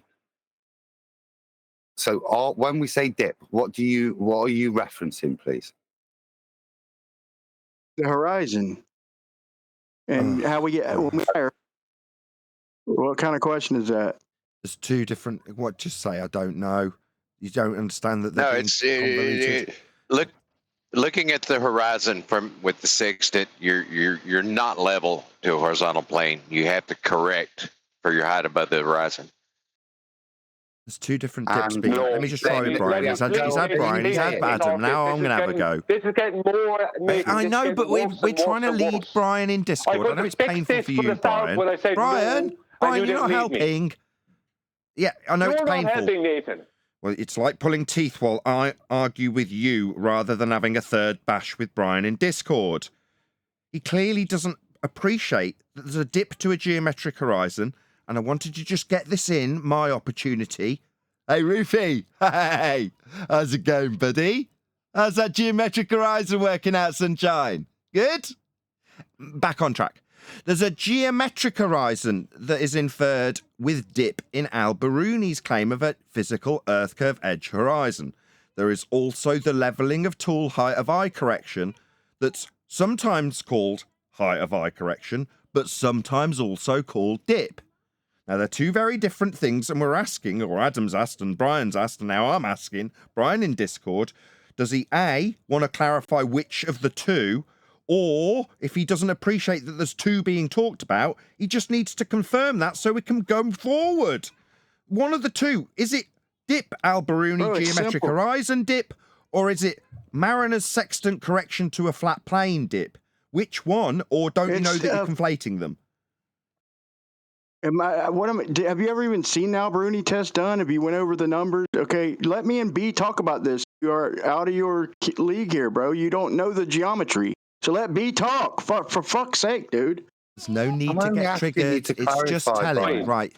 Psychologically speaking, when you get angry with me, right, it says that you've got something that you're getting scared about, something that you're fearful. You're becoming that caged animal, rather than just saying, I don't know, man. I don't see that I'm conflating anything here. In which case, we can explain it to you with you on the back foot going, okay, I'll listen. But until you do that, you're going to want to tell us that I don't understand Al-Biruni and swear at me. I'm pretty sure he does his best work when he's all worked up, though. He does his best work when he's all like, you know. Come on, Leaky. I'm saying let B talk because, I mean, I asked you a simple question. You didn't answer it. Brian could easily give me the answer, and I'll hear what he has to say. And what my point is it's geometric, okay? If you don't want to call it a geometric horizon on a ball, I'm with you on that. Perfect. Thank you, Jesus. You have to interrupt me every time I talk, okay. I was almost done. It's a geometric measurement, pal. Now Adam gets to take those reins. Adam, go ahead. Honestly, as a listener, you haven't. No, somebody like Sugar Cookie will definitely try and derail this. Do it again, and somebody's already taken the reins on you. Brian, Adam, please go ahead. Thank you. So you're saying it's not a geometric thing. That's brilliant. So when we're referring to dip, we're doing referring to geometric. I screamed that it is. So it is geometric. Yes, he's saying. Please leave me talk. No, Brian, please. And I'm handing over to you, Let me just please take control of this, Brian. It's hard enough with a whole panel of Discord that have managed to keep under control till now. No, he's saying it's geometric in his example, Adam. Thank you. That's only the clarity I was after. Brian, he's saying the horizon's geometric. Over to you. What Brian is saying is that he's using geometry, but he's not claiming the horizon is geometric, if you just listen to him. Now, Brian, in the dip correction in celestial navigation, are they correcting from a globe's geometric horizon?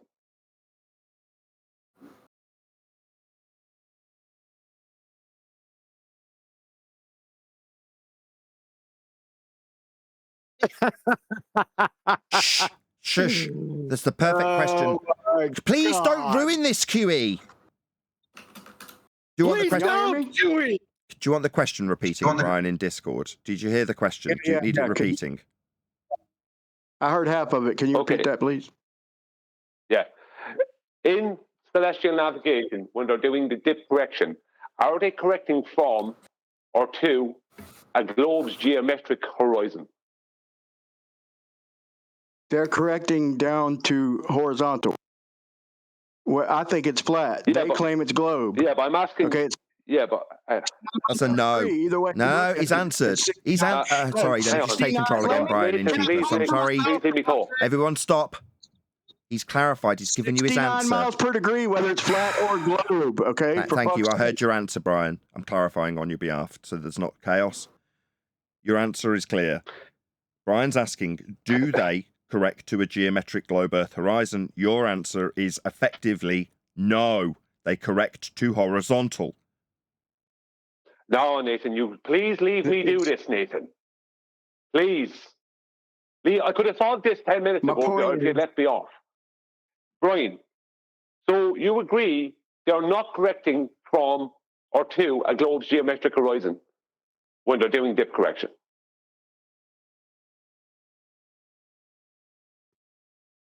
measuring the angle from the horizon to the whatever it is they're measuring.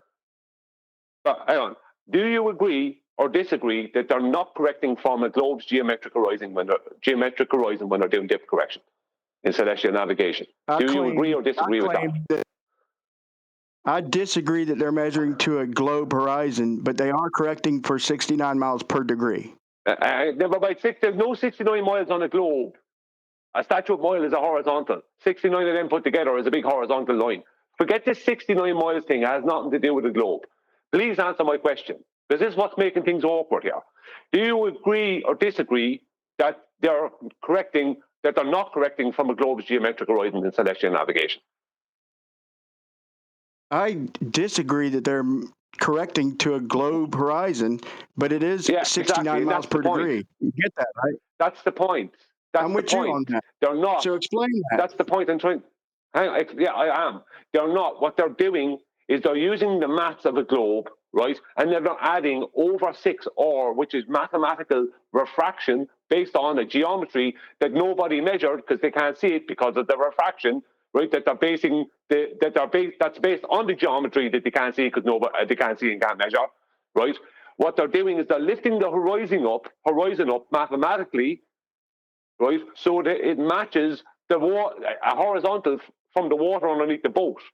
So when you're doing height of eye correction, right, you're correcting only for the height of the eye above the water underneath the boat. There is no globe involved. There is no globe's geometry involved. You're using a horizontal plane underneath the boat. That's what you're using. They try to confuse it with maths, but what they're actually only doing is raising up the horizon to the point where it will be in a horizontal line with the water underneath the boat, so they can do dip correction.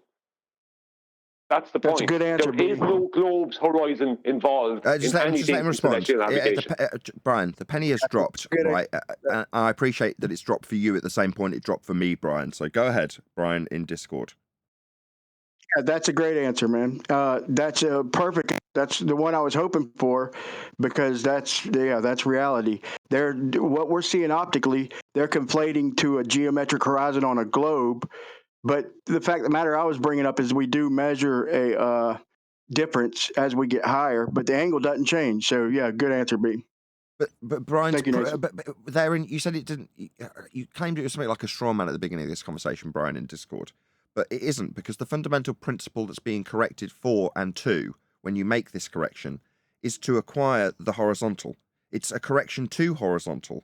So when you initially inferred that it wasn't somehow a flat Earth proof, when I said that, man, I had a strip tore off me by Brian for quite some time.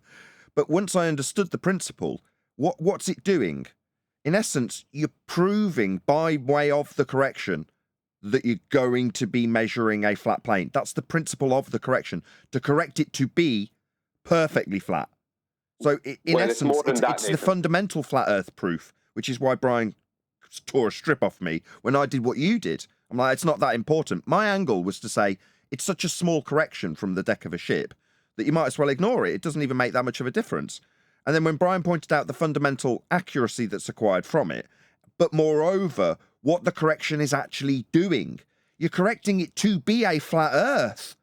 So it's fundamentally proving Earth's flat.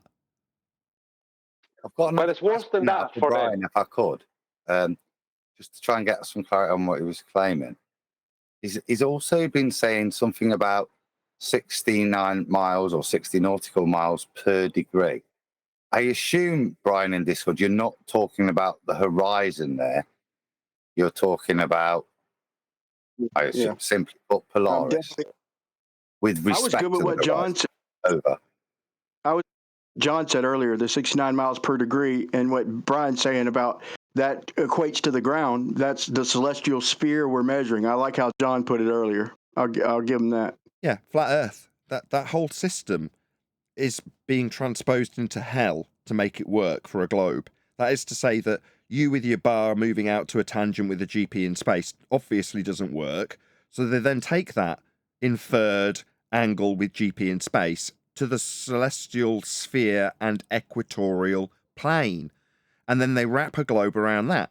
So therefore, the only way you can have a flat baseline is to infer an equatorial flat Earth with you in the middle of hell. And then the angle then goes out through the globe surface to the celestial sphere. So you've still got a celestial sphere working on a flat plane. And they just say, well, if we measure the angles of a flat Earth and then move those angles we can't get from a sphere surface to hell, it'll be working on a flat plane in hell with a globe wrapped around it. So therefore globe. You're like, no, you can't measure the angle in the first place. Hence McToon's challenge fails. What are you going to do with these flat Earth measurements of angles to make them work on a flat Earth is his challenge. And what does he do to make it work on a globe? Transposes it into the equatorial plane model that has a globe wrapped around it so that you can still use flat Earth angles in hell. So it does fundamentally not work on a globe. And all of those steps that I've just described are totally superfluous to requirements. You can just take the angle and map it flat on the charted flat territory with a flat grid that's come from flat angles to Polaris to make it. None of it involves a sphere and fundamentally fails the moment you try and get an angle from one. It's all flat and proving flat because it is flat. I'm with you 100% on that, Nathan. But I do want to hear from Brian. But I'll say real quick on that coattail is that they have to take these measurements and bring them down to a fictitious place and raise them back up to a fictitious surface. That's the way I like to argue it, Nathan. But I still want to hear what Brian had to say. Let me just refine what you've just said, because that was beautiful and you're correct. Please. But let me just refine that one bit before Brian steps in. Brian from G+. Yes, but when you say these measurements, they have to move them down to the equatorial plane and then back up again to claim it's the surface, correct? These measurements are flat Earth measurements, and they're the starting point for this argument, which is what I want everyone to recognise, and you brush past it with these measurements. These measurements taken from the surface that prove a flat Earth and are prerequisite measurements of a flat Earth prove a flat Earth because that's what they are. They get transposed to hell. But let's move forward on the front foot, making it absolutely clear that the first step for us and them is measuring a flat Earth to get these angles. But you're not. Yeah, I got you, man. I got you. Either that or they're standing on top of a beam on the ball. Because that won't give them an angle either. See, that's the thing, Nathan. They can't use a tangent plane. This is the point, Brian. What they do is they look out and they see the horizon where it is in reality, and they go, "Oh, well, that horizon doesn't match a globe, but we're on a globe, so." If the globe is has a radius of 3,959 miles, and we add in this much over 6 hour mathematical nonsense to raise up the horizon mathematically to where we see it in reality, then we can claim it's a globe mathematically, but we have absolutely no measurements for this. When they're referencing the horizon, right, what all our maths do, what all it is all our maths are is begging the question that the horizon has somehow magically raised up. That's all their maths do. So when they do dip correction, when they do dip correction, right, and they're trying to think it's a globe, they're not referencing anything globe geometric anything. They're referencing a calculation that's based off of a measurement that never happened, right, to raise up the horizon to where we see it in reality. So the horizon can be in a horizontal line with the water underneath the boat, because it's the height of void correction.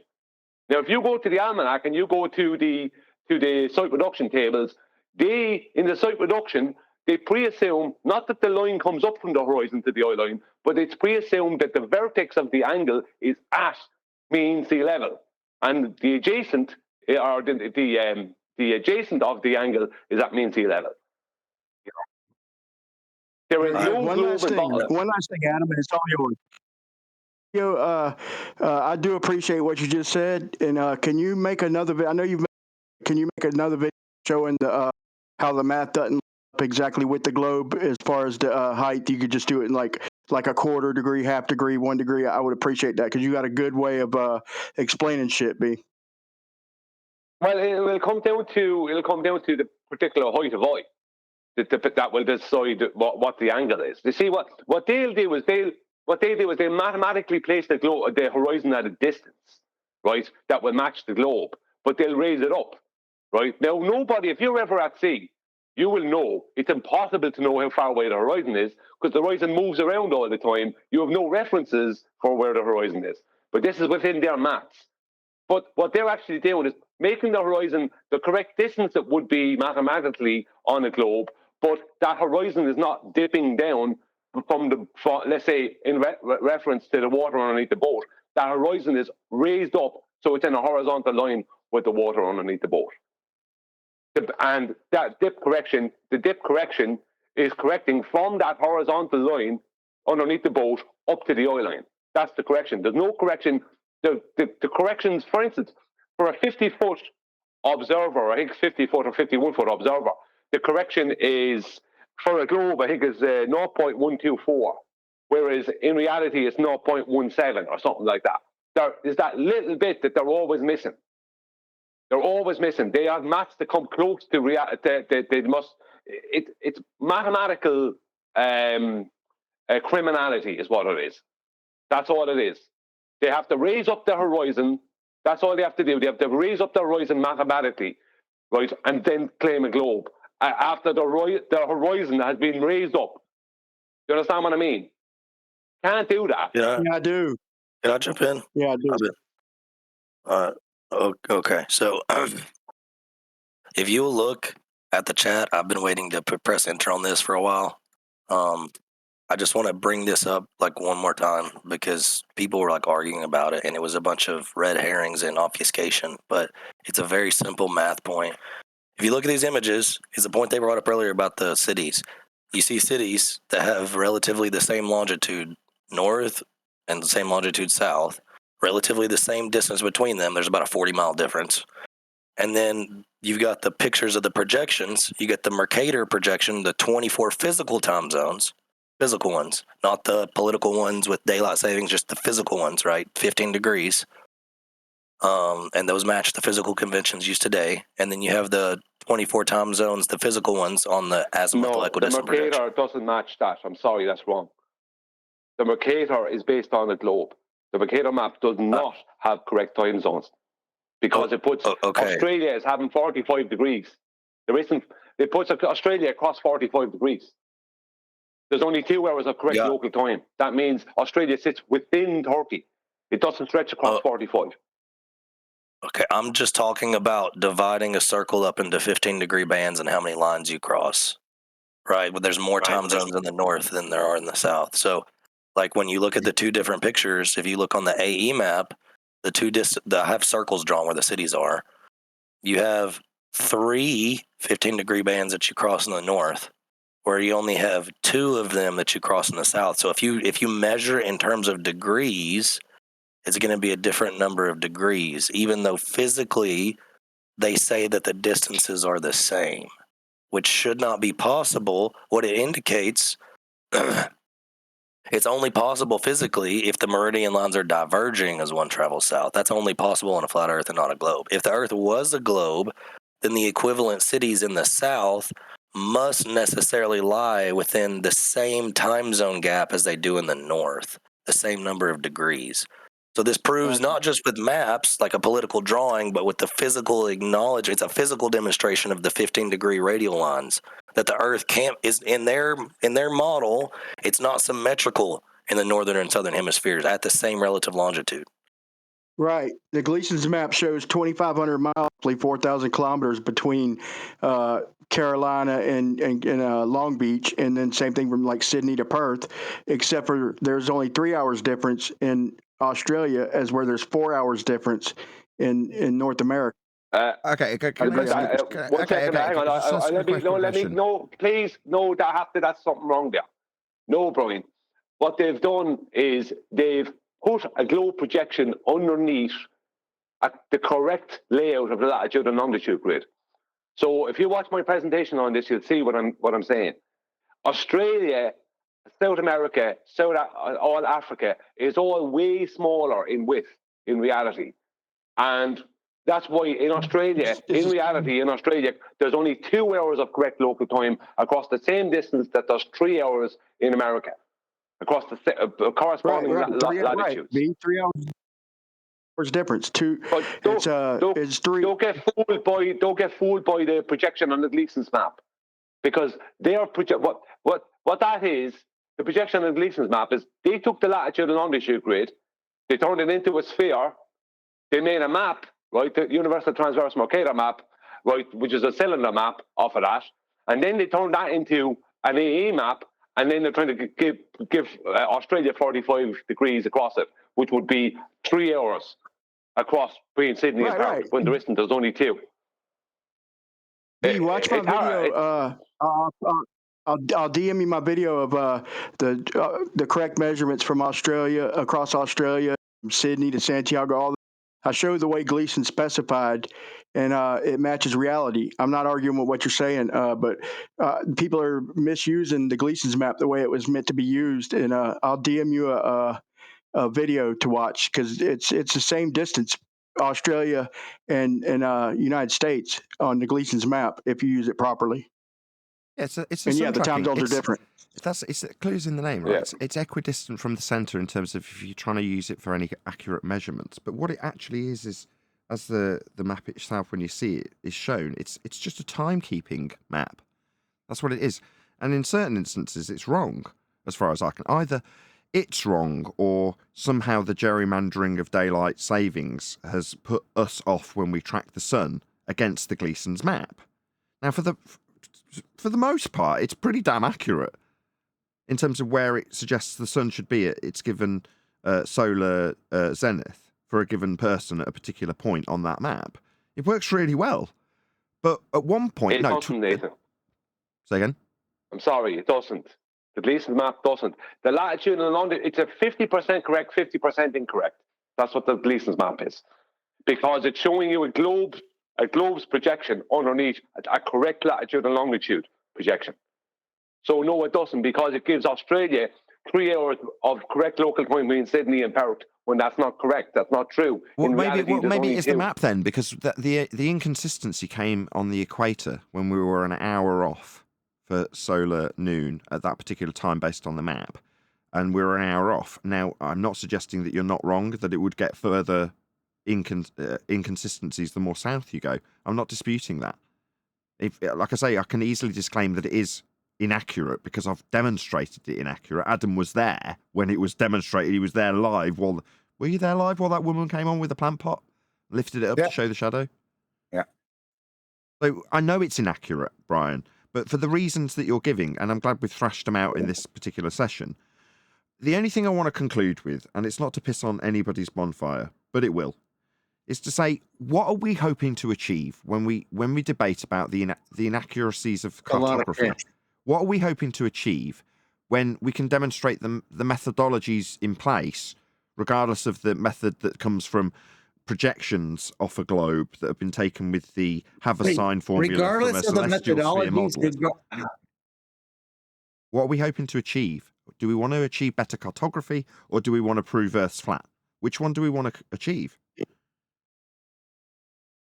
Dude, this has been the best thing for Flat Earth since Austin joining, in my opinion, man. Us joining back and hashing shit out, dude. I appreciate everything y'all done and joining.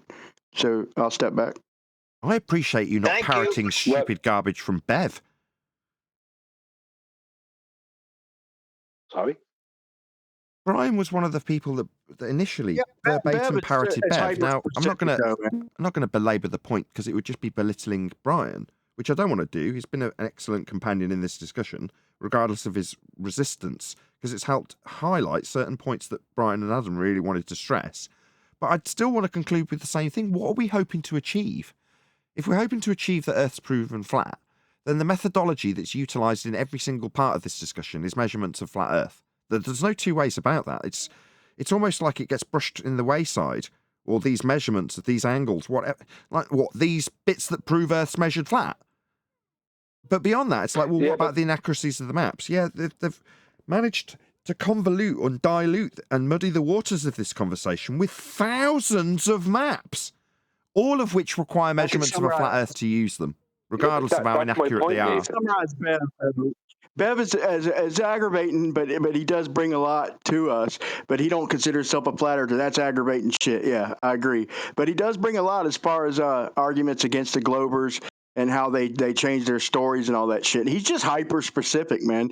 And he had already that thing about the angles was meant to be mathematical. where you, as far as just an angle, you can't do nothing mathematically, and he raised that against Ruhif. So hopefully I can squash some of the things they're taking there. That was what I was going to ask. How is he hyperspecific when he says the Earth's not flat? We've measured it, but he's used straight lines and flat level straight datums from which the elevation is measured off, and then from that the water datums are. Thank you. From that, the water level is then ignored in favor of the terrain, which nobody argues about. Where's the hyperspecificity in that argument there? No, it's almost like it's almost like he's here to brace against someone pointing out how flat it's measured, really, isn't it? It's almost like he's specifically in place to say it's not measured flat when we show how it's measured flat. It's weird, that, isn't it? Exactly, Nathan. Exactly. It's even more weird when he doesn't acknowledge that no one argues that the terrain isn't anything. No one argues about the terrain. It's weird that he doesn't Should we go that. get Bev? Should we go get Bev so he can defend himself? No, I was congratulating Brian in Discord. Go and get Bev. Hold on. I was congratulating Brian. Sports aren't violence. I thought it was a very interesting conversation when Nathan. Thanks for your colour commentary while the conversation continues. I was congratulating Brian in Discord for his relinquishment of verbatim quotes from Bev that make everyone look stupid. I'm saying I'm glad you've moved away from that. That was what I was actually doing, as opposed to involving Bev with his stupid comments that have been quoted verbatim, much to the humiliation of people who parrot him. Well, yeah, Earth's not flat because the hills and valleys is really... Oh, go ahead, Brian. Yeah, but 1 second. When Bev is referencing measurements, he's purely focusing on surveying. And as I said the last time I was on, surveying deal with 3 dimensions, right? The length, breadth, and depth. Whereas when it comes to celestial navigation and aerospace, they're only dealing with length and breadth. They're not dealing with depth, because they're not dealing with elevation changes. So when Bev speaks about measurements, he's only speaking about them from a surveying point of view, which will be elevation changes. Now, Bev was okay when I said to him, I said, Bev was there, and I said, there's no better, more correct way to describe the Earth than flat. Flat is just a description. If there's a better description than flat, more basic, more simple description than flat, that I could give to the Earth and to my kitchen table and to my floor, then I'm open to suggestions. But if there isn't, there isn't. But when Bev is being specific, he's specifically focusing on measurements in 3 dimensions. Whereas we've been focusing on measurements in 2 dimensions. When I say us, I mean flat Earth debates. I think it's more accurate to say that Bev when we're talking about Earth being... Go ahead, I think Riley. it's more accurate to say that Bev focuses not on the surveying. I think it's more accurate to say that he focuses on the terrain, the land, which nobody else argues with. Nobody makes any statements about it. Nobody says anything. But he ignores the point that everyone always talks about, and it's whether the water is curving or straight or not. He's making a straw man up that nobody disputes with, and that's the bit that I just find disingenuous. Yeah, when we talk about Earth being flat... videos showing that water is horizontal. Jesus Christ. Sorry, yeah, go ahead, Jeremy. Go ahead, Jeremy. When we talk about Earth being flat, we're talking about the whole piece that we're on. You know what I mean? Not elevation changes in hills and valleys. We know that's a thing. We're talking about the whole part we're on is flat, meaning the elevation profile. It's not curving like they have on a ball or curving like they would have on concave Earth. It's just a flat horizontal elevation profile. That's it. Just like Google Earth shows, just a flat elevation profile. That's it. Yeah, that shit so makes us look stupid when people come in. Hold on, real quick, Riley. It makes us look stupid when people come in and say it's not flat because there's hills and valleys. Agreed. The vertical datum that Bev refers to is in reference to the horizontal datum, which is mean sea level.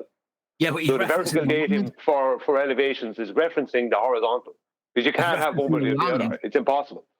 He's referencing the land when he's talking about anything to do with elevation and how he's measured it not flat. He's talking about the land, the terrain. Again, no one argues that. No, everybody agrees that we've got hills and valleys. That's not the contentious issue. The issue that Bev ignores, that everyone argues about, is when you've got the shoreline at, say, I don't know, southwest England, and you've got the shoreline in New York, and then you've got the big ocean in between. Is that datum point that we reference as sea level, is that a curve or is that a straight line? That's the bit he ignores because nobody argues about terrain. But that's his whole shtick. His whole shtick is the Earth's not flat. We've measured it. Yeah, so what? No one makes that point. Deal with the water. Disingenuous. People make this but the vertical, but even with the datum, it's in reference to that baseline. I mean, because like I say, what we do as general contractors, we know that there's a difference between a flat surface and an even surface. I actually had that conversation with him yesterday. I said it's a difference between a flat surface and an even surface. An even surface is usually an even platform with no craters, no hills, no mountains, nothing built upon that even surface. So we measured that as an even surface. But in order for us to get an accurate measurement, we need that baseline. We need a horizontal baseline for get any type of measurements, not only just degree angles, any type of elevation angles, any type of measurements, period. We need a horizontal baseline. Now, usually as general contractors, if we building a house, say we build a house on some type of hill, we have to find a flat surface to build that house upon, especially if we building a house with a basement. Now, that flat surface is just flat. Flat surface means that we can measure it from a horizontal baseline. It doesn't matter whether that flat surface have craters, it can have a slight slope, it can have, long as we can measure it through with a horizontal baseline, long as that baseline horizontal when it's not curving or anything like that, or it's on a hill or something like that, it doesn't matter, long as we can measure it horizontally. So now, if you say that that same surface is even, that same surface is even, that means there's no craters, there is no hills on it, there is nothing on it, there is nothing being built on it or anything. That's an even surface, and usually you have to build an even platform. So nobody's making the claim that the Earth is even, that we could see all the way across the whole entire Earth. Nobody's making that claim. We're saying that the Earth is flat, so there is craters, there is mountains, there is slight slopes, there is hills. We're saying that it's flat. We're saying that it's not curvature. The flat Earth argument is to debunk the curvature that we need the horizontal baseline to get elevation angles off of it. We need the horizontal baseline to do any type of measurement upon this Earth. So that is the argument, not it's craters and it's slopes and things of that nature. That's just kind of crazy. Doesn't the word planar just take care of that whole issue? Not really. You don't say it's flat, you say it's planar. Beth conflates the word smooth with the word level, flat, horizontal. He thinks that because people say the Earth's flat, he thinks that we use the word flat and smooth as similes, but nobody does that. Right, but the word is even. Also, there's no craters. There's nothing with the Earth. That's crazy. You don't get that nowhere. Nobody refers to that like that. Nobody refers to flat like that. But that's the argument that Bev's debunking when he says, the Earth's not flat, we've measured it. Well, nobody makes that argument, Bev. Yet you keep saying it as though it's a debunk, but no, it's a debunk that nobody makes. I actually have heard people make this argument before. Trolls used to come in at 24/7 back in the day, years ago. Trolls would come in and make that same argument. It's not flat, there's elevation changes. I think that's just people like Dawn Treader and PMARS. But there's a problem. There's a category error here. Flat is a description. It's not a measurement. It's a description. Right? Horizontal is described as flat. Vertical is described as flat. Right? But they're described as. A circle is described as flat. A triangle is described as flat.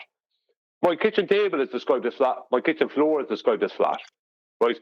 Flat is only a description. It's not a measurement. So when you start going into the realm of measurement and talking about flat, you're in a category error. The only way to debunk it's a description of the surface. It's just describing. It's describing what do you need. It's describing what do you need in order for you to get that measurement. It's just a description of the surface. Yeah, that's all flat is. Yeah. The only way to debunk the description, if I describe the Earth as flat, the only way to debunk that is to show a consistent shape to the Earth. No. A consistent shape, which would be a sphere or something else. You would have to have a consistent three-dimensional if shape. Adam doesn't pipe in over I'm here. sick of this. All Hold you've on, got to do- Brian, Yeah, and and G+. Hold I'm on, trying to Brian. get in Just one sec. Adam, Oh, I'm sorry. go ahead, shut up. because, I'm going to object if you don't. Go ahead. Adam, Thanks. Yeah, I just wanted to say, like, those surfaces that you took to describe talking about your floor and stuff, those are actually level, and they use a tool called a level to make sure that those surfaces are in fact level. Thanks. Horizontal, rise over run. Everything that's built is used rise over run. You can get an elevation like that, and that will absolutely not work on a sphere. Can I ask what exactly is the conversation about at this moment? Are we just describing like the difference between Bro, level the and ball's dead, horizontal? man. What are we even doing here? Yeah, what we're I mean, describing that's for sure. is how it's been described quite nicely by Tony, and then I'm not sure it was in G Plus said this is what the trolls used to come in. Yeah, this is Bev's shtick because it's all over with. People want a little niche of their own, don't they? But fundamentally, this is the most backwards conversation you keep hearing. All I can ask is for Mr. Chocolate saying to hit them with the wall, please. I'll pretend to know. You're arguing over the word. What are we talking flat about? when you're all actually agreeing with each other. It's a really weird conversation to have to listen to. People try to make a point where you're agreeing to each other's point because the only person that objects is somebody who's trying to make a name for himself with a point that is really an English use of the word English, whether we use adjectives maybe now. well, I don't. Maybe I lost it. Below any level that this forum should be discussing. Yeah, I'm kind of new to the discussion. Are you bitching and moaning, or are you complimenting us? I'm confused. I don't think he's trying to make a name for himself. I think he's trying to avoid having a name. You're bitching and moaning and complimenting us. Oh, we appreciate that. What it is, and there's guys that maybe need to have some learning. But as I'm saying, this is not a flat Earth question. It's an English language comprehension issue. And the surveyor's making the point that's had the argument with Bev. Like I say, this is not a flat Earth debate thing. This is an English language thing. So they're having a pedantic discussion, basically. Yes, between it is. Yes, that's correct. Absolutely, it's pedantic. It is pure semantics. That's annoying. Well, no, it isn't. It isn't. I mean, Brian is correct when he says that you're in a category error. Strictly speaking, there is a colloquialism being used when I say Earth is measured flat, and Brian's right. When you get down to this level, I'll concede it. I can't remember when we were. I think it happened last time we were in this server. It might have even been Bev that did it because he didn't recognise that we'd already had this discussion. Now, you guys who are probably listening in now appreciate that this discussion's been had multiple times, and you can concede a point, but still labour the validity of Earth being measured flat, which it factually is. But if you get into the nitty-gritty of the colloquialism, I think the word would be, would I concede to Brian that he could categorise it as he has done, and therefore say, well, this strictly doesn't define how a measurement would operate in the strictest of terms. Therefore, I can pedantically call this a category error and be correct. Yeah, it would be. So, doesn't change how Earth's measured and described. And when we reference it flat, we're going to be measuring it flat. Oh, what's that? You don't like that? How that rolls off the tongue? Yeah. Raise your objections and I'll listen. And if they're correct, it takes 20 minutes to get there. We'll concede it. No worries. It's just avoiding the label, like, so who cares? You know what I mean? Yeah. Like, let him pussyfoot around saying what he has to say. Well, we could just if he correct doesn't want him to be and say, labeled a flat let's earther, use the word who cares? datum instead, because the word datum is a horizontal plane, a horizontal line, and not curve. Whatever word you want to use it, the datum is which relief is all measured from, and no one denies the relief. So instead of using words like straight, level, flat, whatever, smooth, let's just use the word datum, and then there's no argument, there's no confusion. Then nobody can dispute that there's a datum point that is a straight line. Yeah, that's what datums are. They use datums, right? And then they transform them into whatever type of ellipsoid or whatever, or geo that they want. This is where it is. Okay. So if you have one word to describe the overall, way we observe the Earth. What would be a fantastic word to describe that then? Ether. Flat. Flat. I like You'd flat only and have to be a stationary. pedantic retard to challenge it. And all you'd be doing in challenging it is showing your lack of ability to comprehend how other human beings communicate, wouldn't So you? what's the question? Are you talking to me? Yeah, but there are people Not though that will specific, argue Adam. that waves will make the water not flat. I've That's heard how that argument. pedantic it'll end up getting. Exactly exemplified. You'd have to be a pedantic retard and trying to make an own point and ignore the well-understood point that the person you're conversing with has already made for you to just ego fluff yourself on that pedantic point as if it means anything to anybody other than fluffing your own ego. It's a meniscus. Maybe at the end of the day, what he's just trying to say is you can tell it's not flat from how flat it is. Oh, dude, I think it's a really good question. I think I heard the first part of it that Nathan was going to say. If you could just let all the things go, what was it? Yeah, just let it all go, bro. Let the ether go. Just let it flow. I'm not asking you. I'm asking Nathan. What do you guys think about the ether? Honestly, You're a question that he's getting ready to ask. Again, I'm kind of to do with the shape of the Earth. He brings arguments we can't bring as flat earthers, bro. He's bringing talking to Blue, and there's calling him flat earther. He's like, I'm not a flat earther. So he's not picking a model. So just for example, yesterday's stream he had, this guy's got a written up proof for a globe where he's showing Euclidean triangles and how they don't work, putting flat earth on it, and then trying to use Euclidean geometry to disprove it, bro. He makes a mockery out of them. Yeah, exactly. They're using measurements of a flat earth to disprove a flat earth. It's pathetic. So can I actually can I ask a question real quick? Because I'm kind of new to these conversations in Discord. It's been like a couple Who's months. speaking? What's your name? Beasticles. How's it going? Peter, if you will. Beasticles is your screen name, right? I can't find you. Yes. On the bottom. It's weird lettering. But anyway, so I've been noticing this I guess you would call a schism between the flat earth community between three different ideas put forth, right? Upward moving earth from Dell's side, the ether from Wittit's side, and then just flat and stationary, I guess, just base, what you could prove, etc. What do you guys think about the ether? Because I've been learning about it more and more so about Dayton Miller and Mickelson Morley, Mickelson Gale, etc. It's pretty interesting.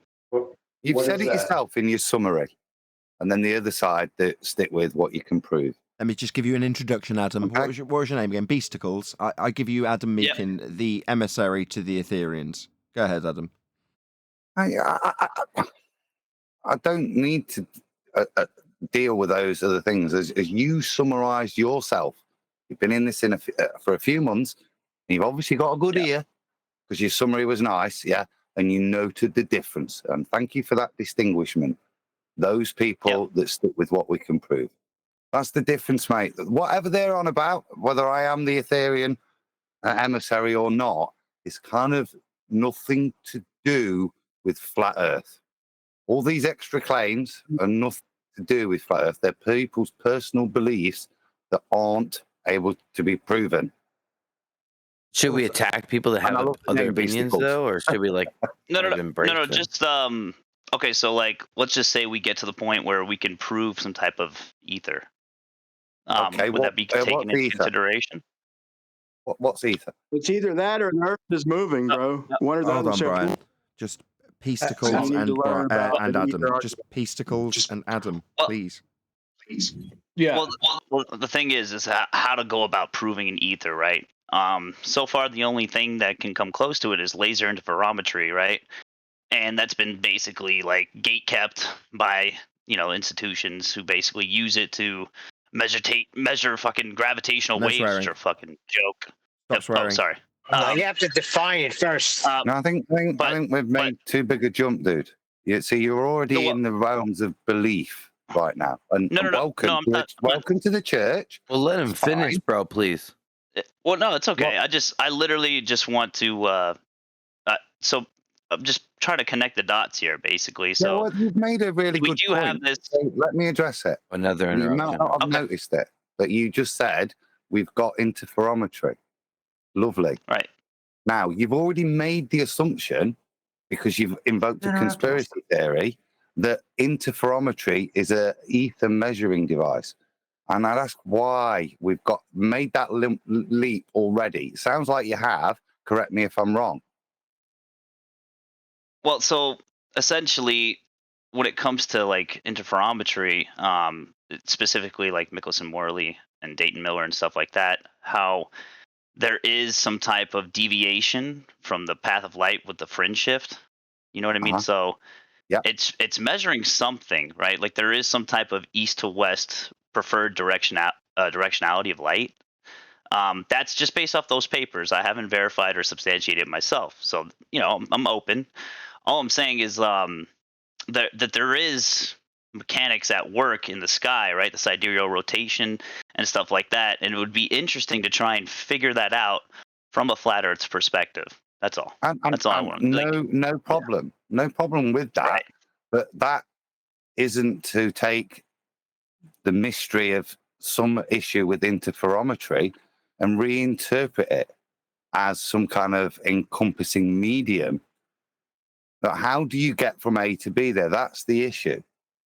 That there's an encompassing medium, right? No, you can build a lot of different correlations. Yeah, I can see. Yeah. I've been hearing the arguments over the past couple months, and I'm starting to lean more towards some type of etheric medium that everything is, surrounded by. I mean, even Newton had a couple theories about it, like in this unpublished manuscript of like the vegetation of metals and stuff, where he talked about how there's this gravity is like this etheric breath being like coming top down essentially, and it's very thin and tenuous, yet it permeates everything. This is just what I've been said. It's an absurd. Summarizing. That's the force. It permeates everything. Right. Yeah. Beastie, can you describe this preferred direction of the ether as you understand it? Because that's not really what the Michelson Morley and Michelson Gale Pierce had described. It's kind of irrelevant. Someone please define ether. Neil, just give me a second. I know it's only if there is ether that light has to propagate through, then the Michelson Morley tests or any kind of interferometry test would then not detect some preferred direction, but there would be a velocity through it in a preferred direction, and that would be a timing issue with the length or the speed of the light going through the two arms of the device. So I want to just get your understanding, Beasley, on that. If we're not measuring ether, what are we measuring, Zanuck? If it ain't ether, what else could it be? Sorry, what are we measuring? Well, they say instrumental error. That's the problem I have with it. That you can just throw out. Sorry, just stop a second. Just one sec. What are we observing in the first instance to be happening that we're studying? So, according to the Michelson-Morley experiment, they were expecting deviation from the path of light for it was 30 30 kilometers a second, essentially, to basically match the it was basically to measure Earth orbiting around the sun, essentially. Sorry, just one second. No. Sorry, just to be clear, my question was, what do we observe to be occurring? Let's try that once more. What do we occur to be observing in nature? What's happening that we are studying? And then he went on to describe something that occurred in a man-made instrument. So first, diffraction. I'm speaking to the guy called Peasticles, whoever's interrupting. Thank you. Try that once. Yeah. No, I get the question. Hold on. No, I understand the question. You're basically saying that the laser interferometer is not a natural phenomenon that we're observing to try and manipulate the independent variable. That's not what I said. No, that's not what I said. What I said was, what are we observing to be occurring in the first place? Didn't say anything about what it wasn't. I asked you what we're observing in the first instance. What are we observing and going, I wonder why that happened? What are we looking at? Basically just looking at a laser that's being split. That's man-made. Stop. Second time's a charm. Stop. Right. Stop. Okay. Stop. All right. I'll go slower. In nature, What are we observing to occur? Answer laser. No, wrong. Not occurring in nature. I'm not stumbling over lasers in nature. Do you want to start again and answer my question that I've asked 3 times? In nature, though, yeah? I haven't got an answer, so I'm going to reiterate the question because I'm getting an answer that doesn't answer the question. So I'm going to reiterate it whether you like it or not. In nature, what are we observing? Third interruption, because this has obviously got an answer that requires a man-made device to be described as the phenomena. Yes, it seems so. What are we observing in nature is my question. Fair question. It's a good question. Can I just come back to? I appreciate we know we've got no science here. We know we've not got an experiment. So what we're looking at is this fringe pattern. Yeah, lovely, and that exists. That we can see that in reality. Yeah, whether it's a fault in the device, whatever. How do we make a jump from this to infer it meaning something that we've got no experience of and can't even demonstrate? The only thing we can do is try to create a story around a result we don't understand. Now, there are many stories that we could create around a result that we don't understand. Why, to you, do you think this one has credence? Or is it just because the word ether has no meaning that we just use it as an encompassing thing like dark energy, dark matter, as almost an admission of something that we don't know, but we feel it could be there? But no, it's not even about answer, please. Yeah, it's not even. No, I totally agree with your sentiment about, what can we actually prove instead of inferring or making giant leaps to create a story that, makes us feel comfortable in terms of like an explanation about how things work, especially with the sky. The problem I have is stopping at flat Earth. That's my problem. Like, I want to be able to explain certain phenomenon that we see in the sky, and I know it's fucking it's almost impossible, right? Because we're not actually there to, But I do want to at least try.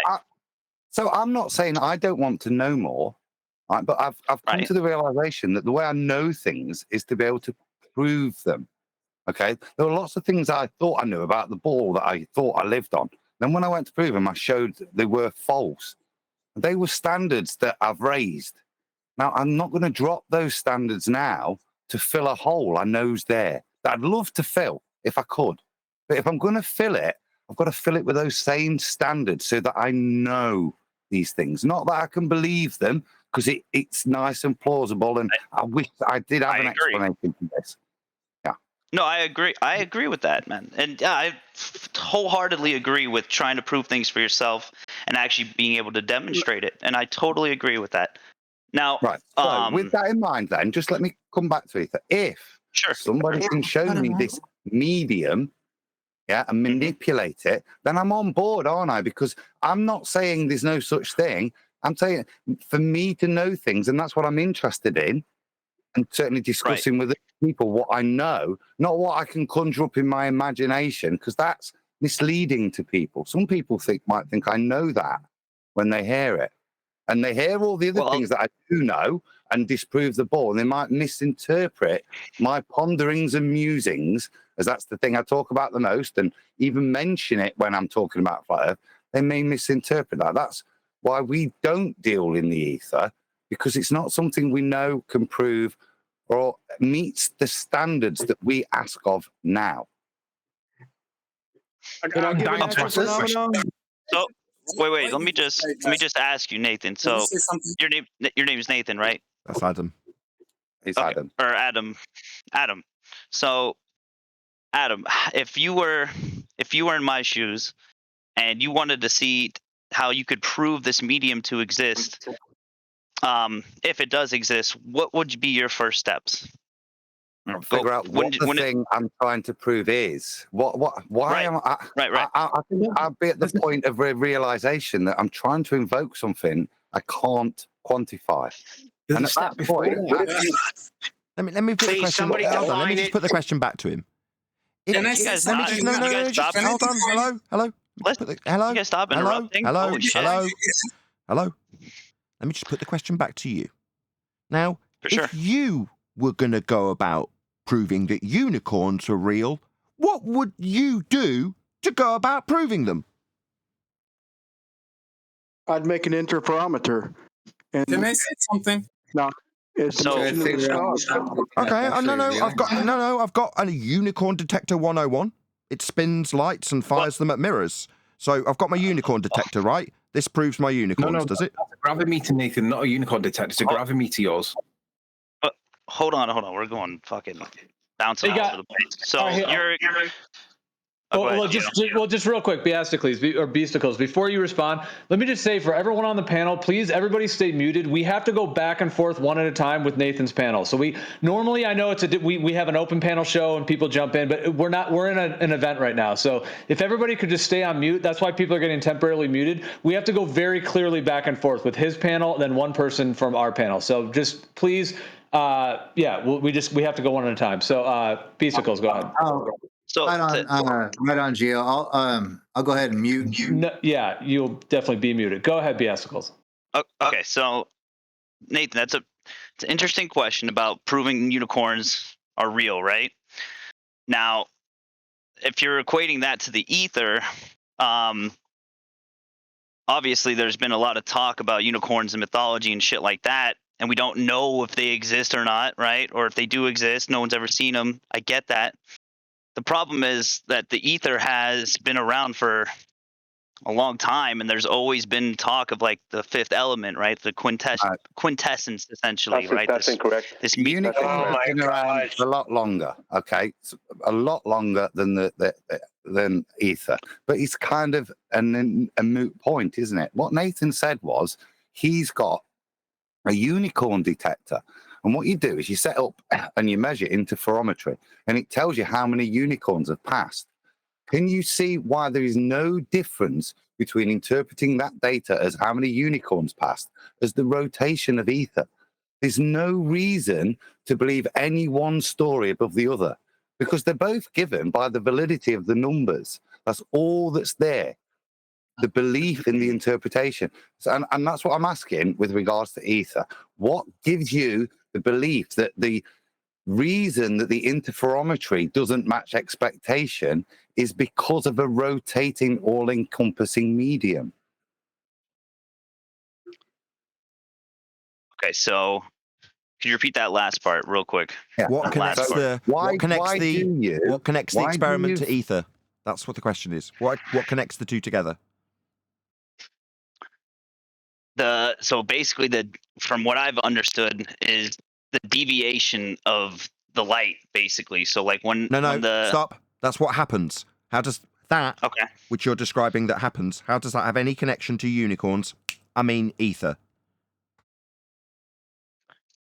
Well, it doesn't. I don't know. It does not. I don't know. It doesn't. It doesn't. It's pure fiat. It's just your inference. You've just decided to arbitrarily ascribe it. What are you ascribing? Well, we don't know because no one can define it, and it doesn't exist. It's like unicorns. But we can arbitrarily ascribe that to this interferometry and then say that it proves it, even though it doesn't, and there's no connection whatsoever. Please, let me ask a question. Regardless of whether ether exists or not, and let's just agree that it does or it doesn't for the sake of discussion. What does it have to do with the shape of the Earth? Nothing. Well, if it's got weight, it might be pushing things. No, it's the answer for gravity. It's the answer for gravity. But what's it got to do with the shape of the Earth? No, it wasn't. Listen, what he said earlier was, Beasticles, he said, look, I'm still curious. I want to know how the world works. I mean, you've had a lot taken away, and I agreed with him, yeah?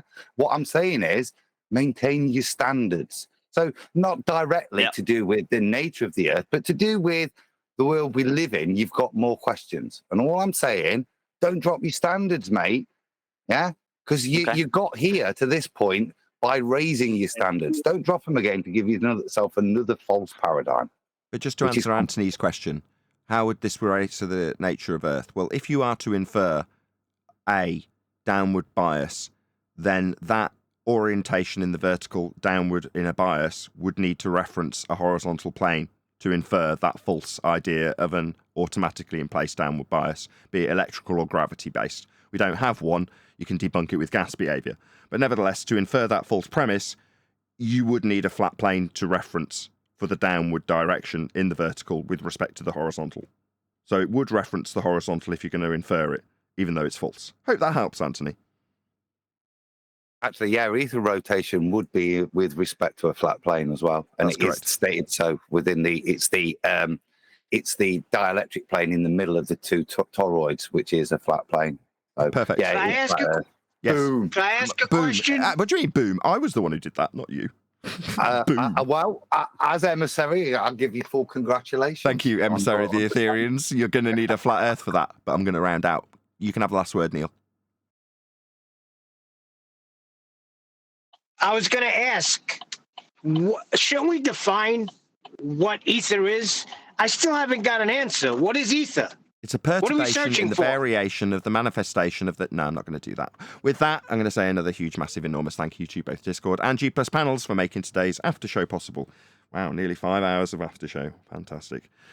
Also, of course, a massive thank you to all of you in either Nathan Oakley 1980 or Nathan Oakley Premiering streams for hopefully smashing the super chat, liking, commenting, sharing, subscribing, joining as a Nathan Oakley 1980 channel member, and all that good stuff. I've been Nathan Oakley, and I will see you all in the next video.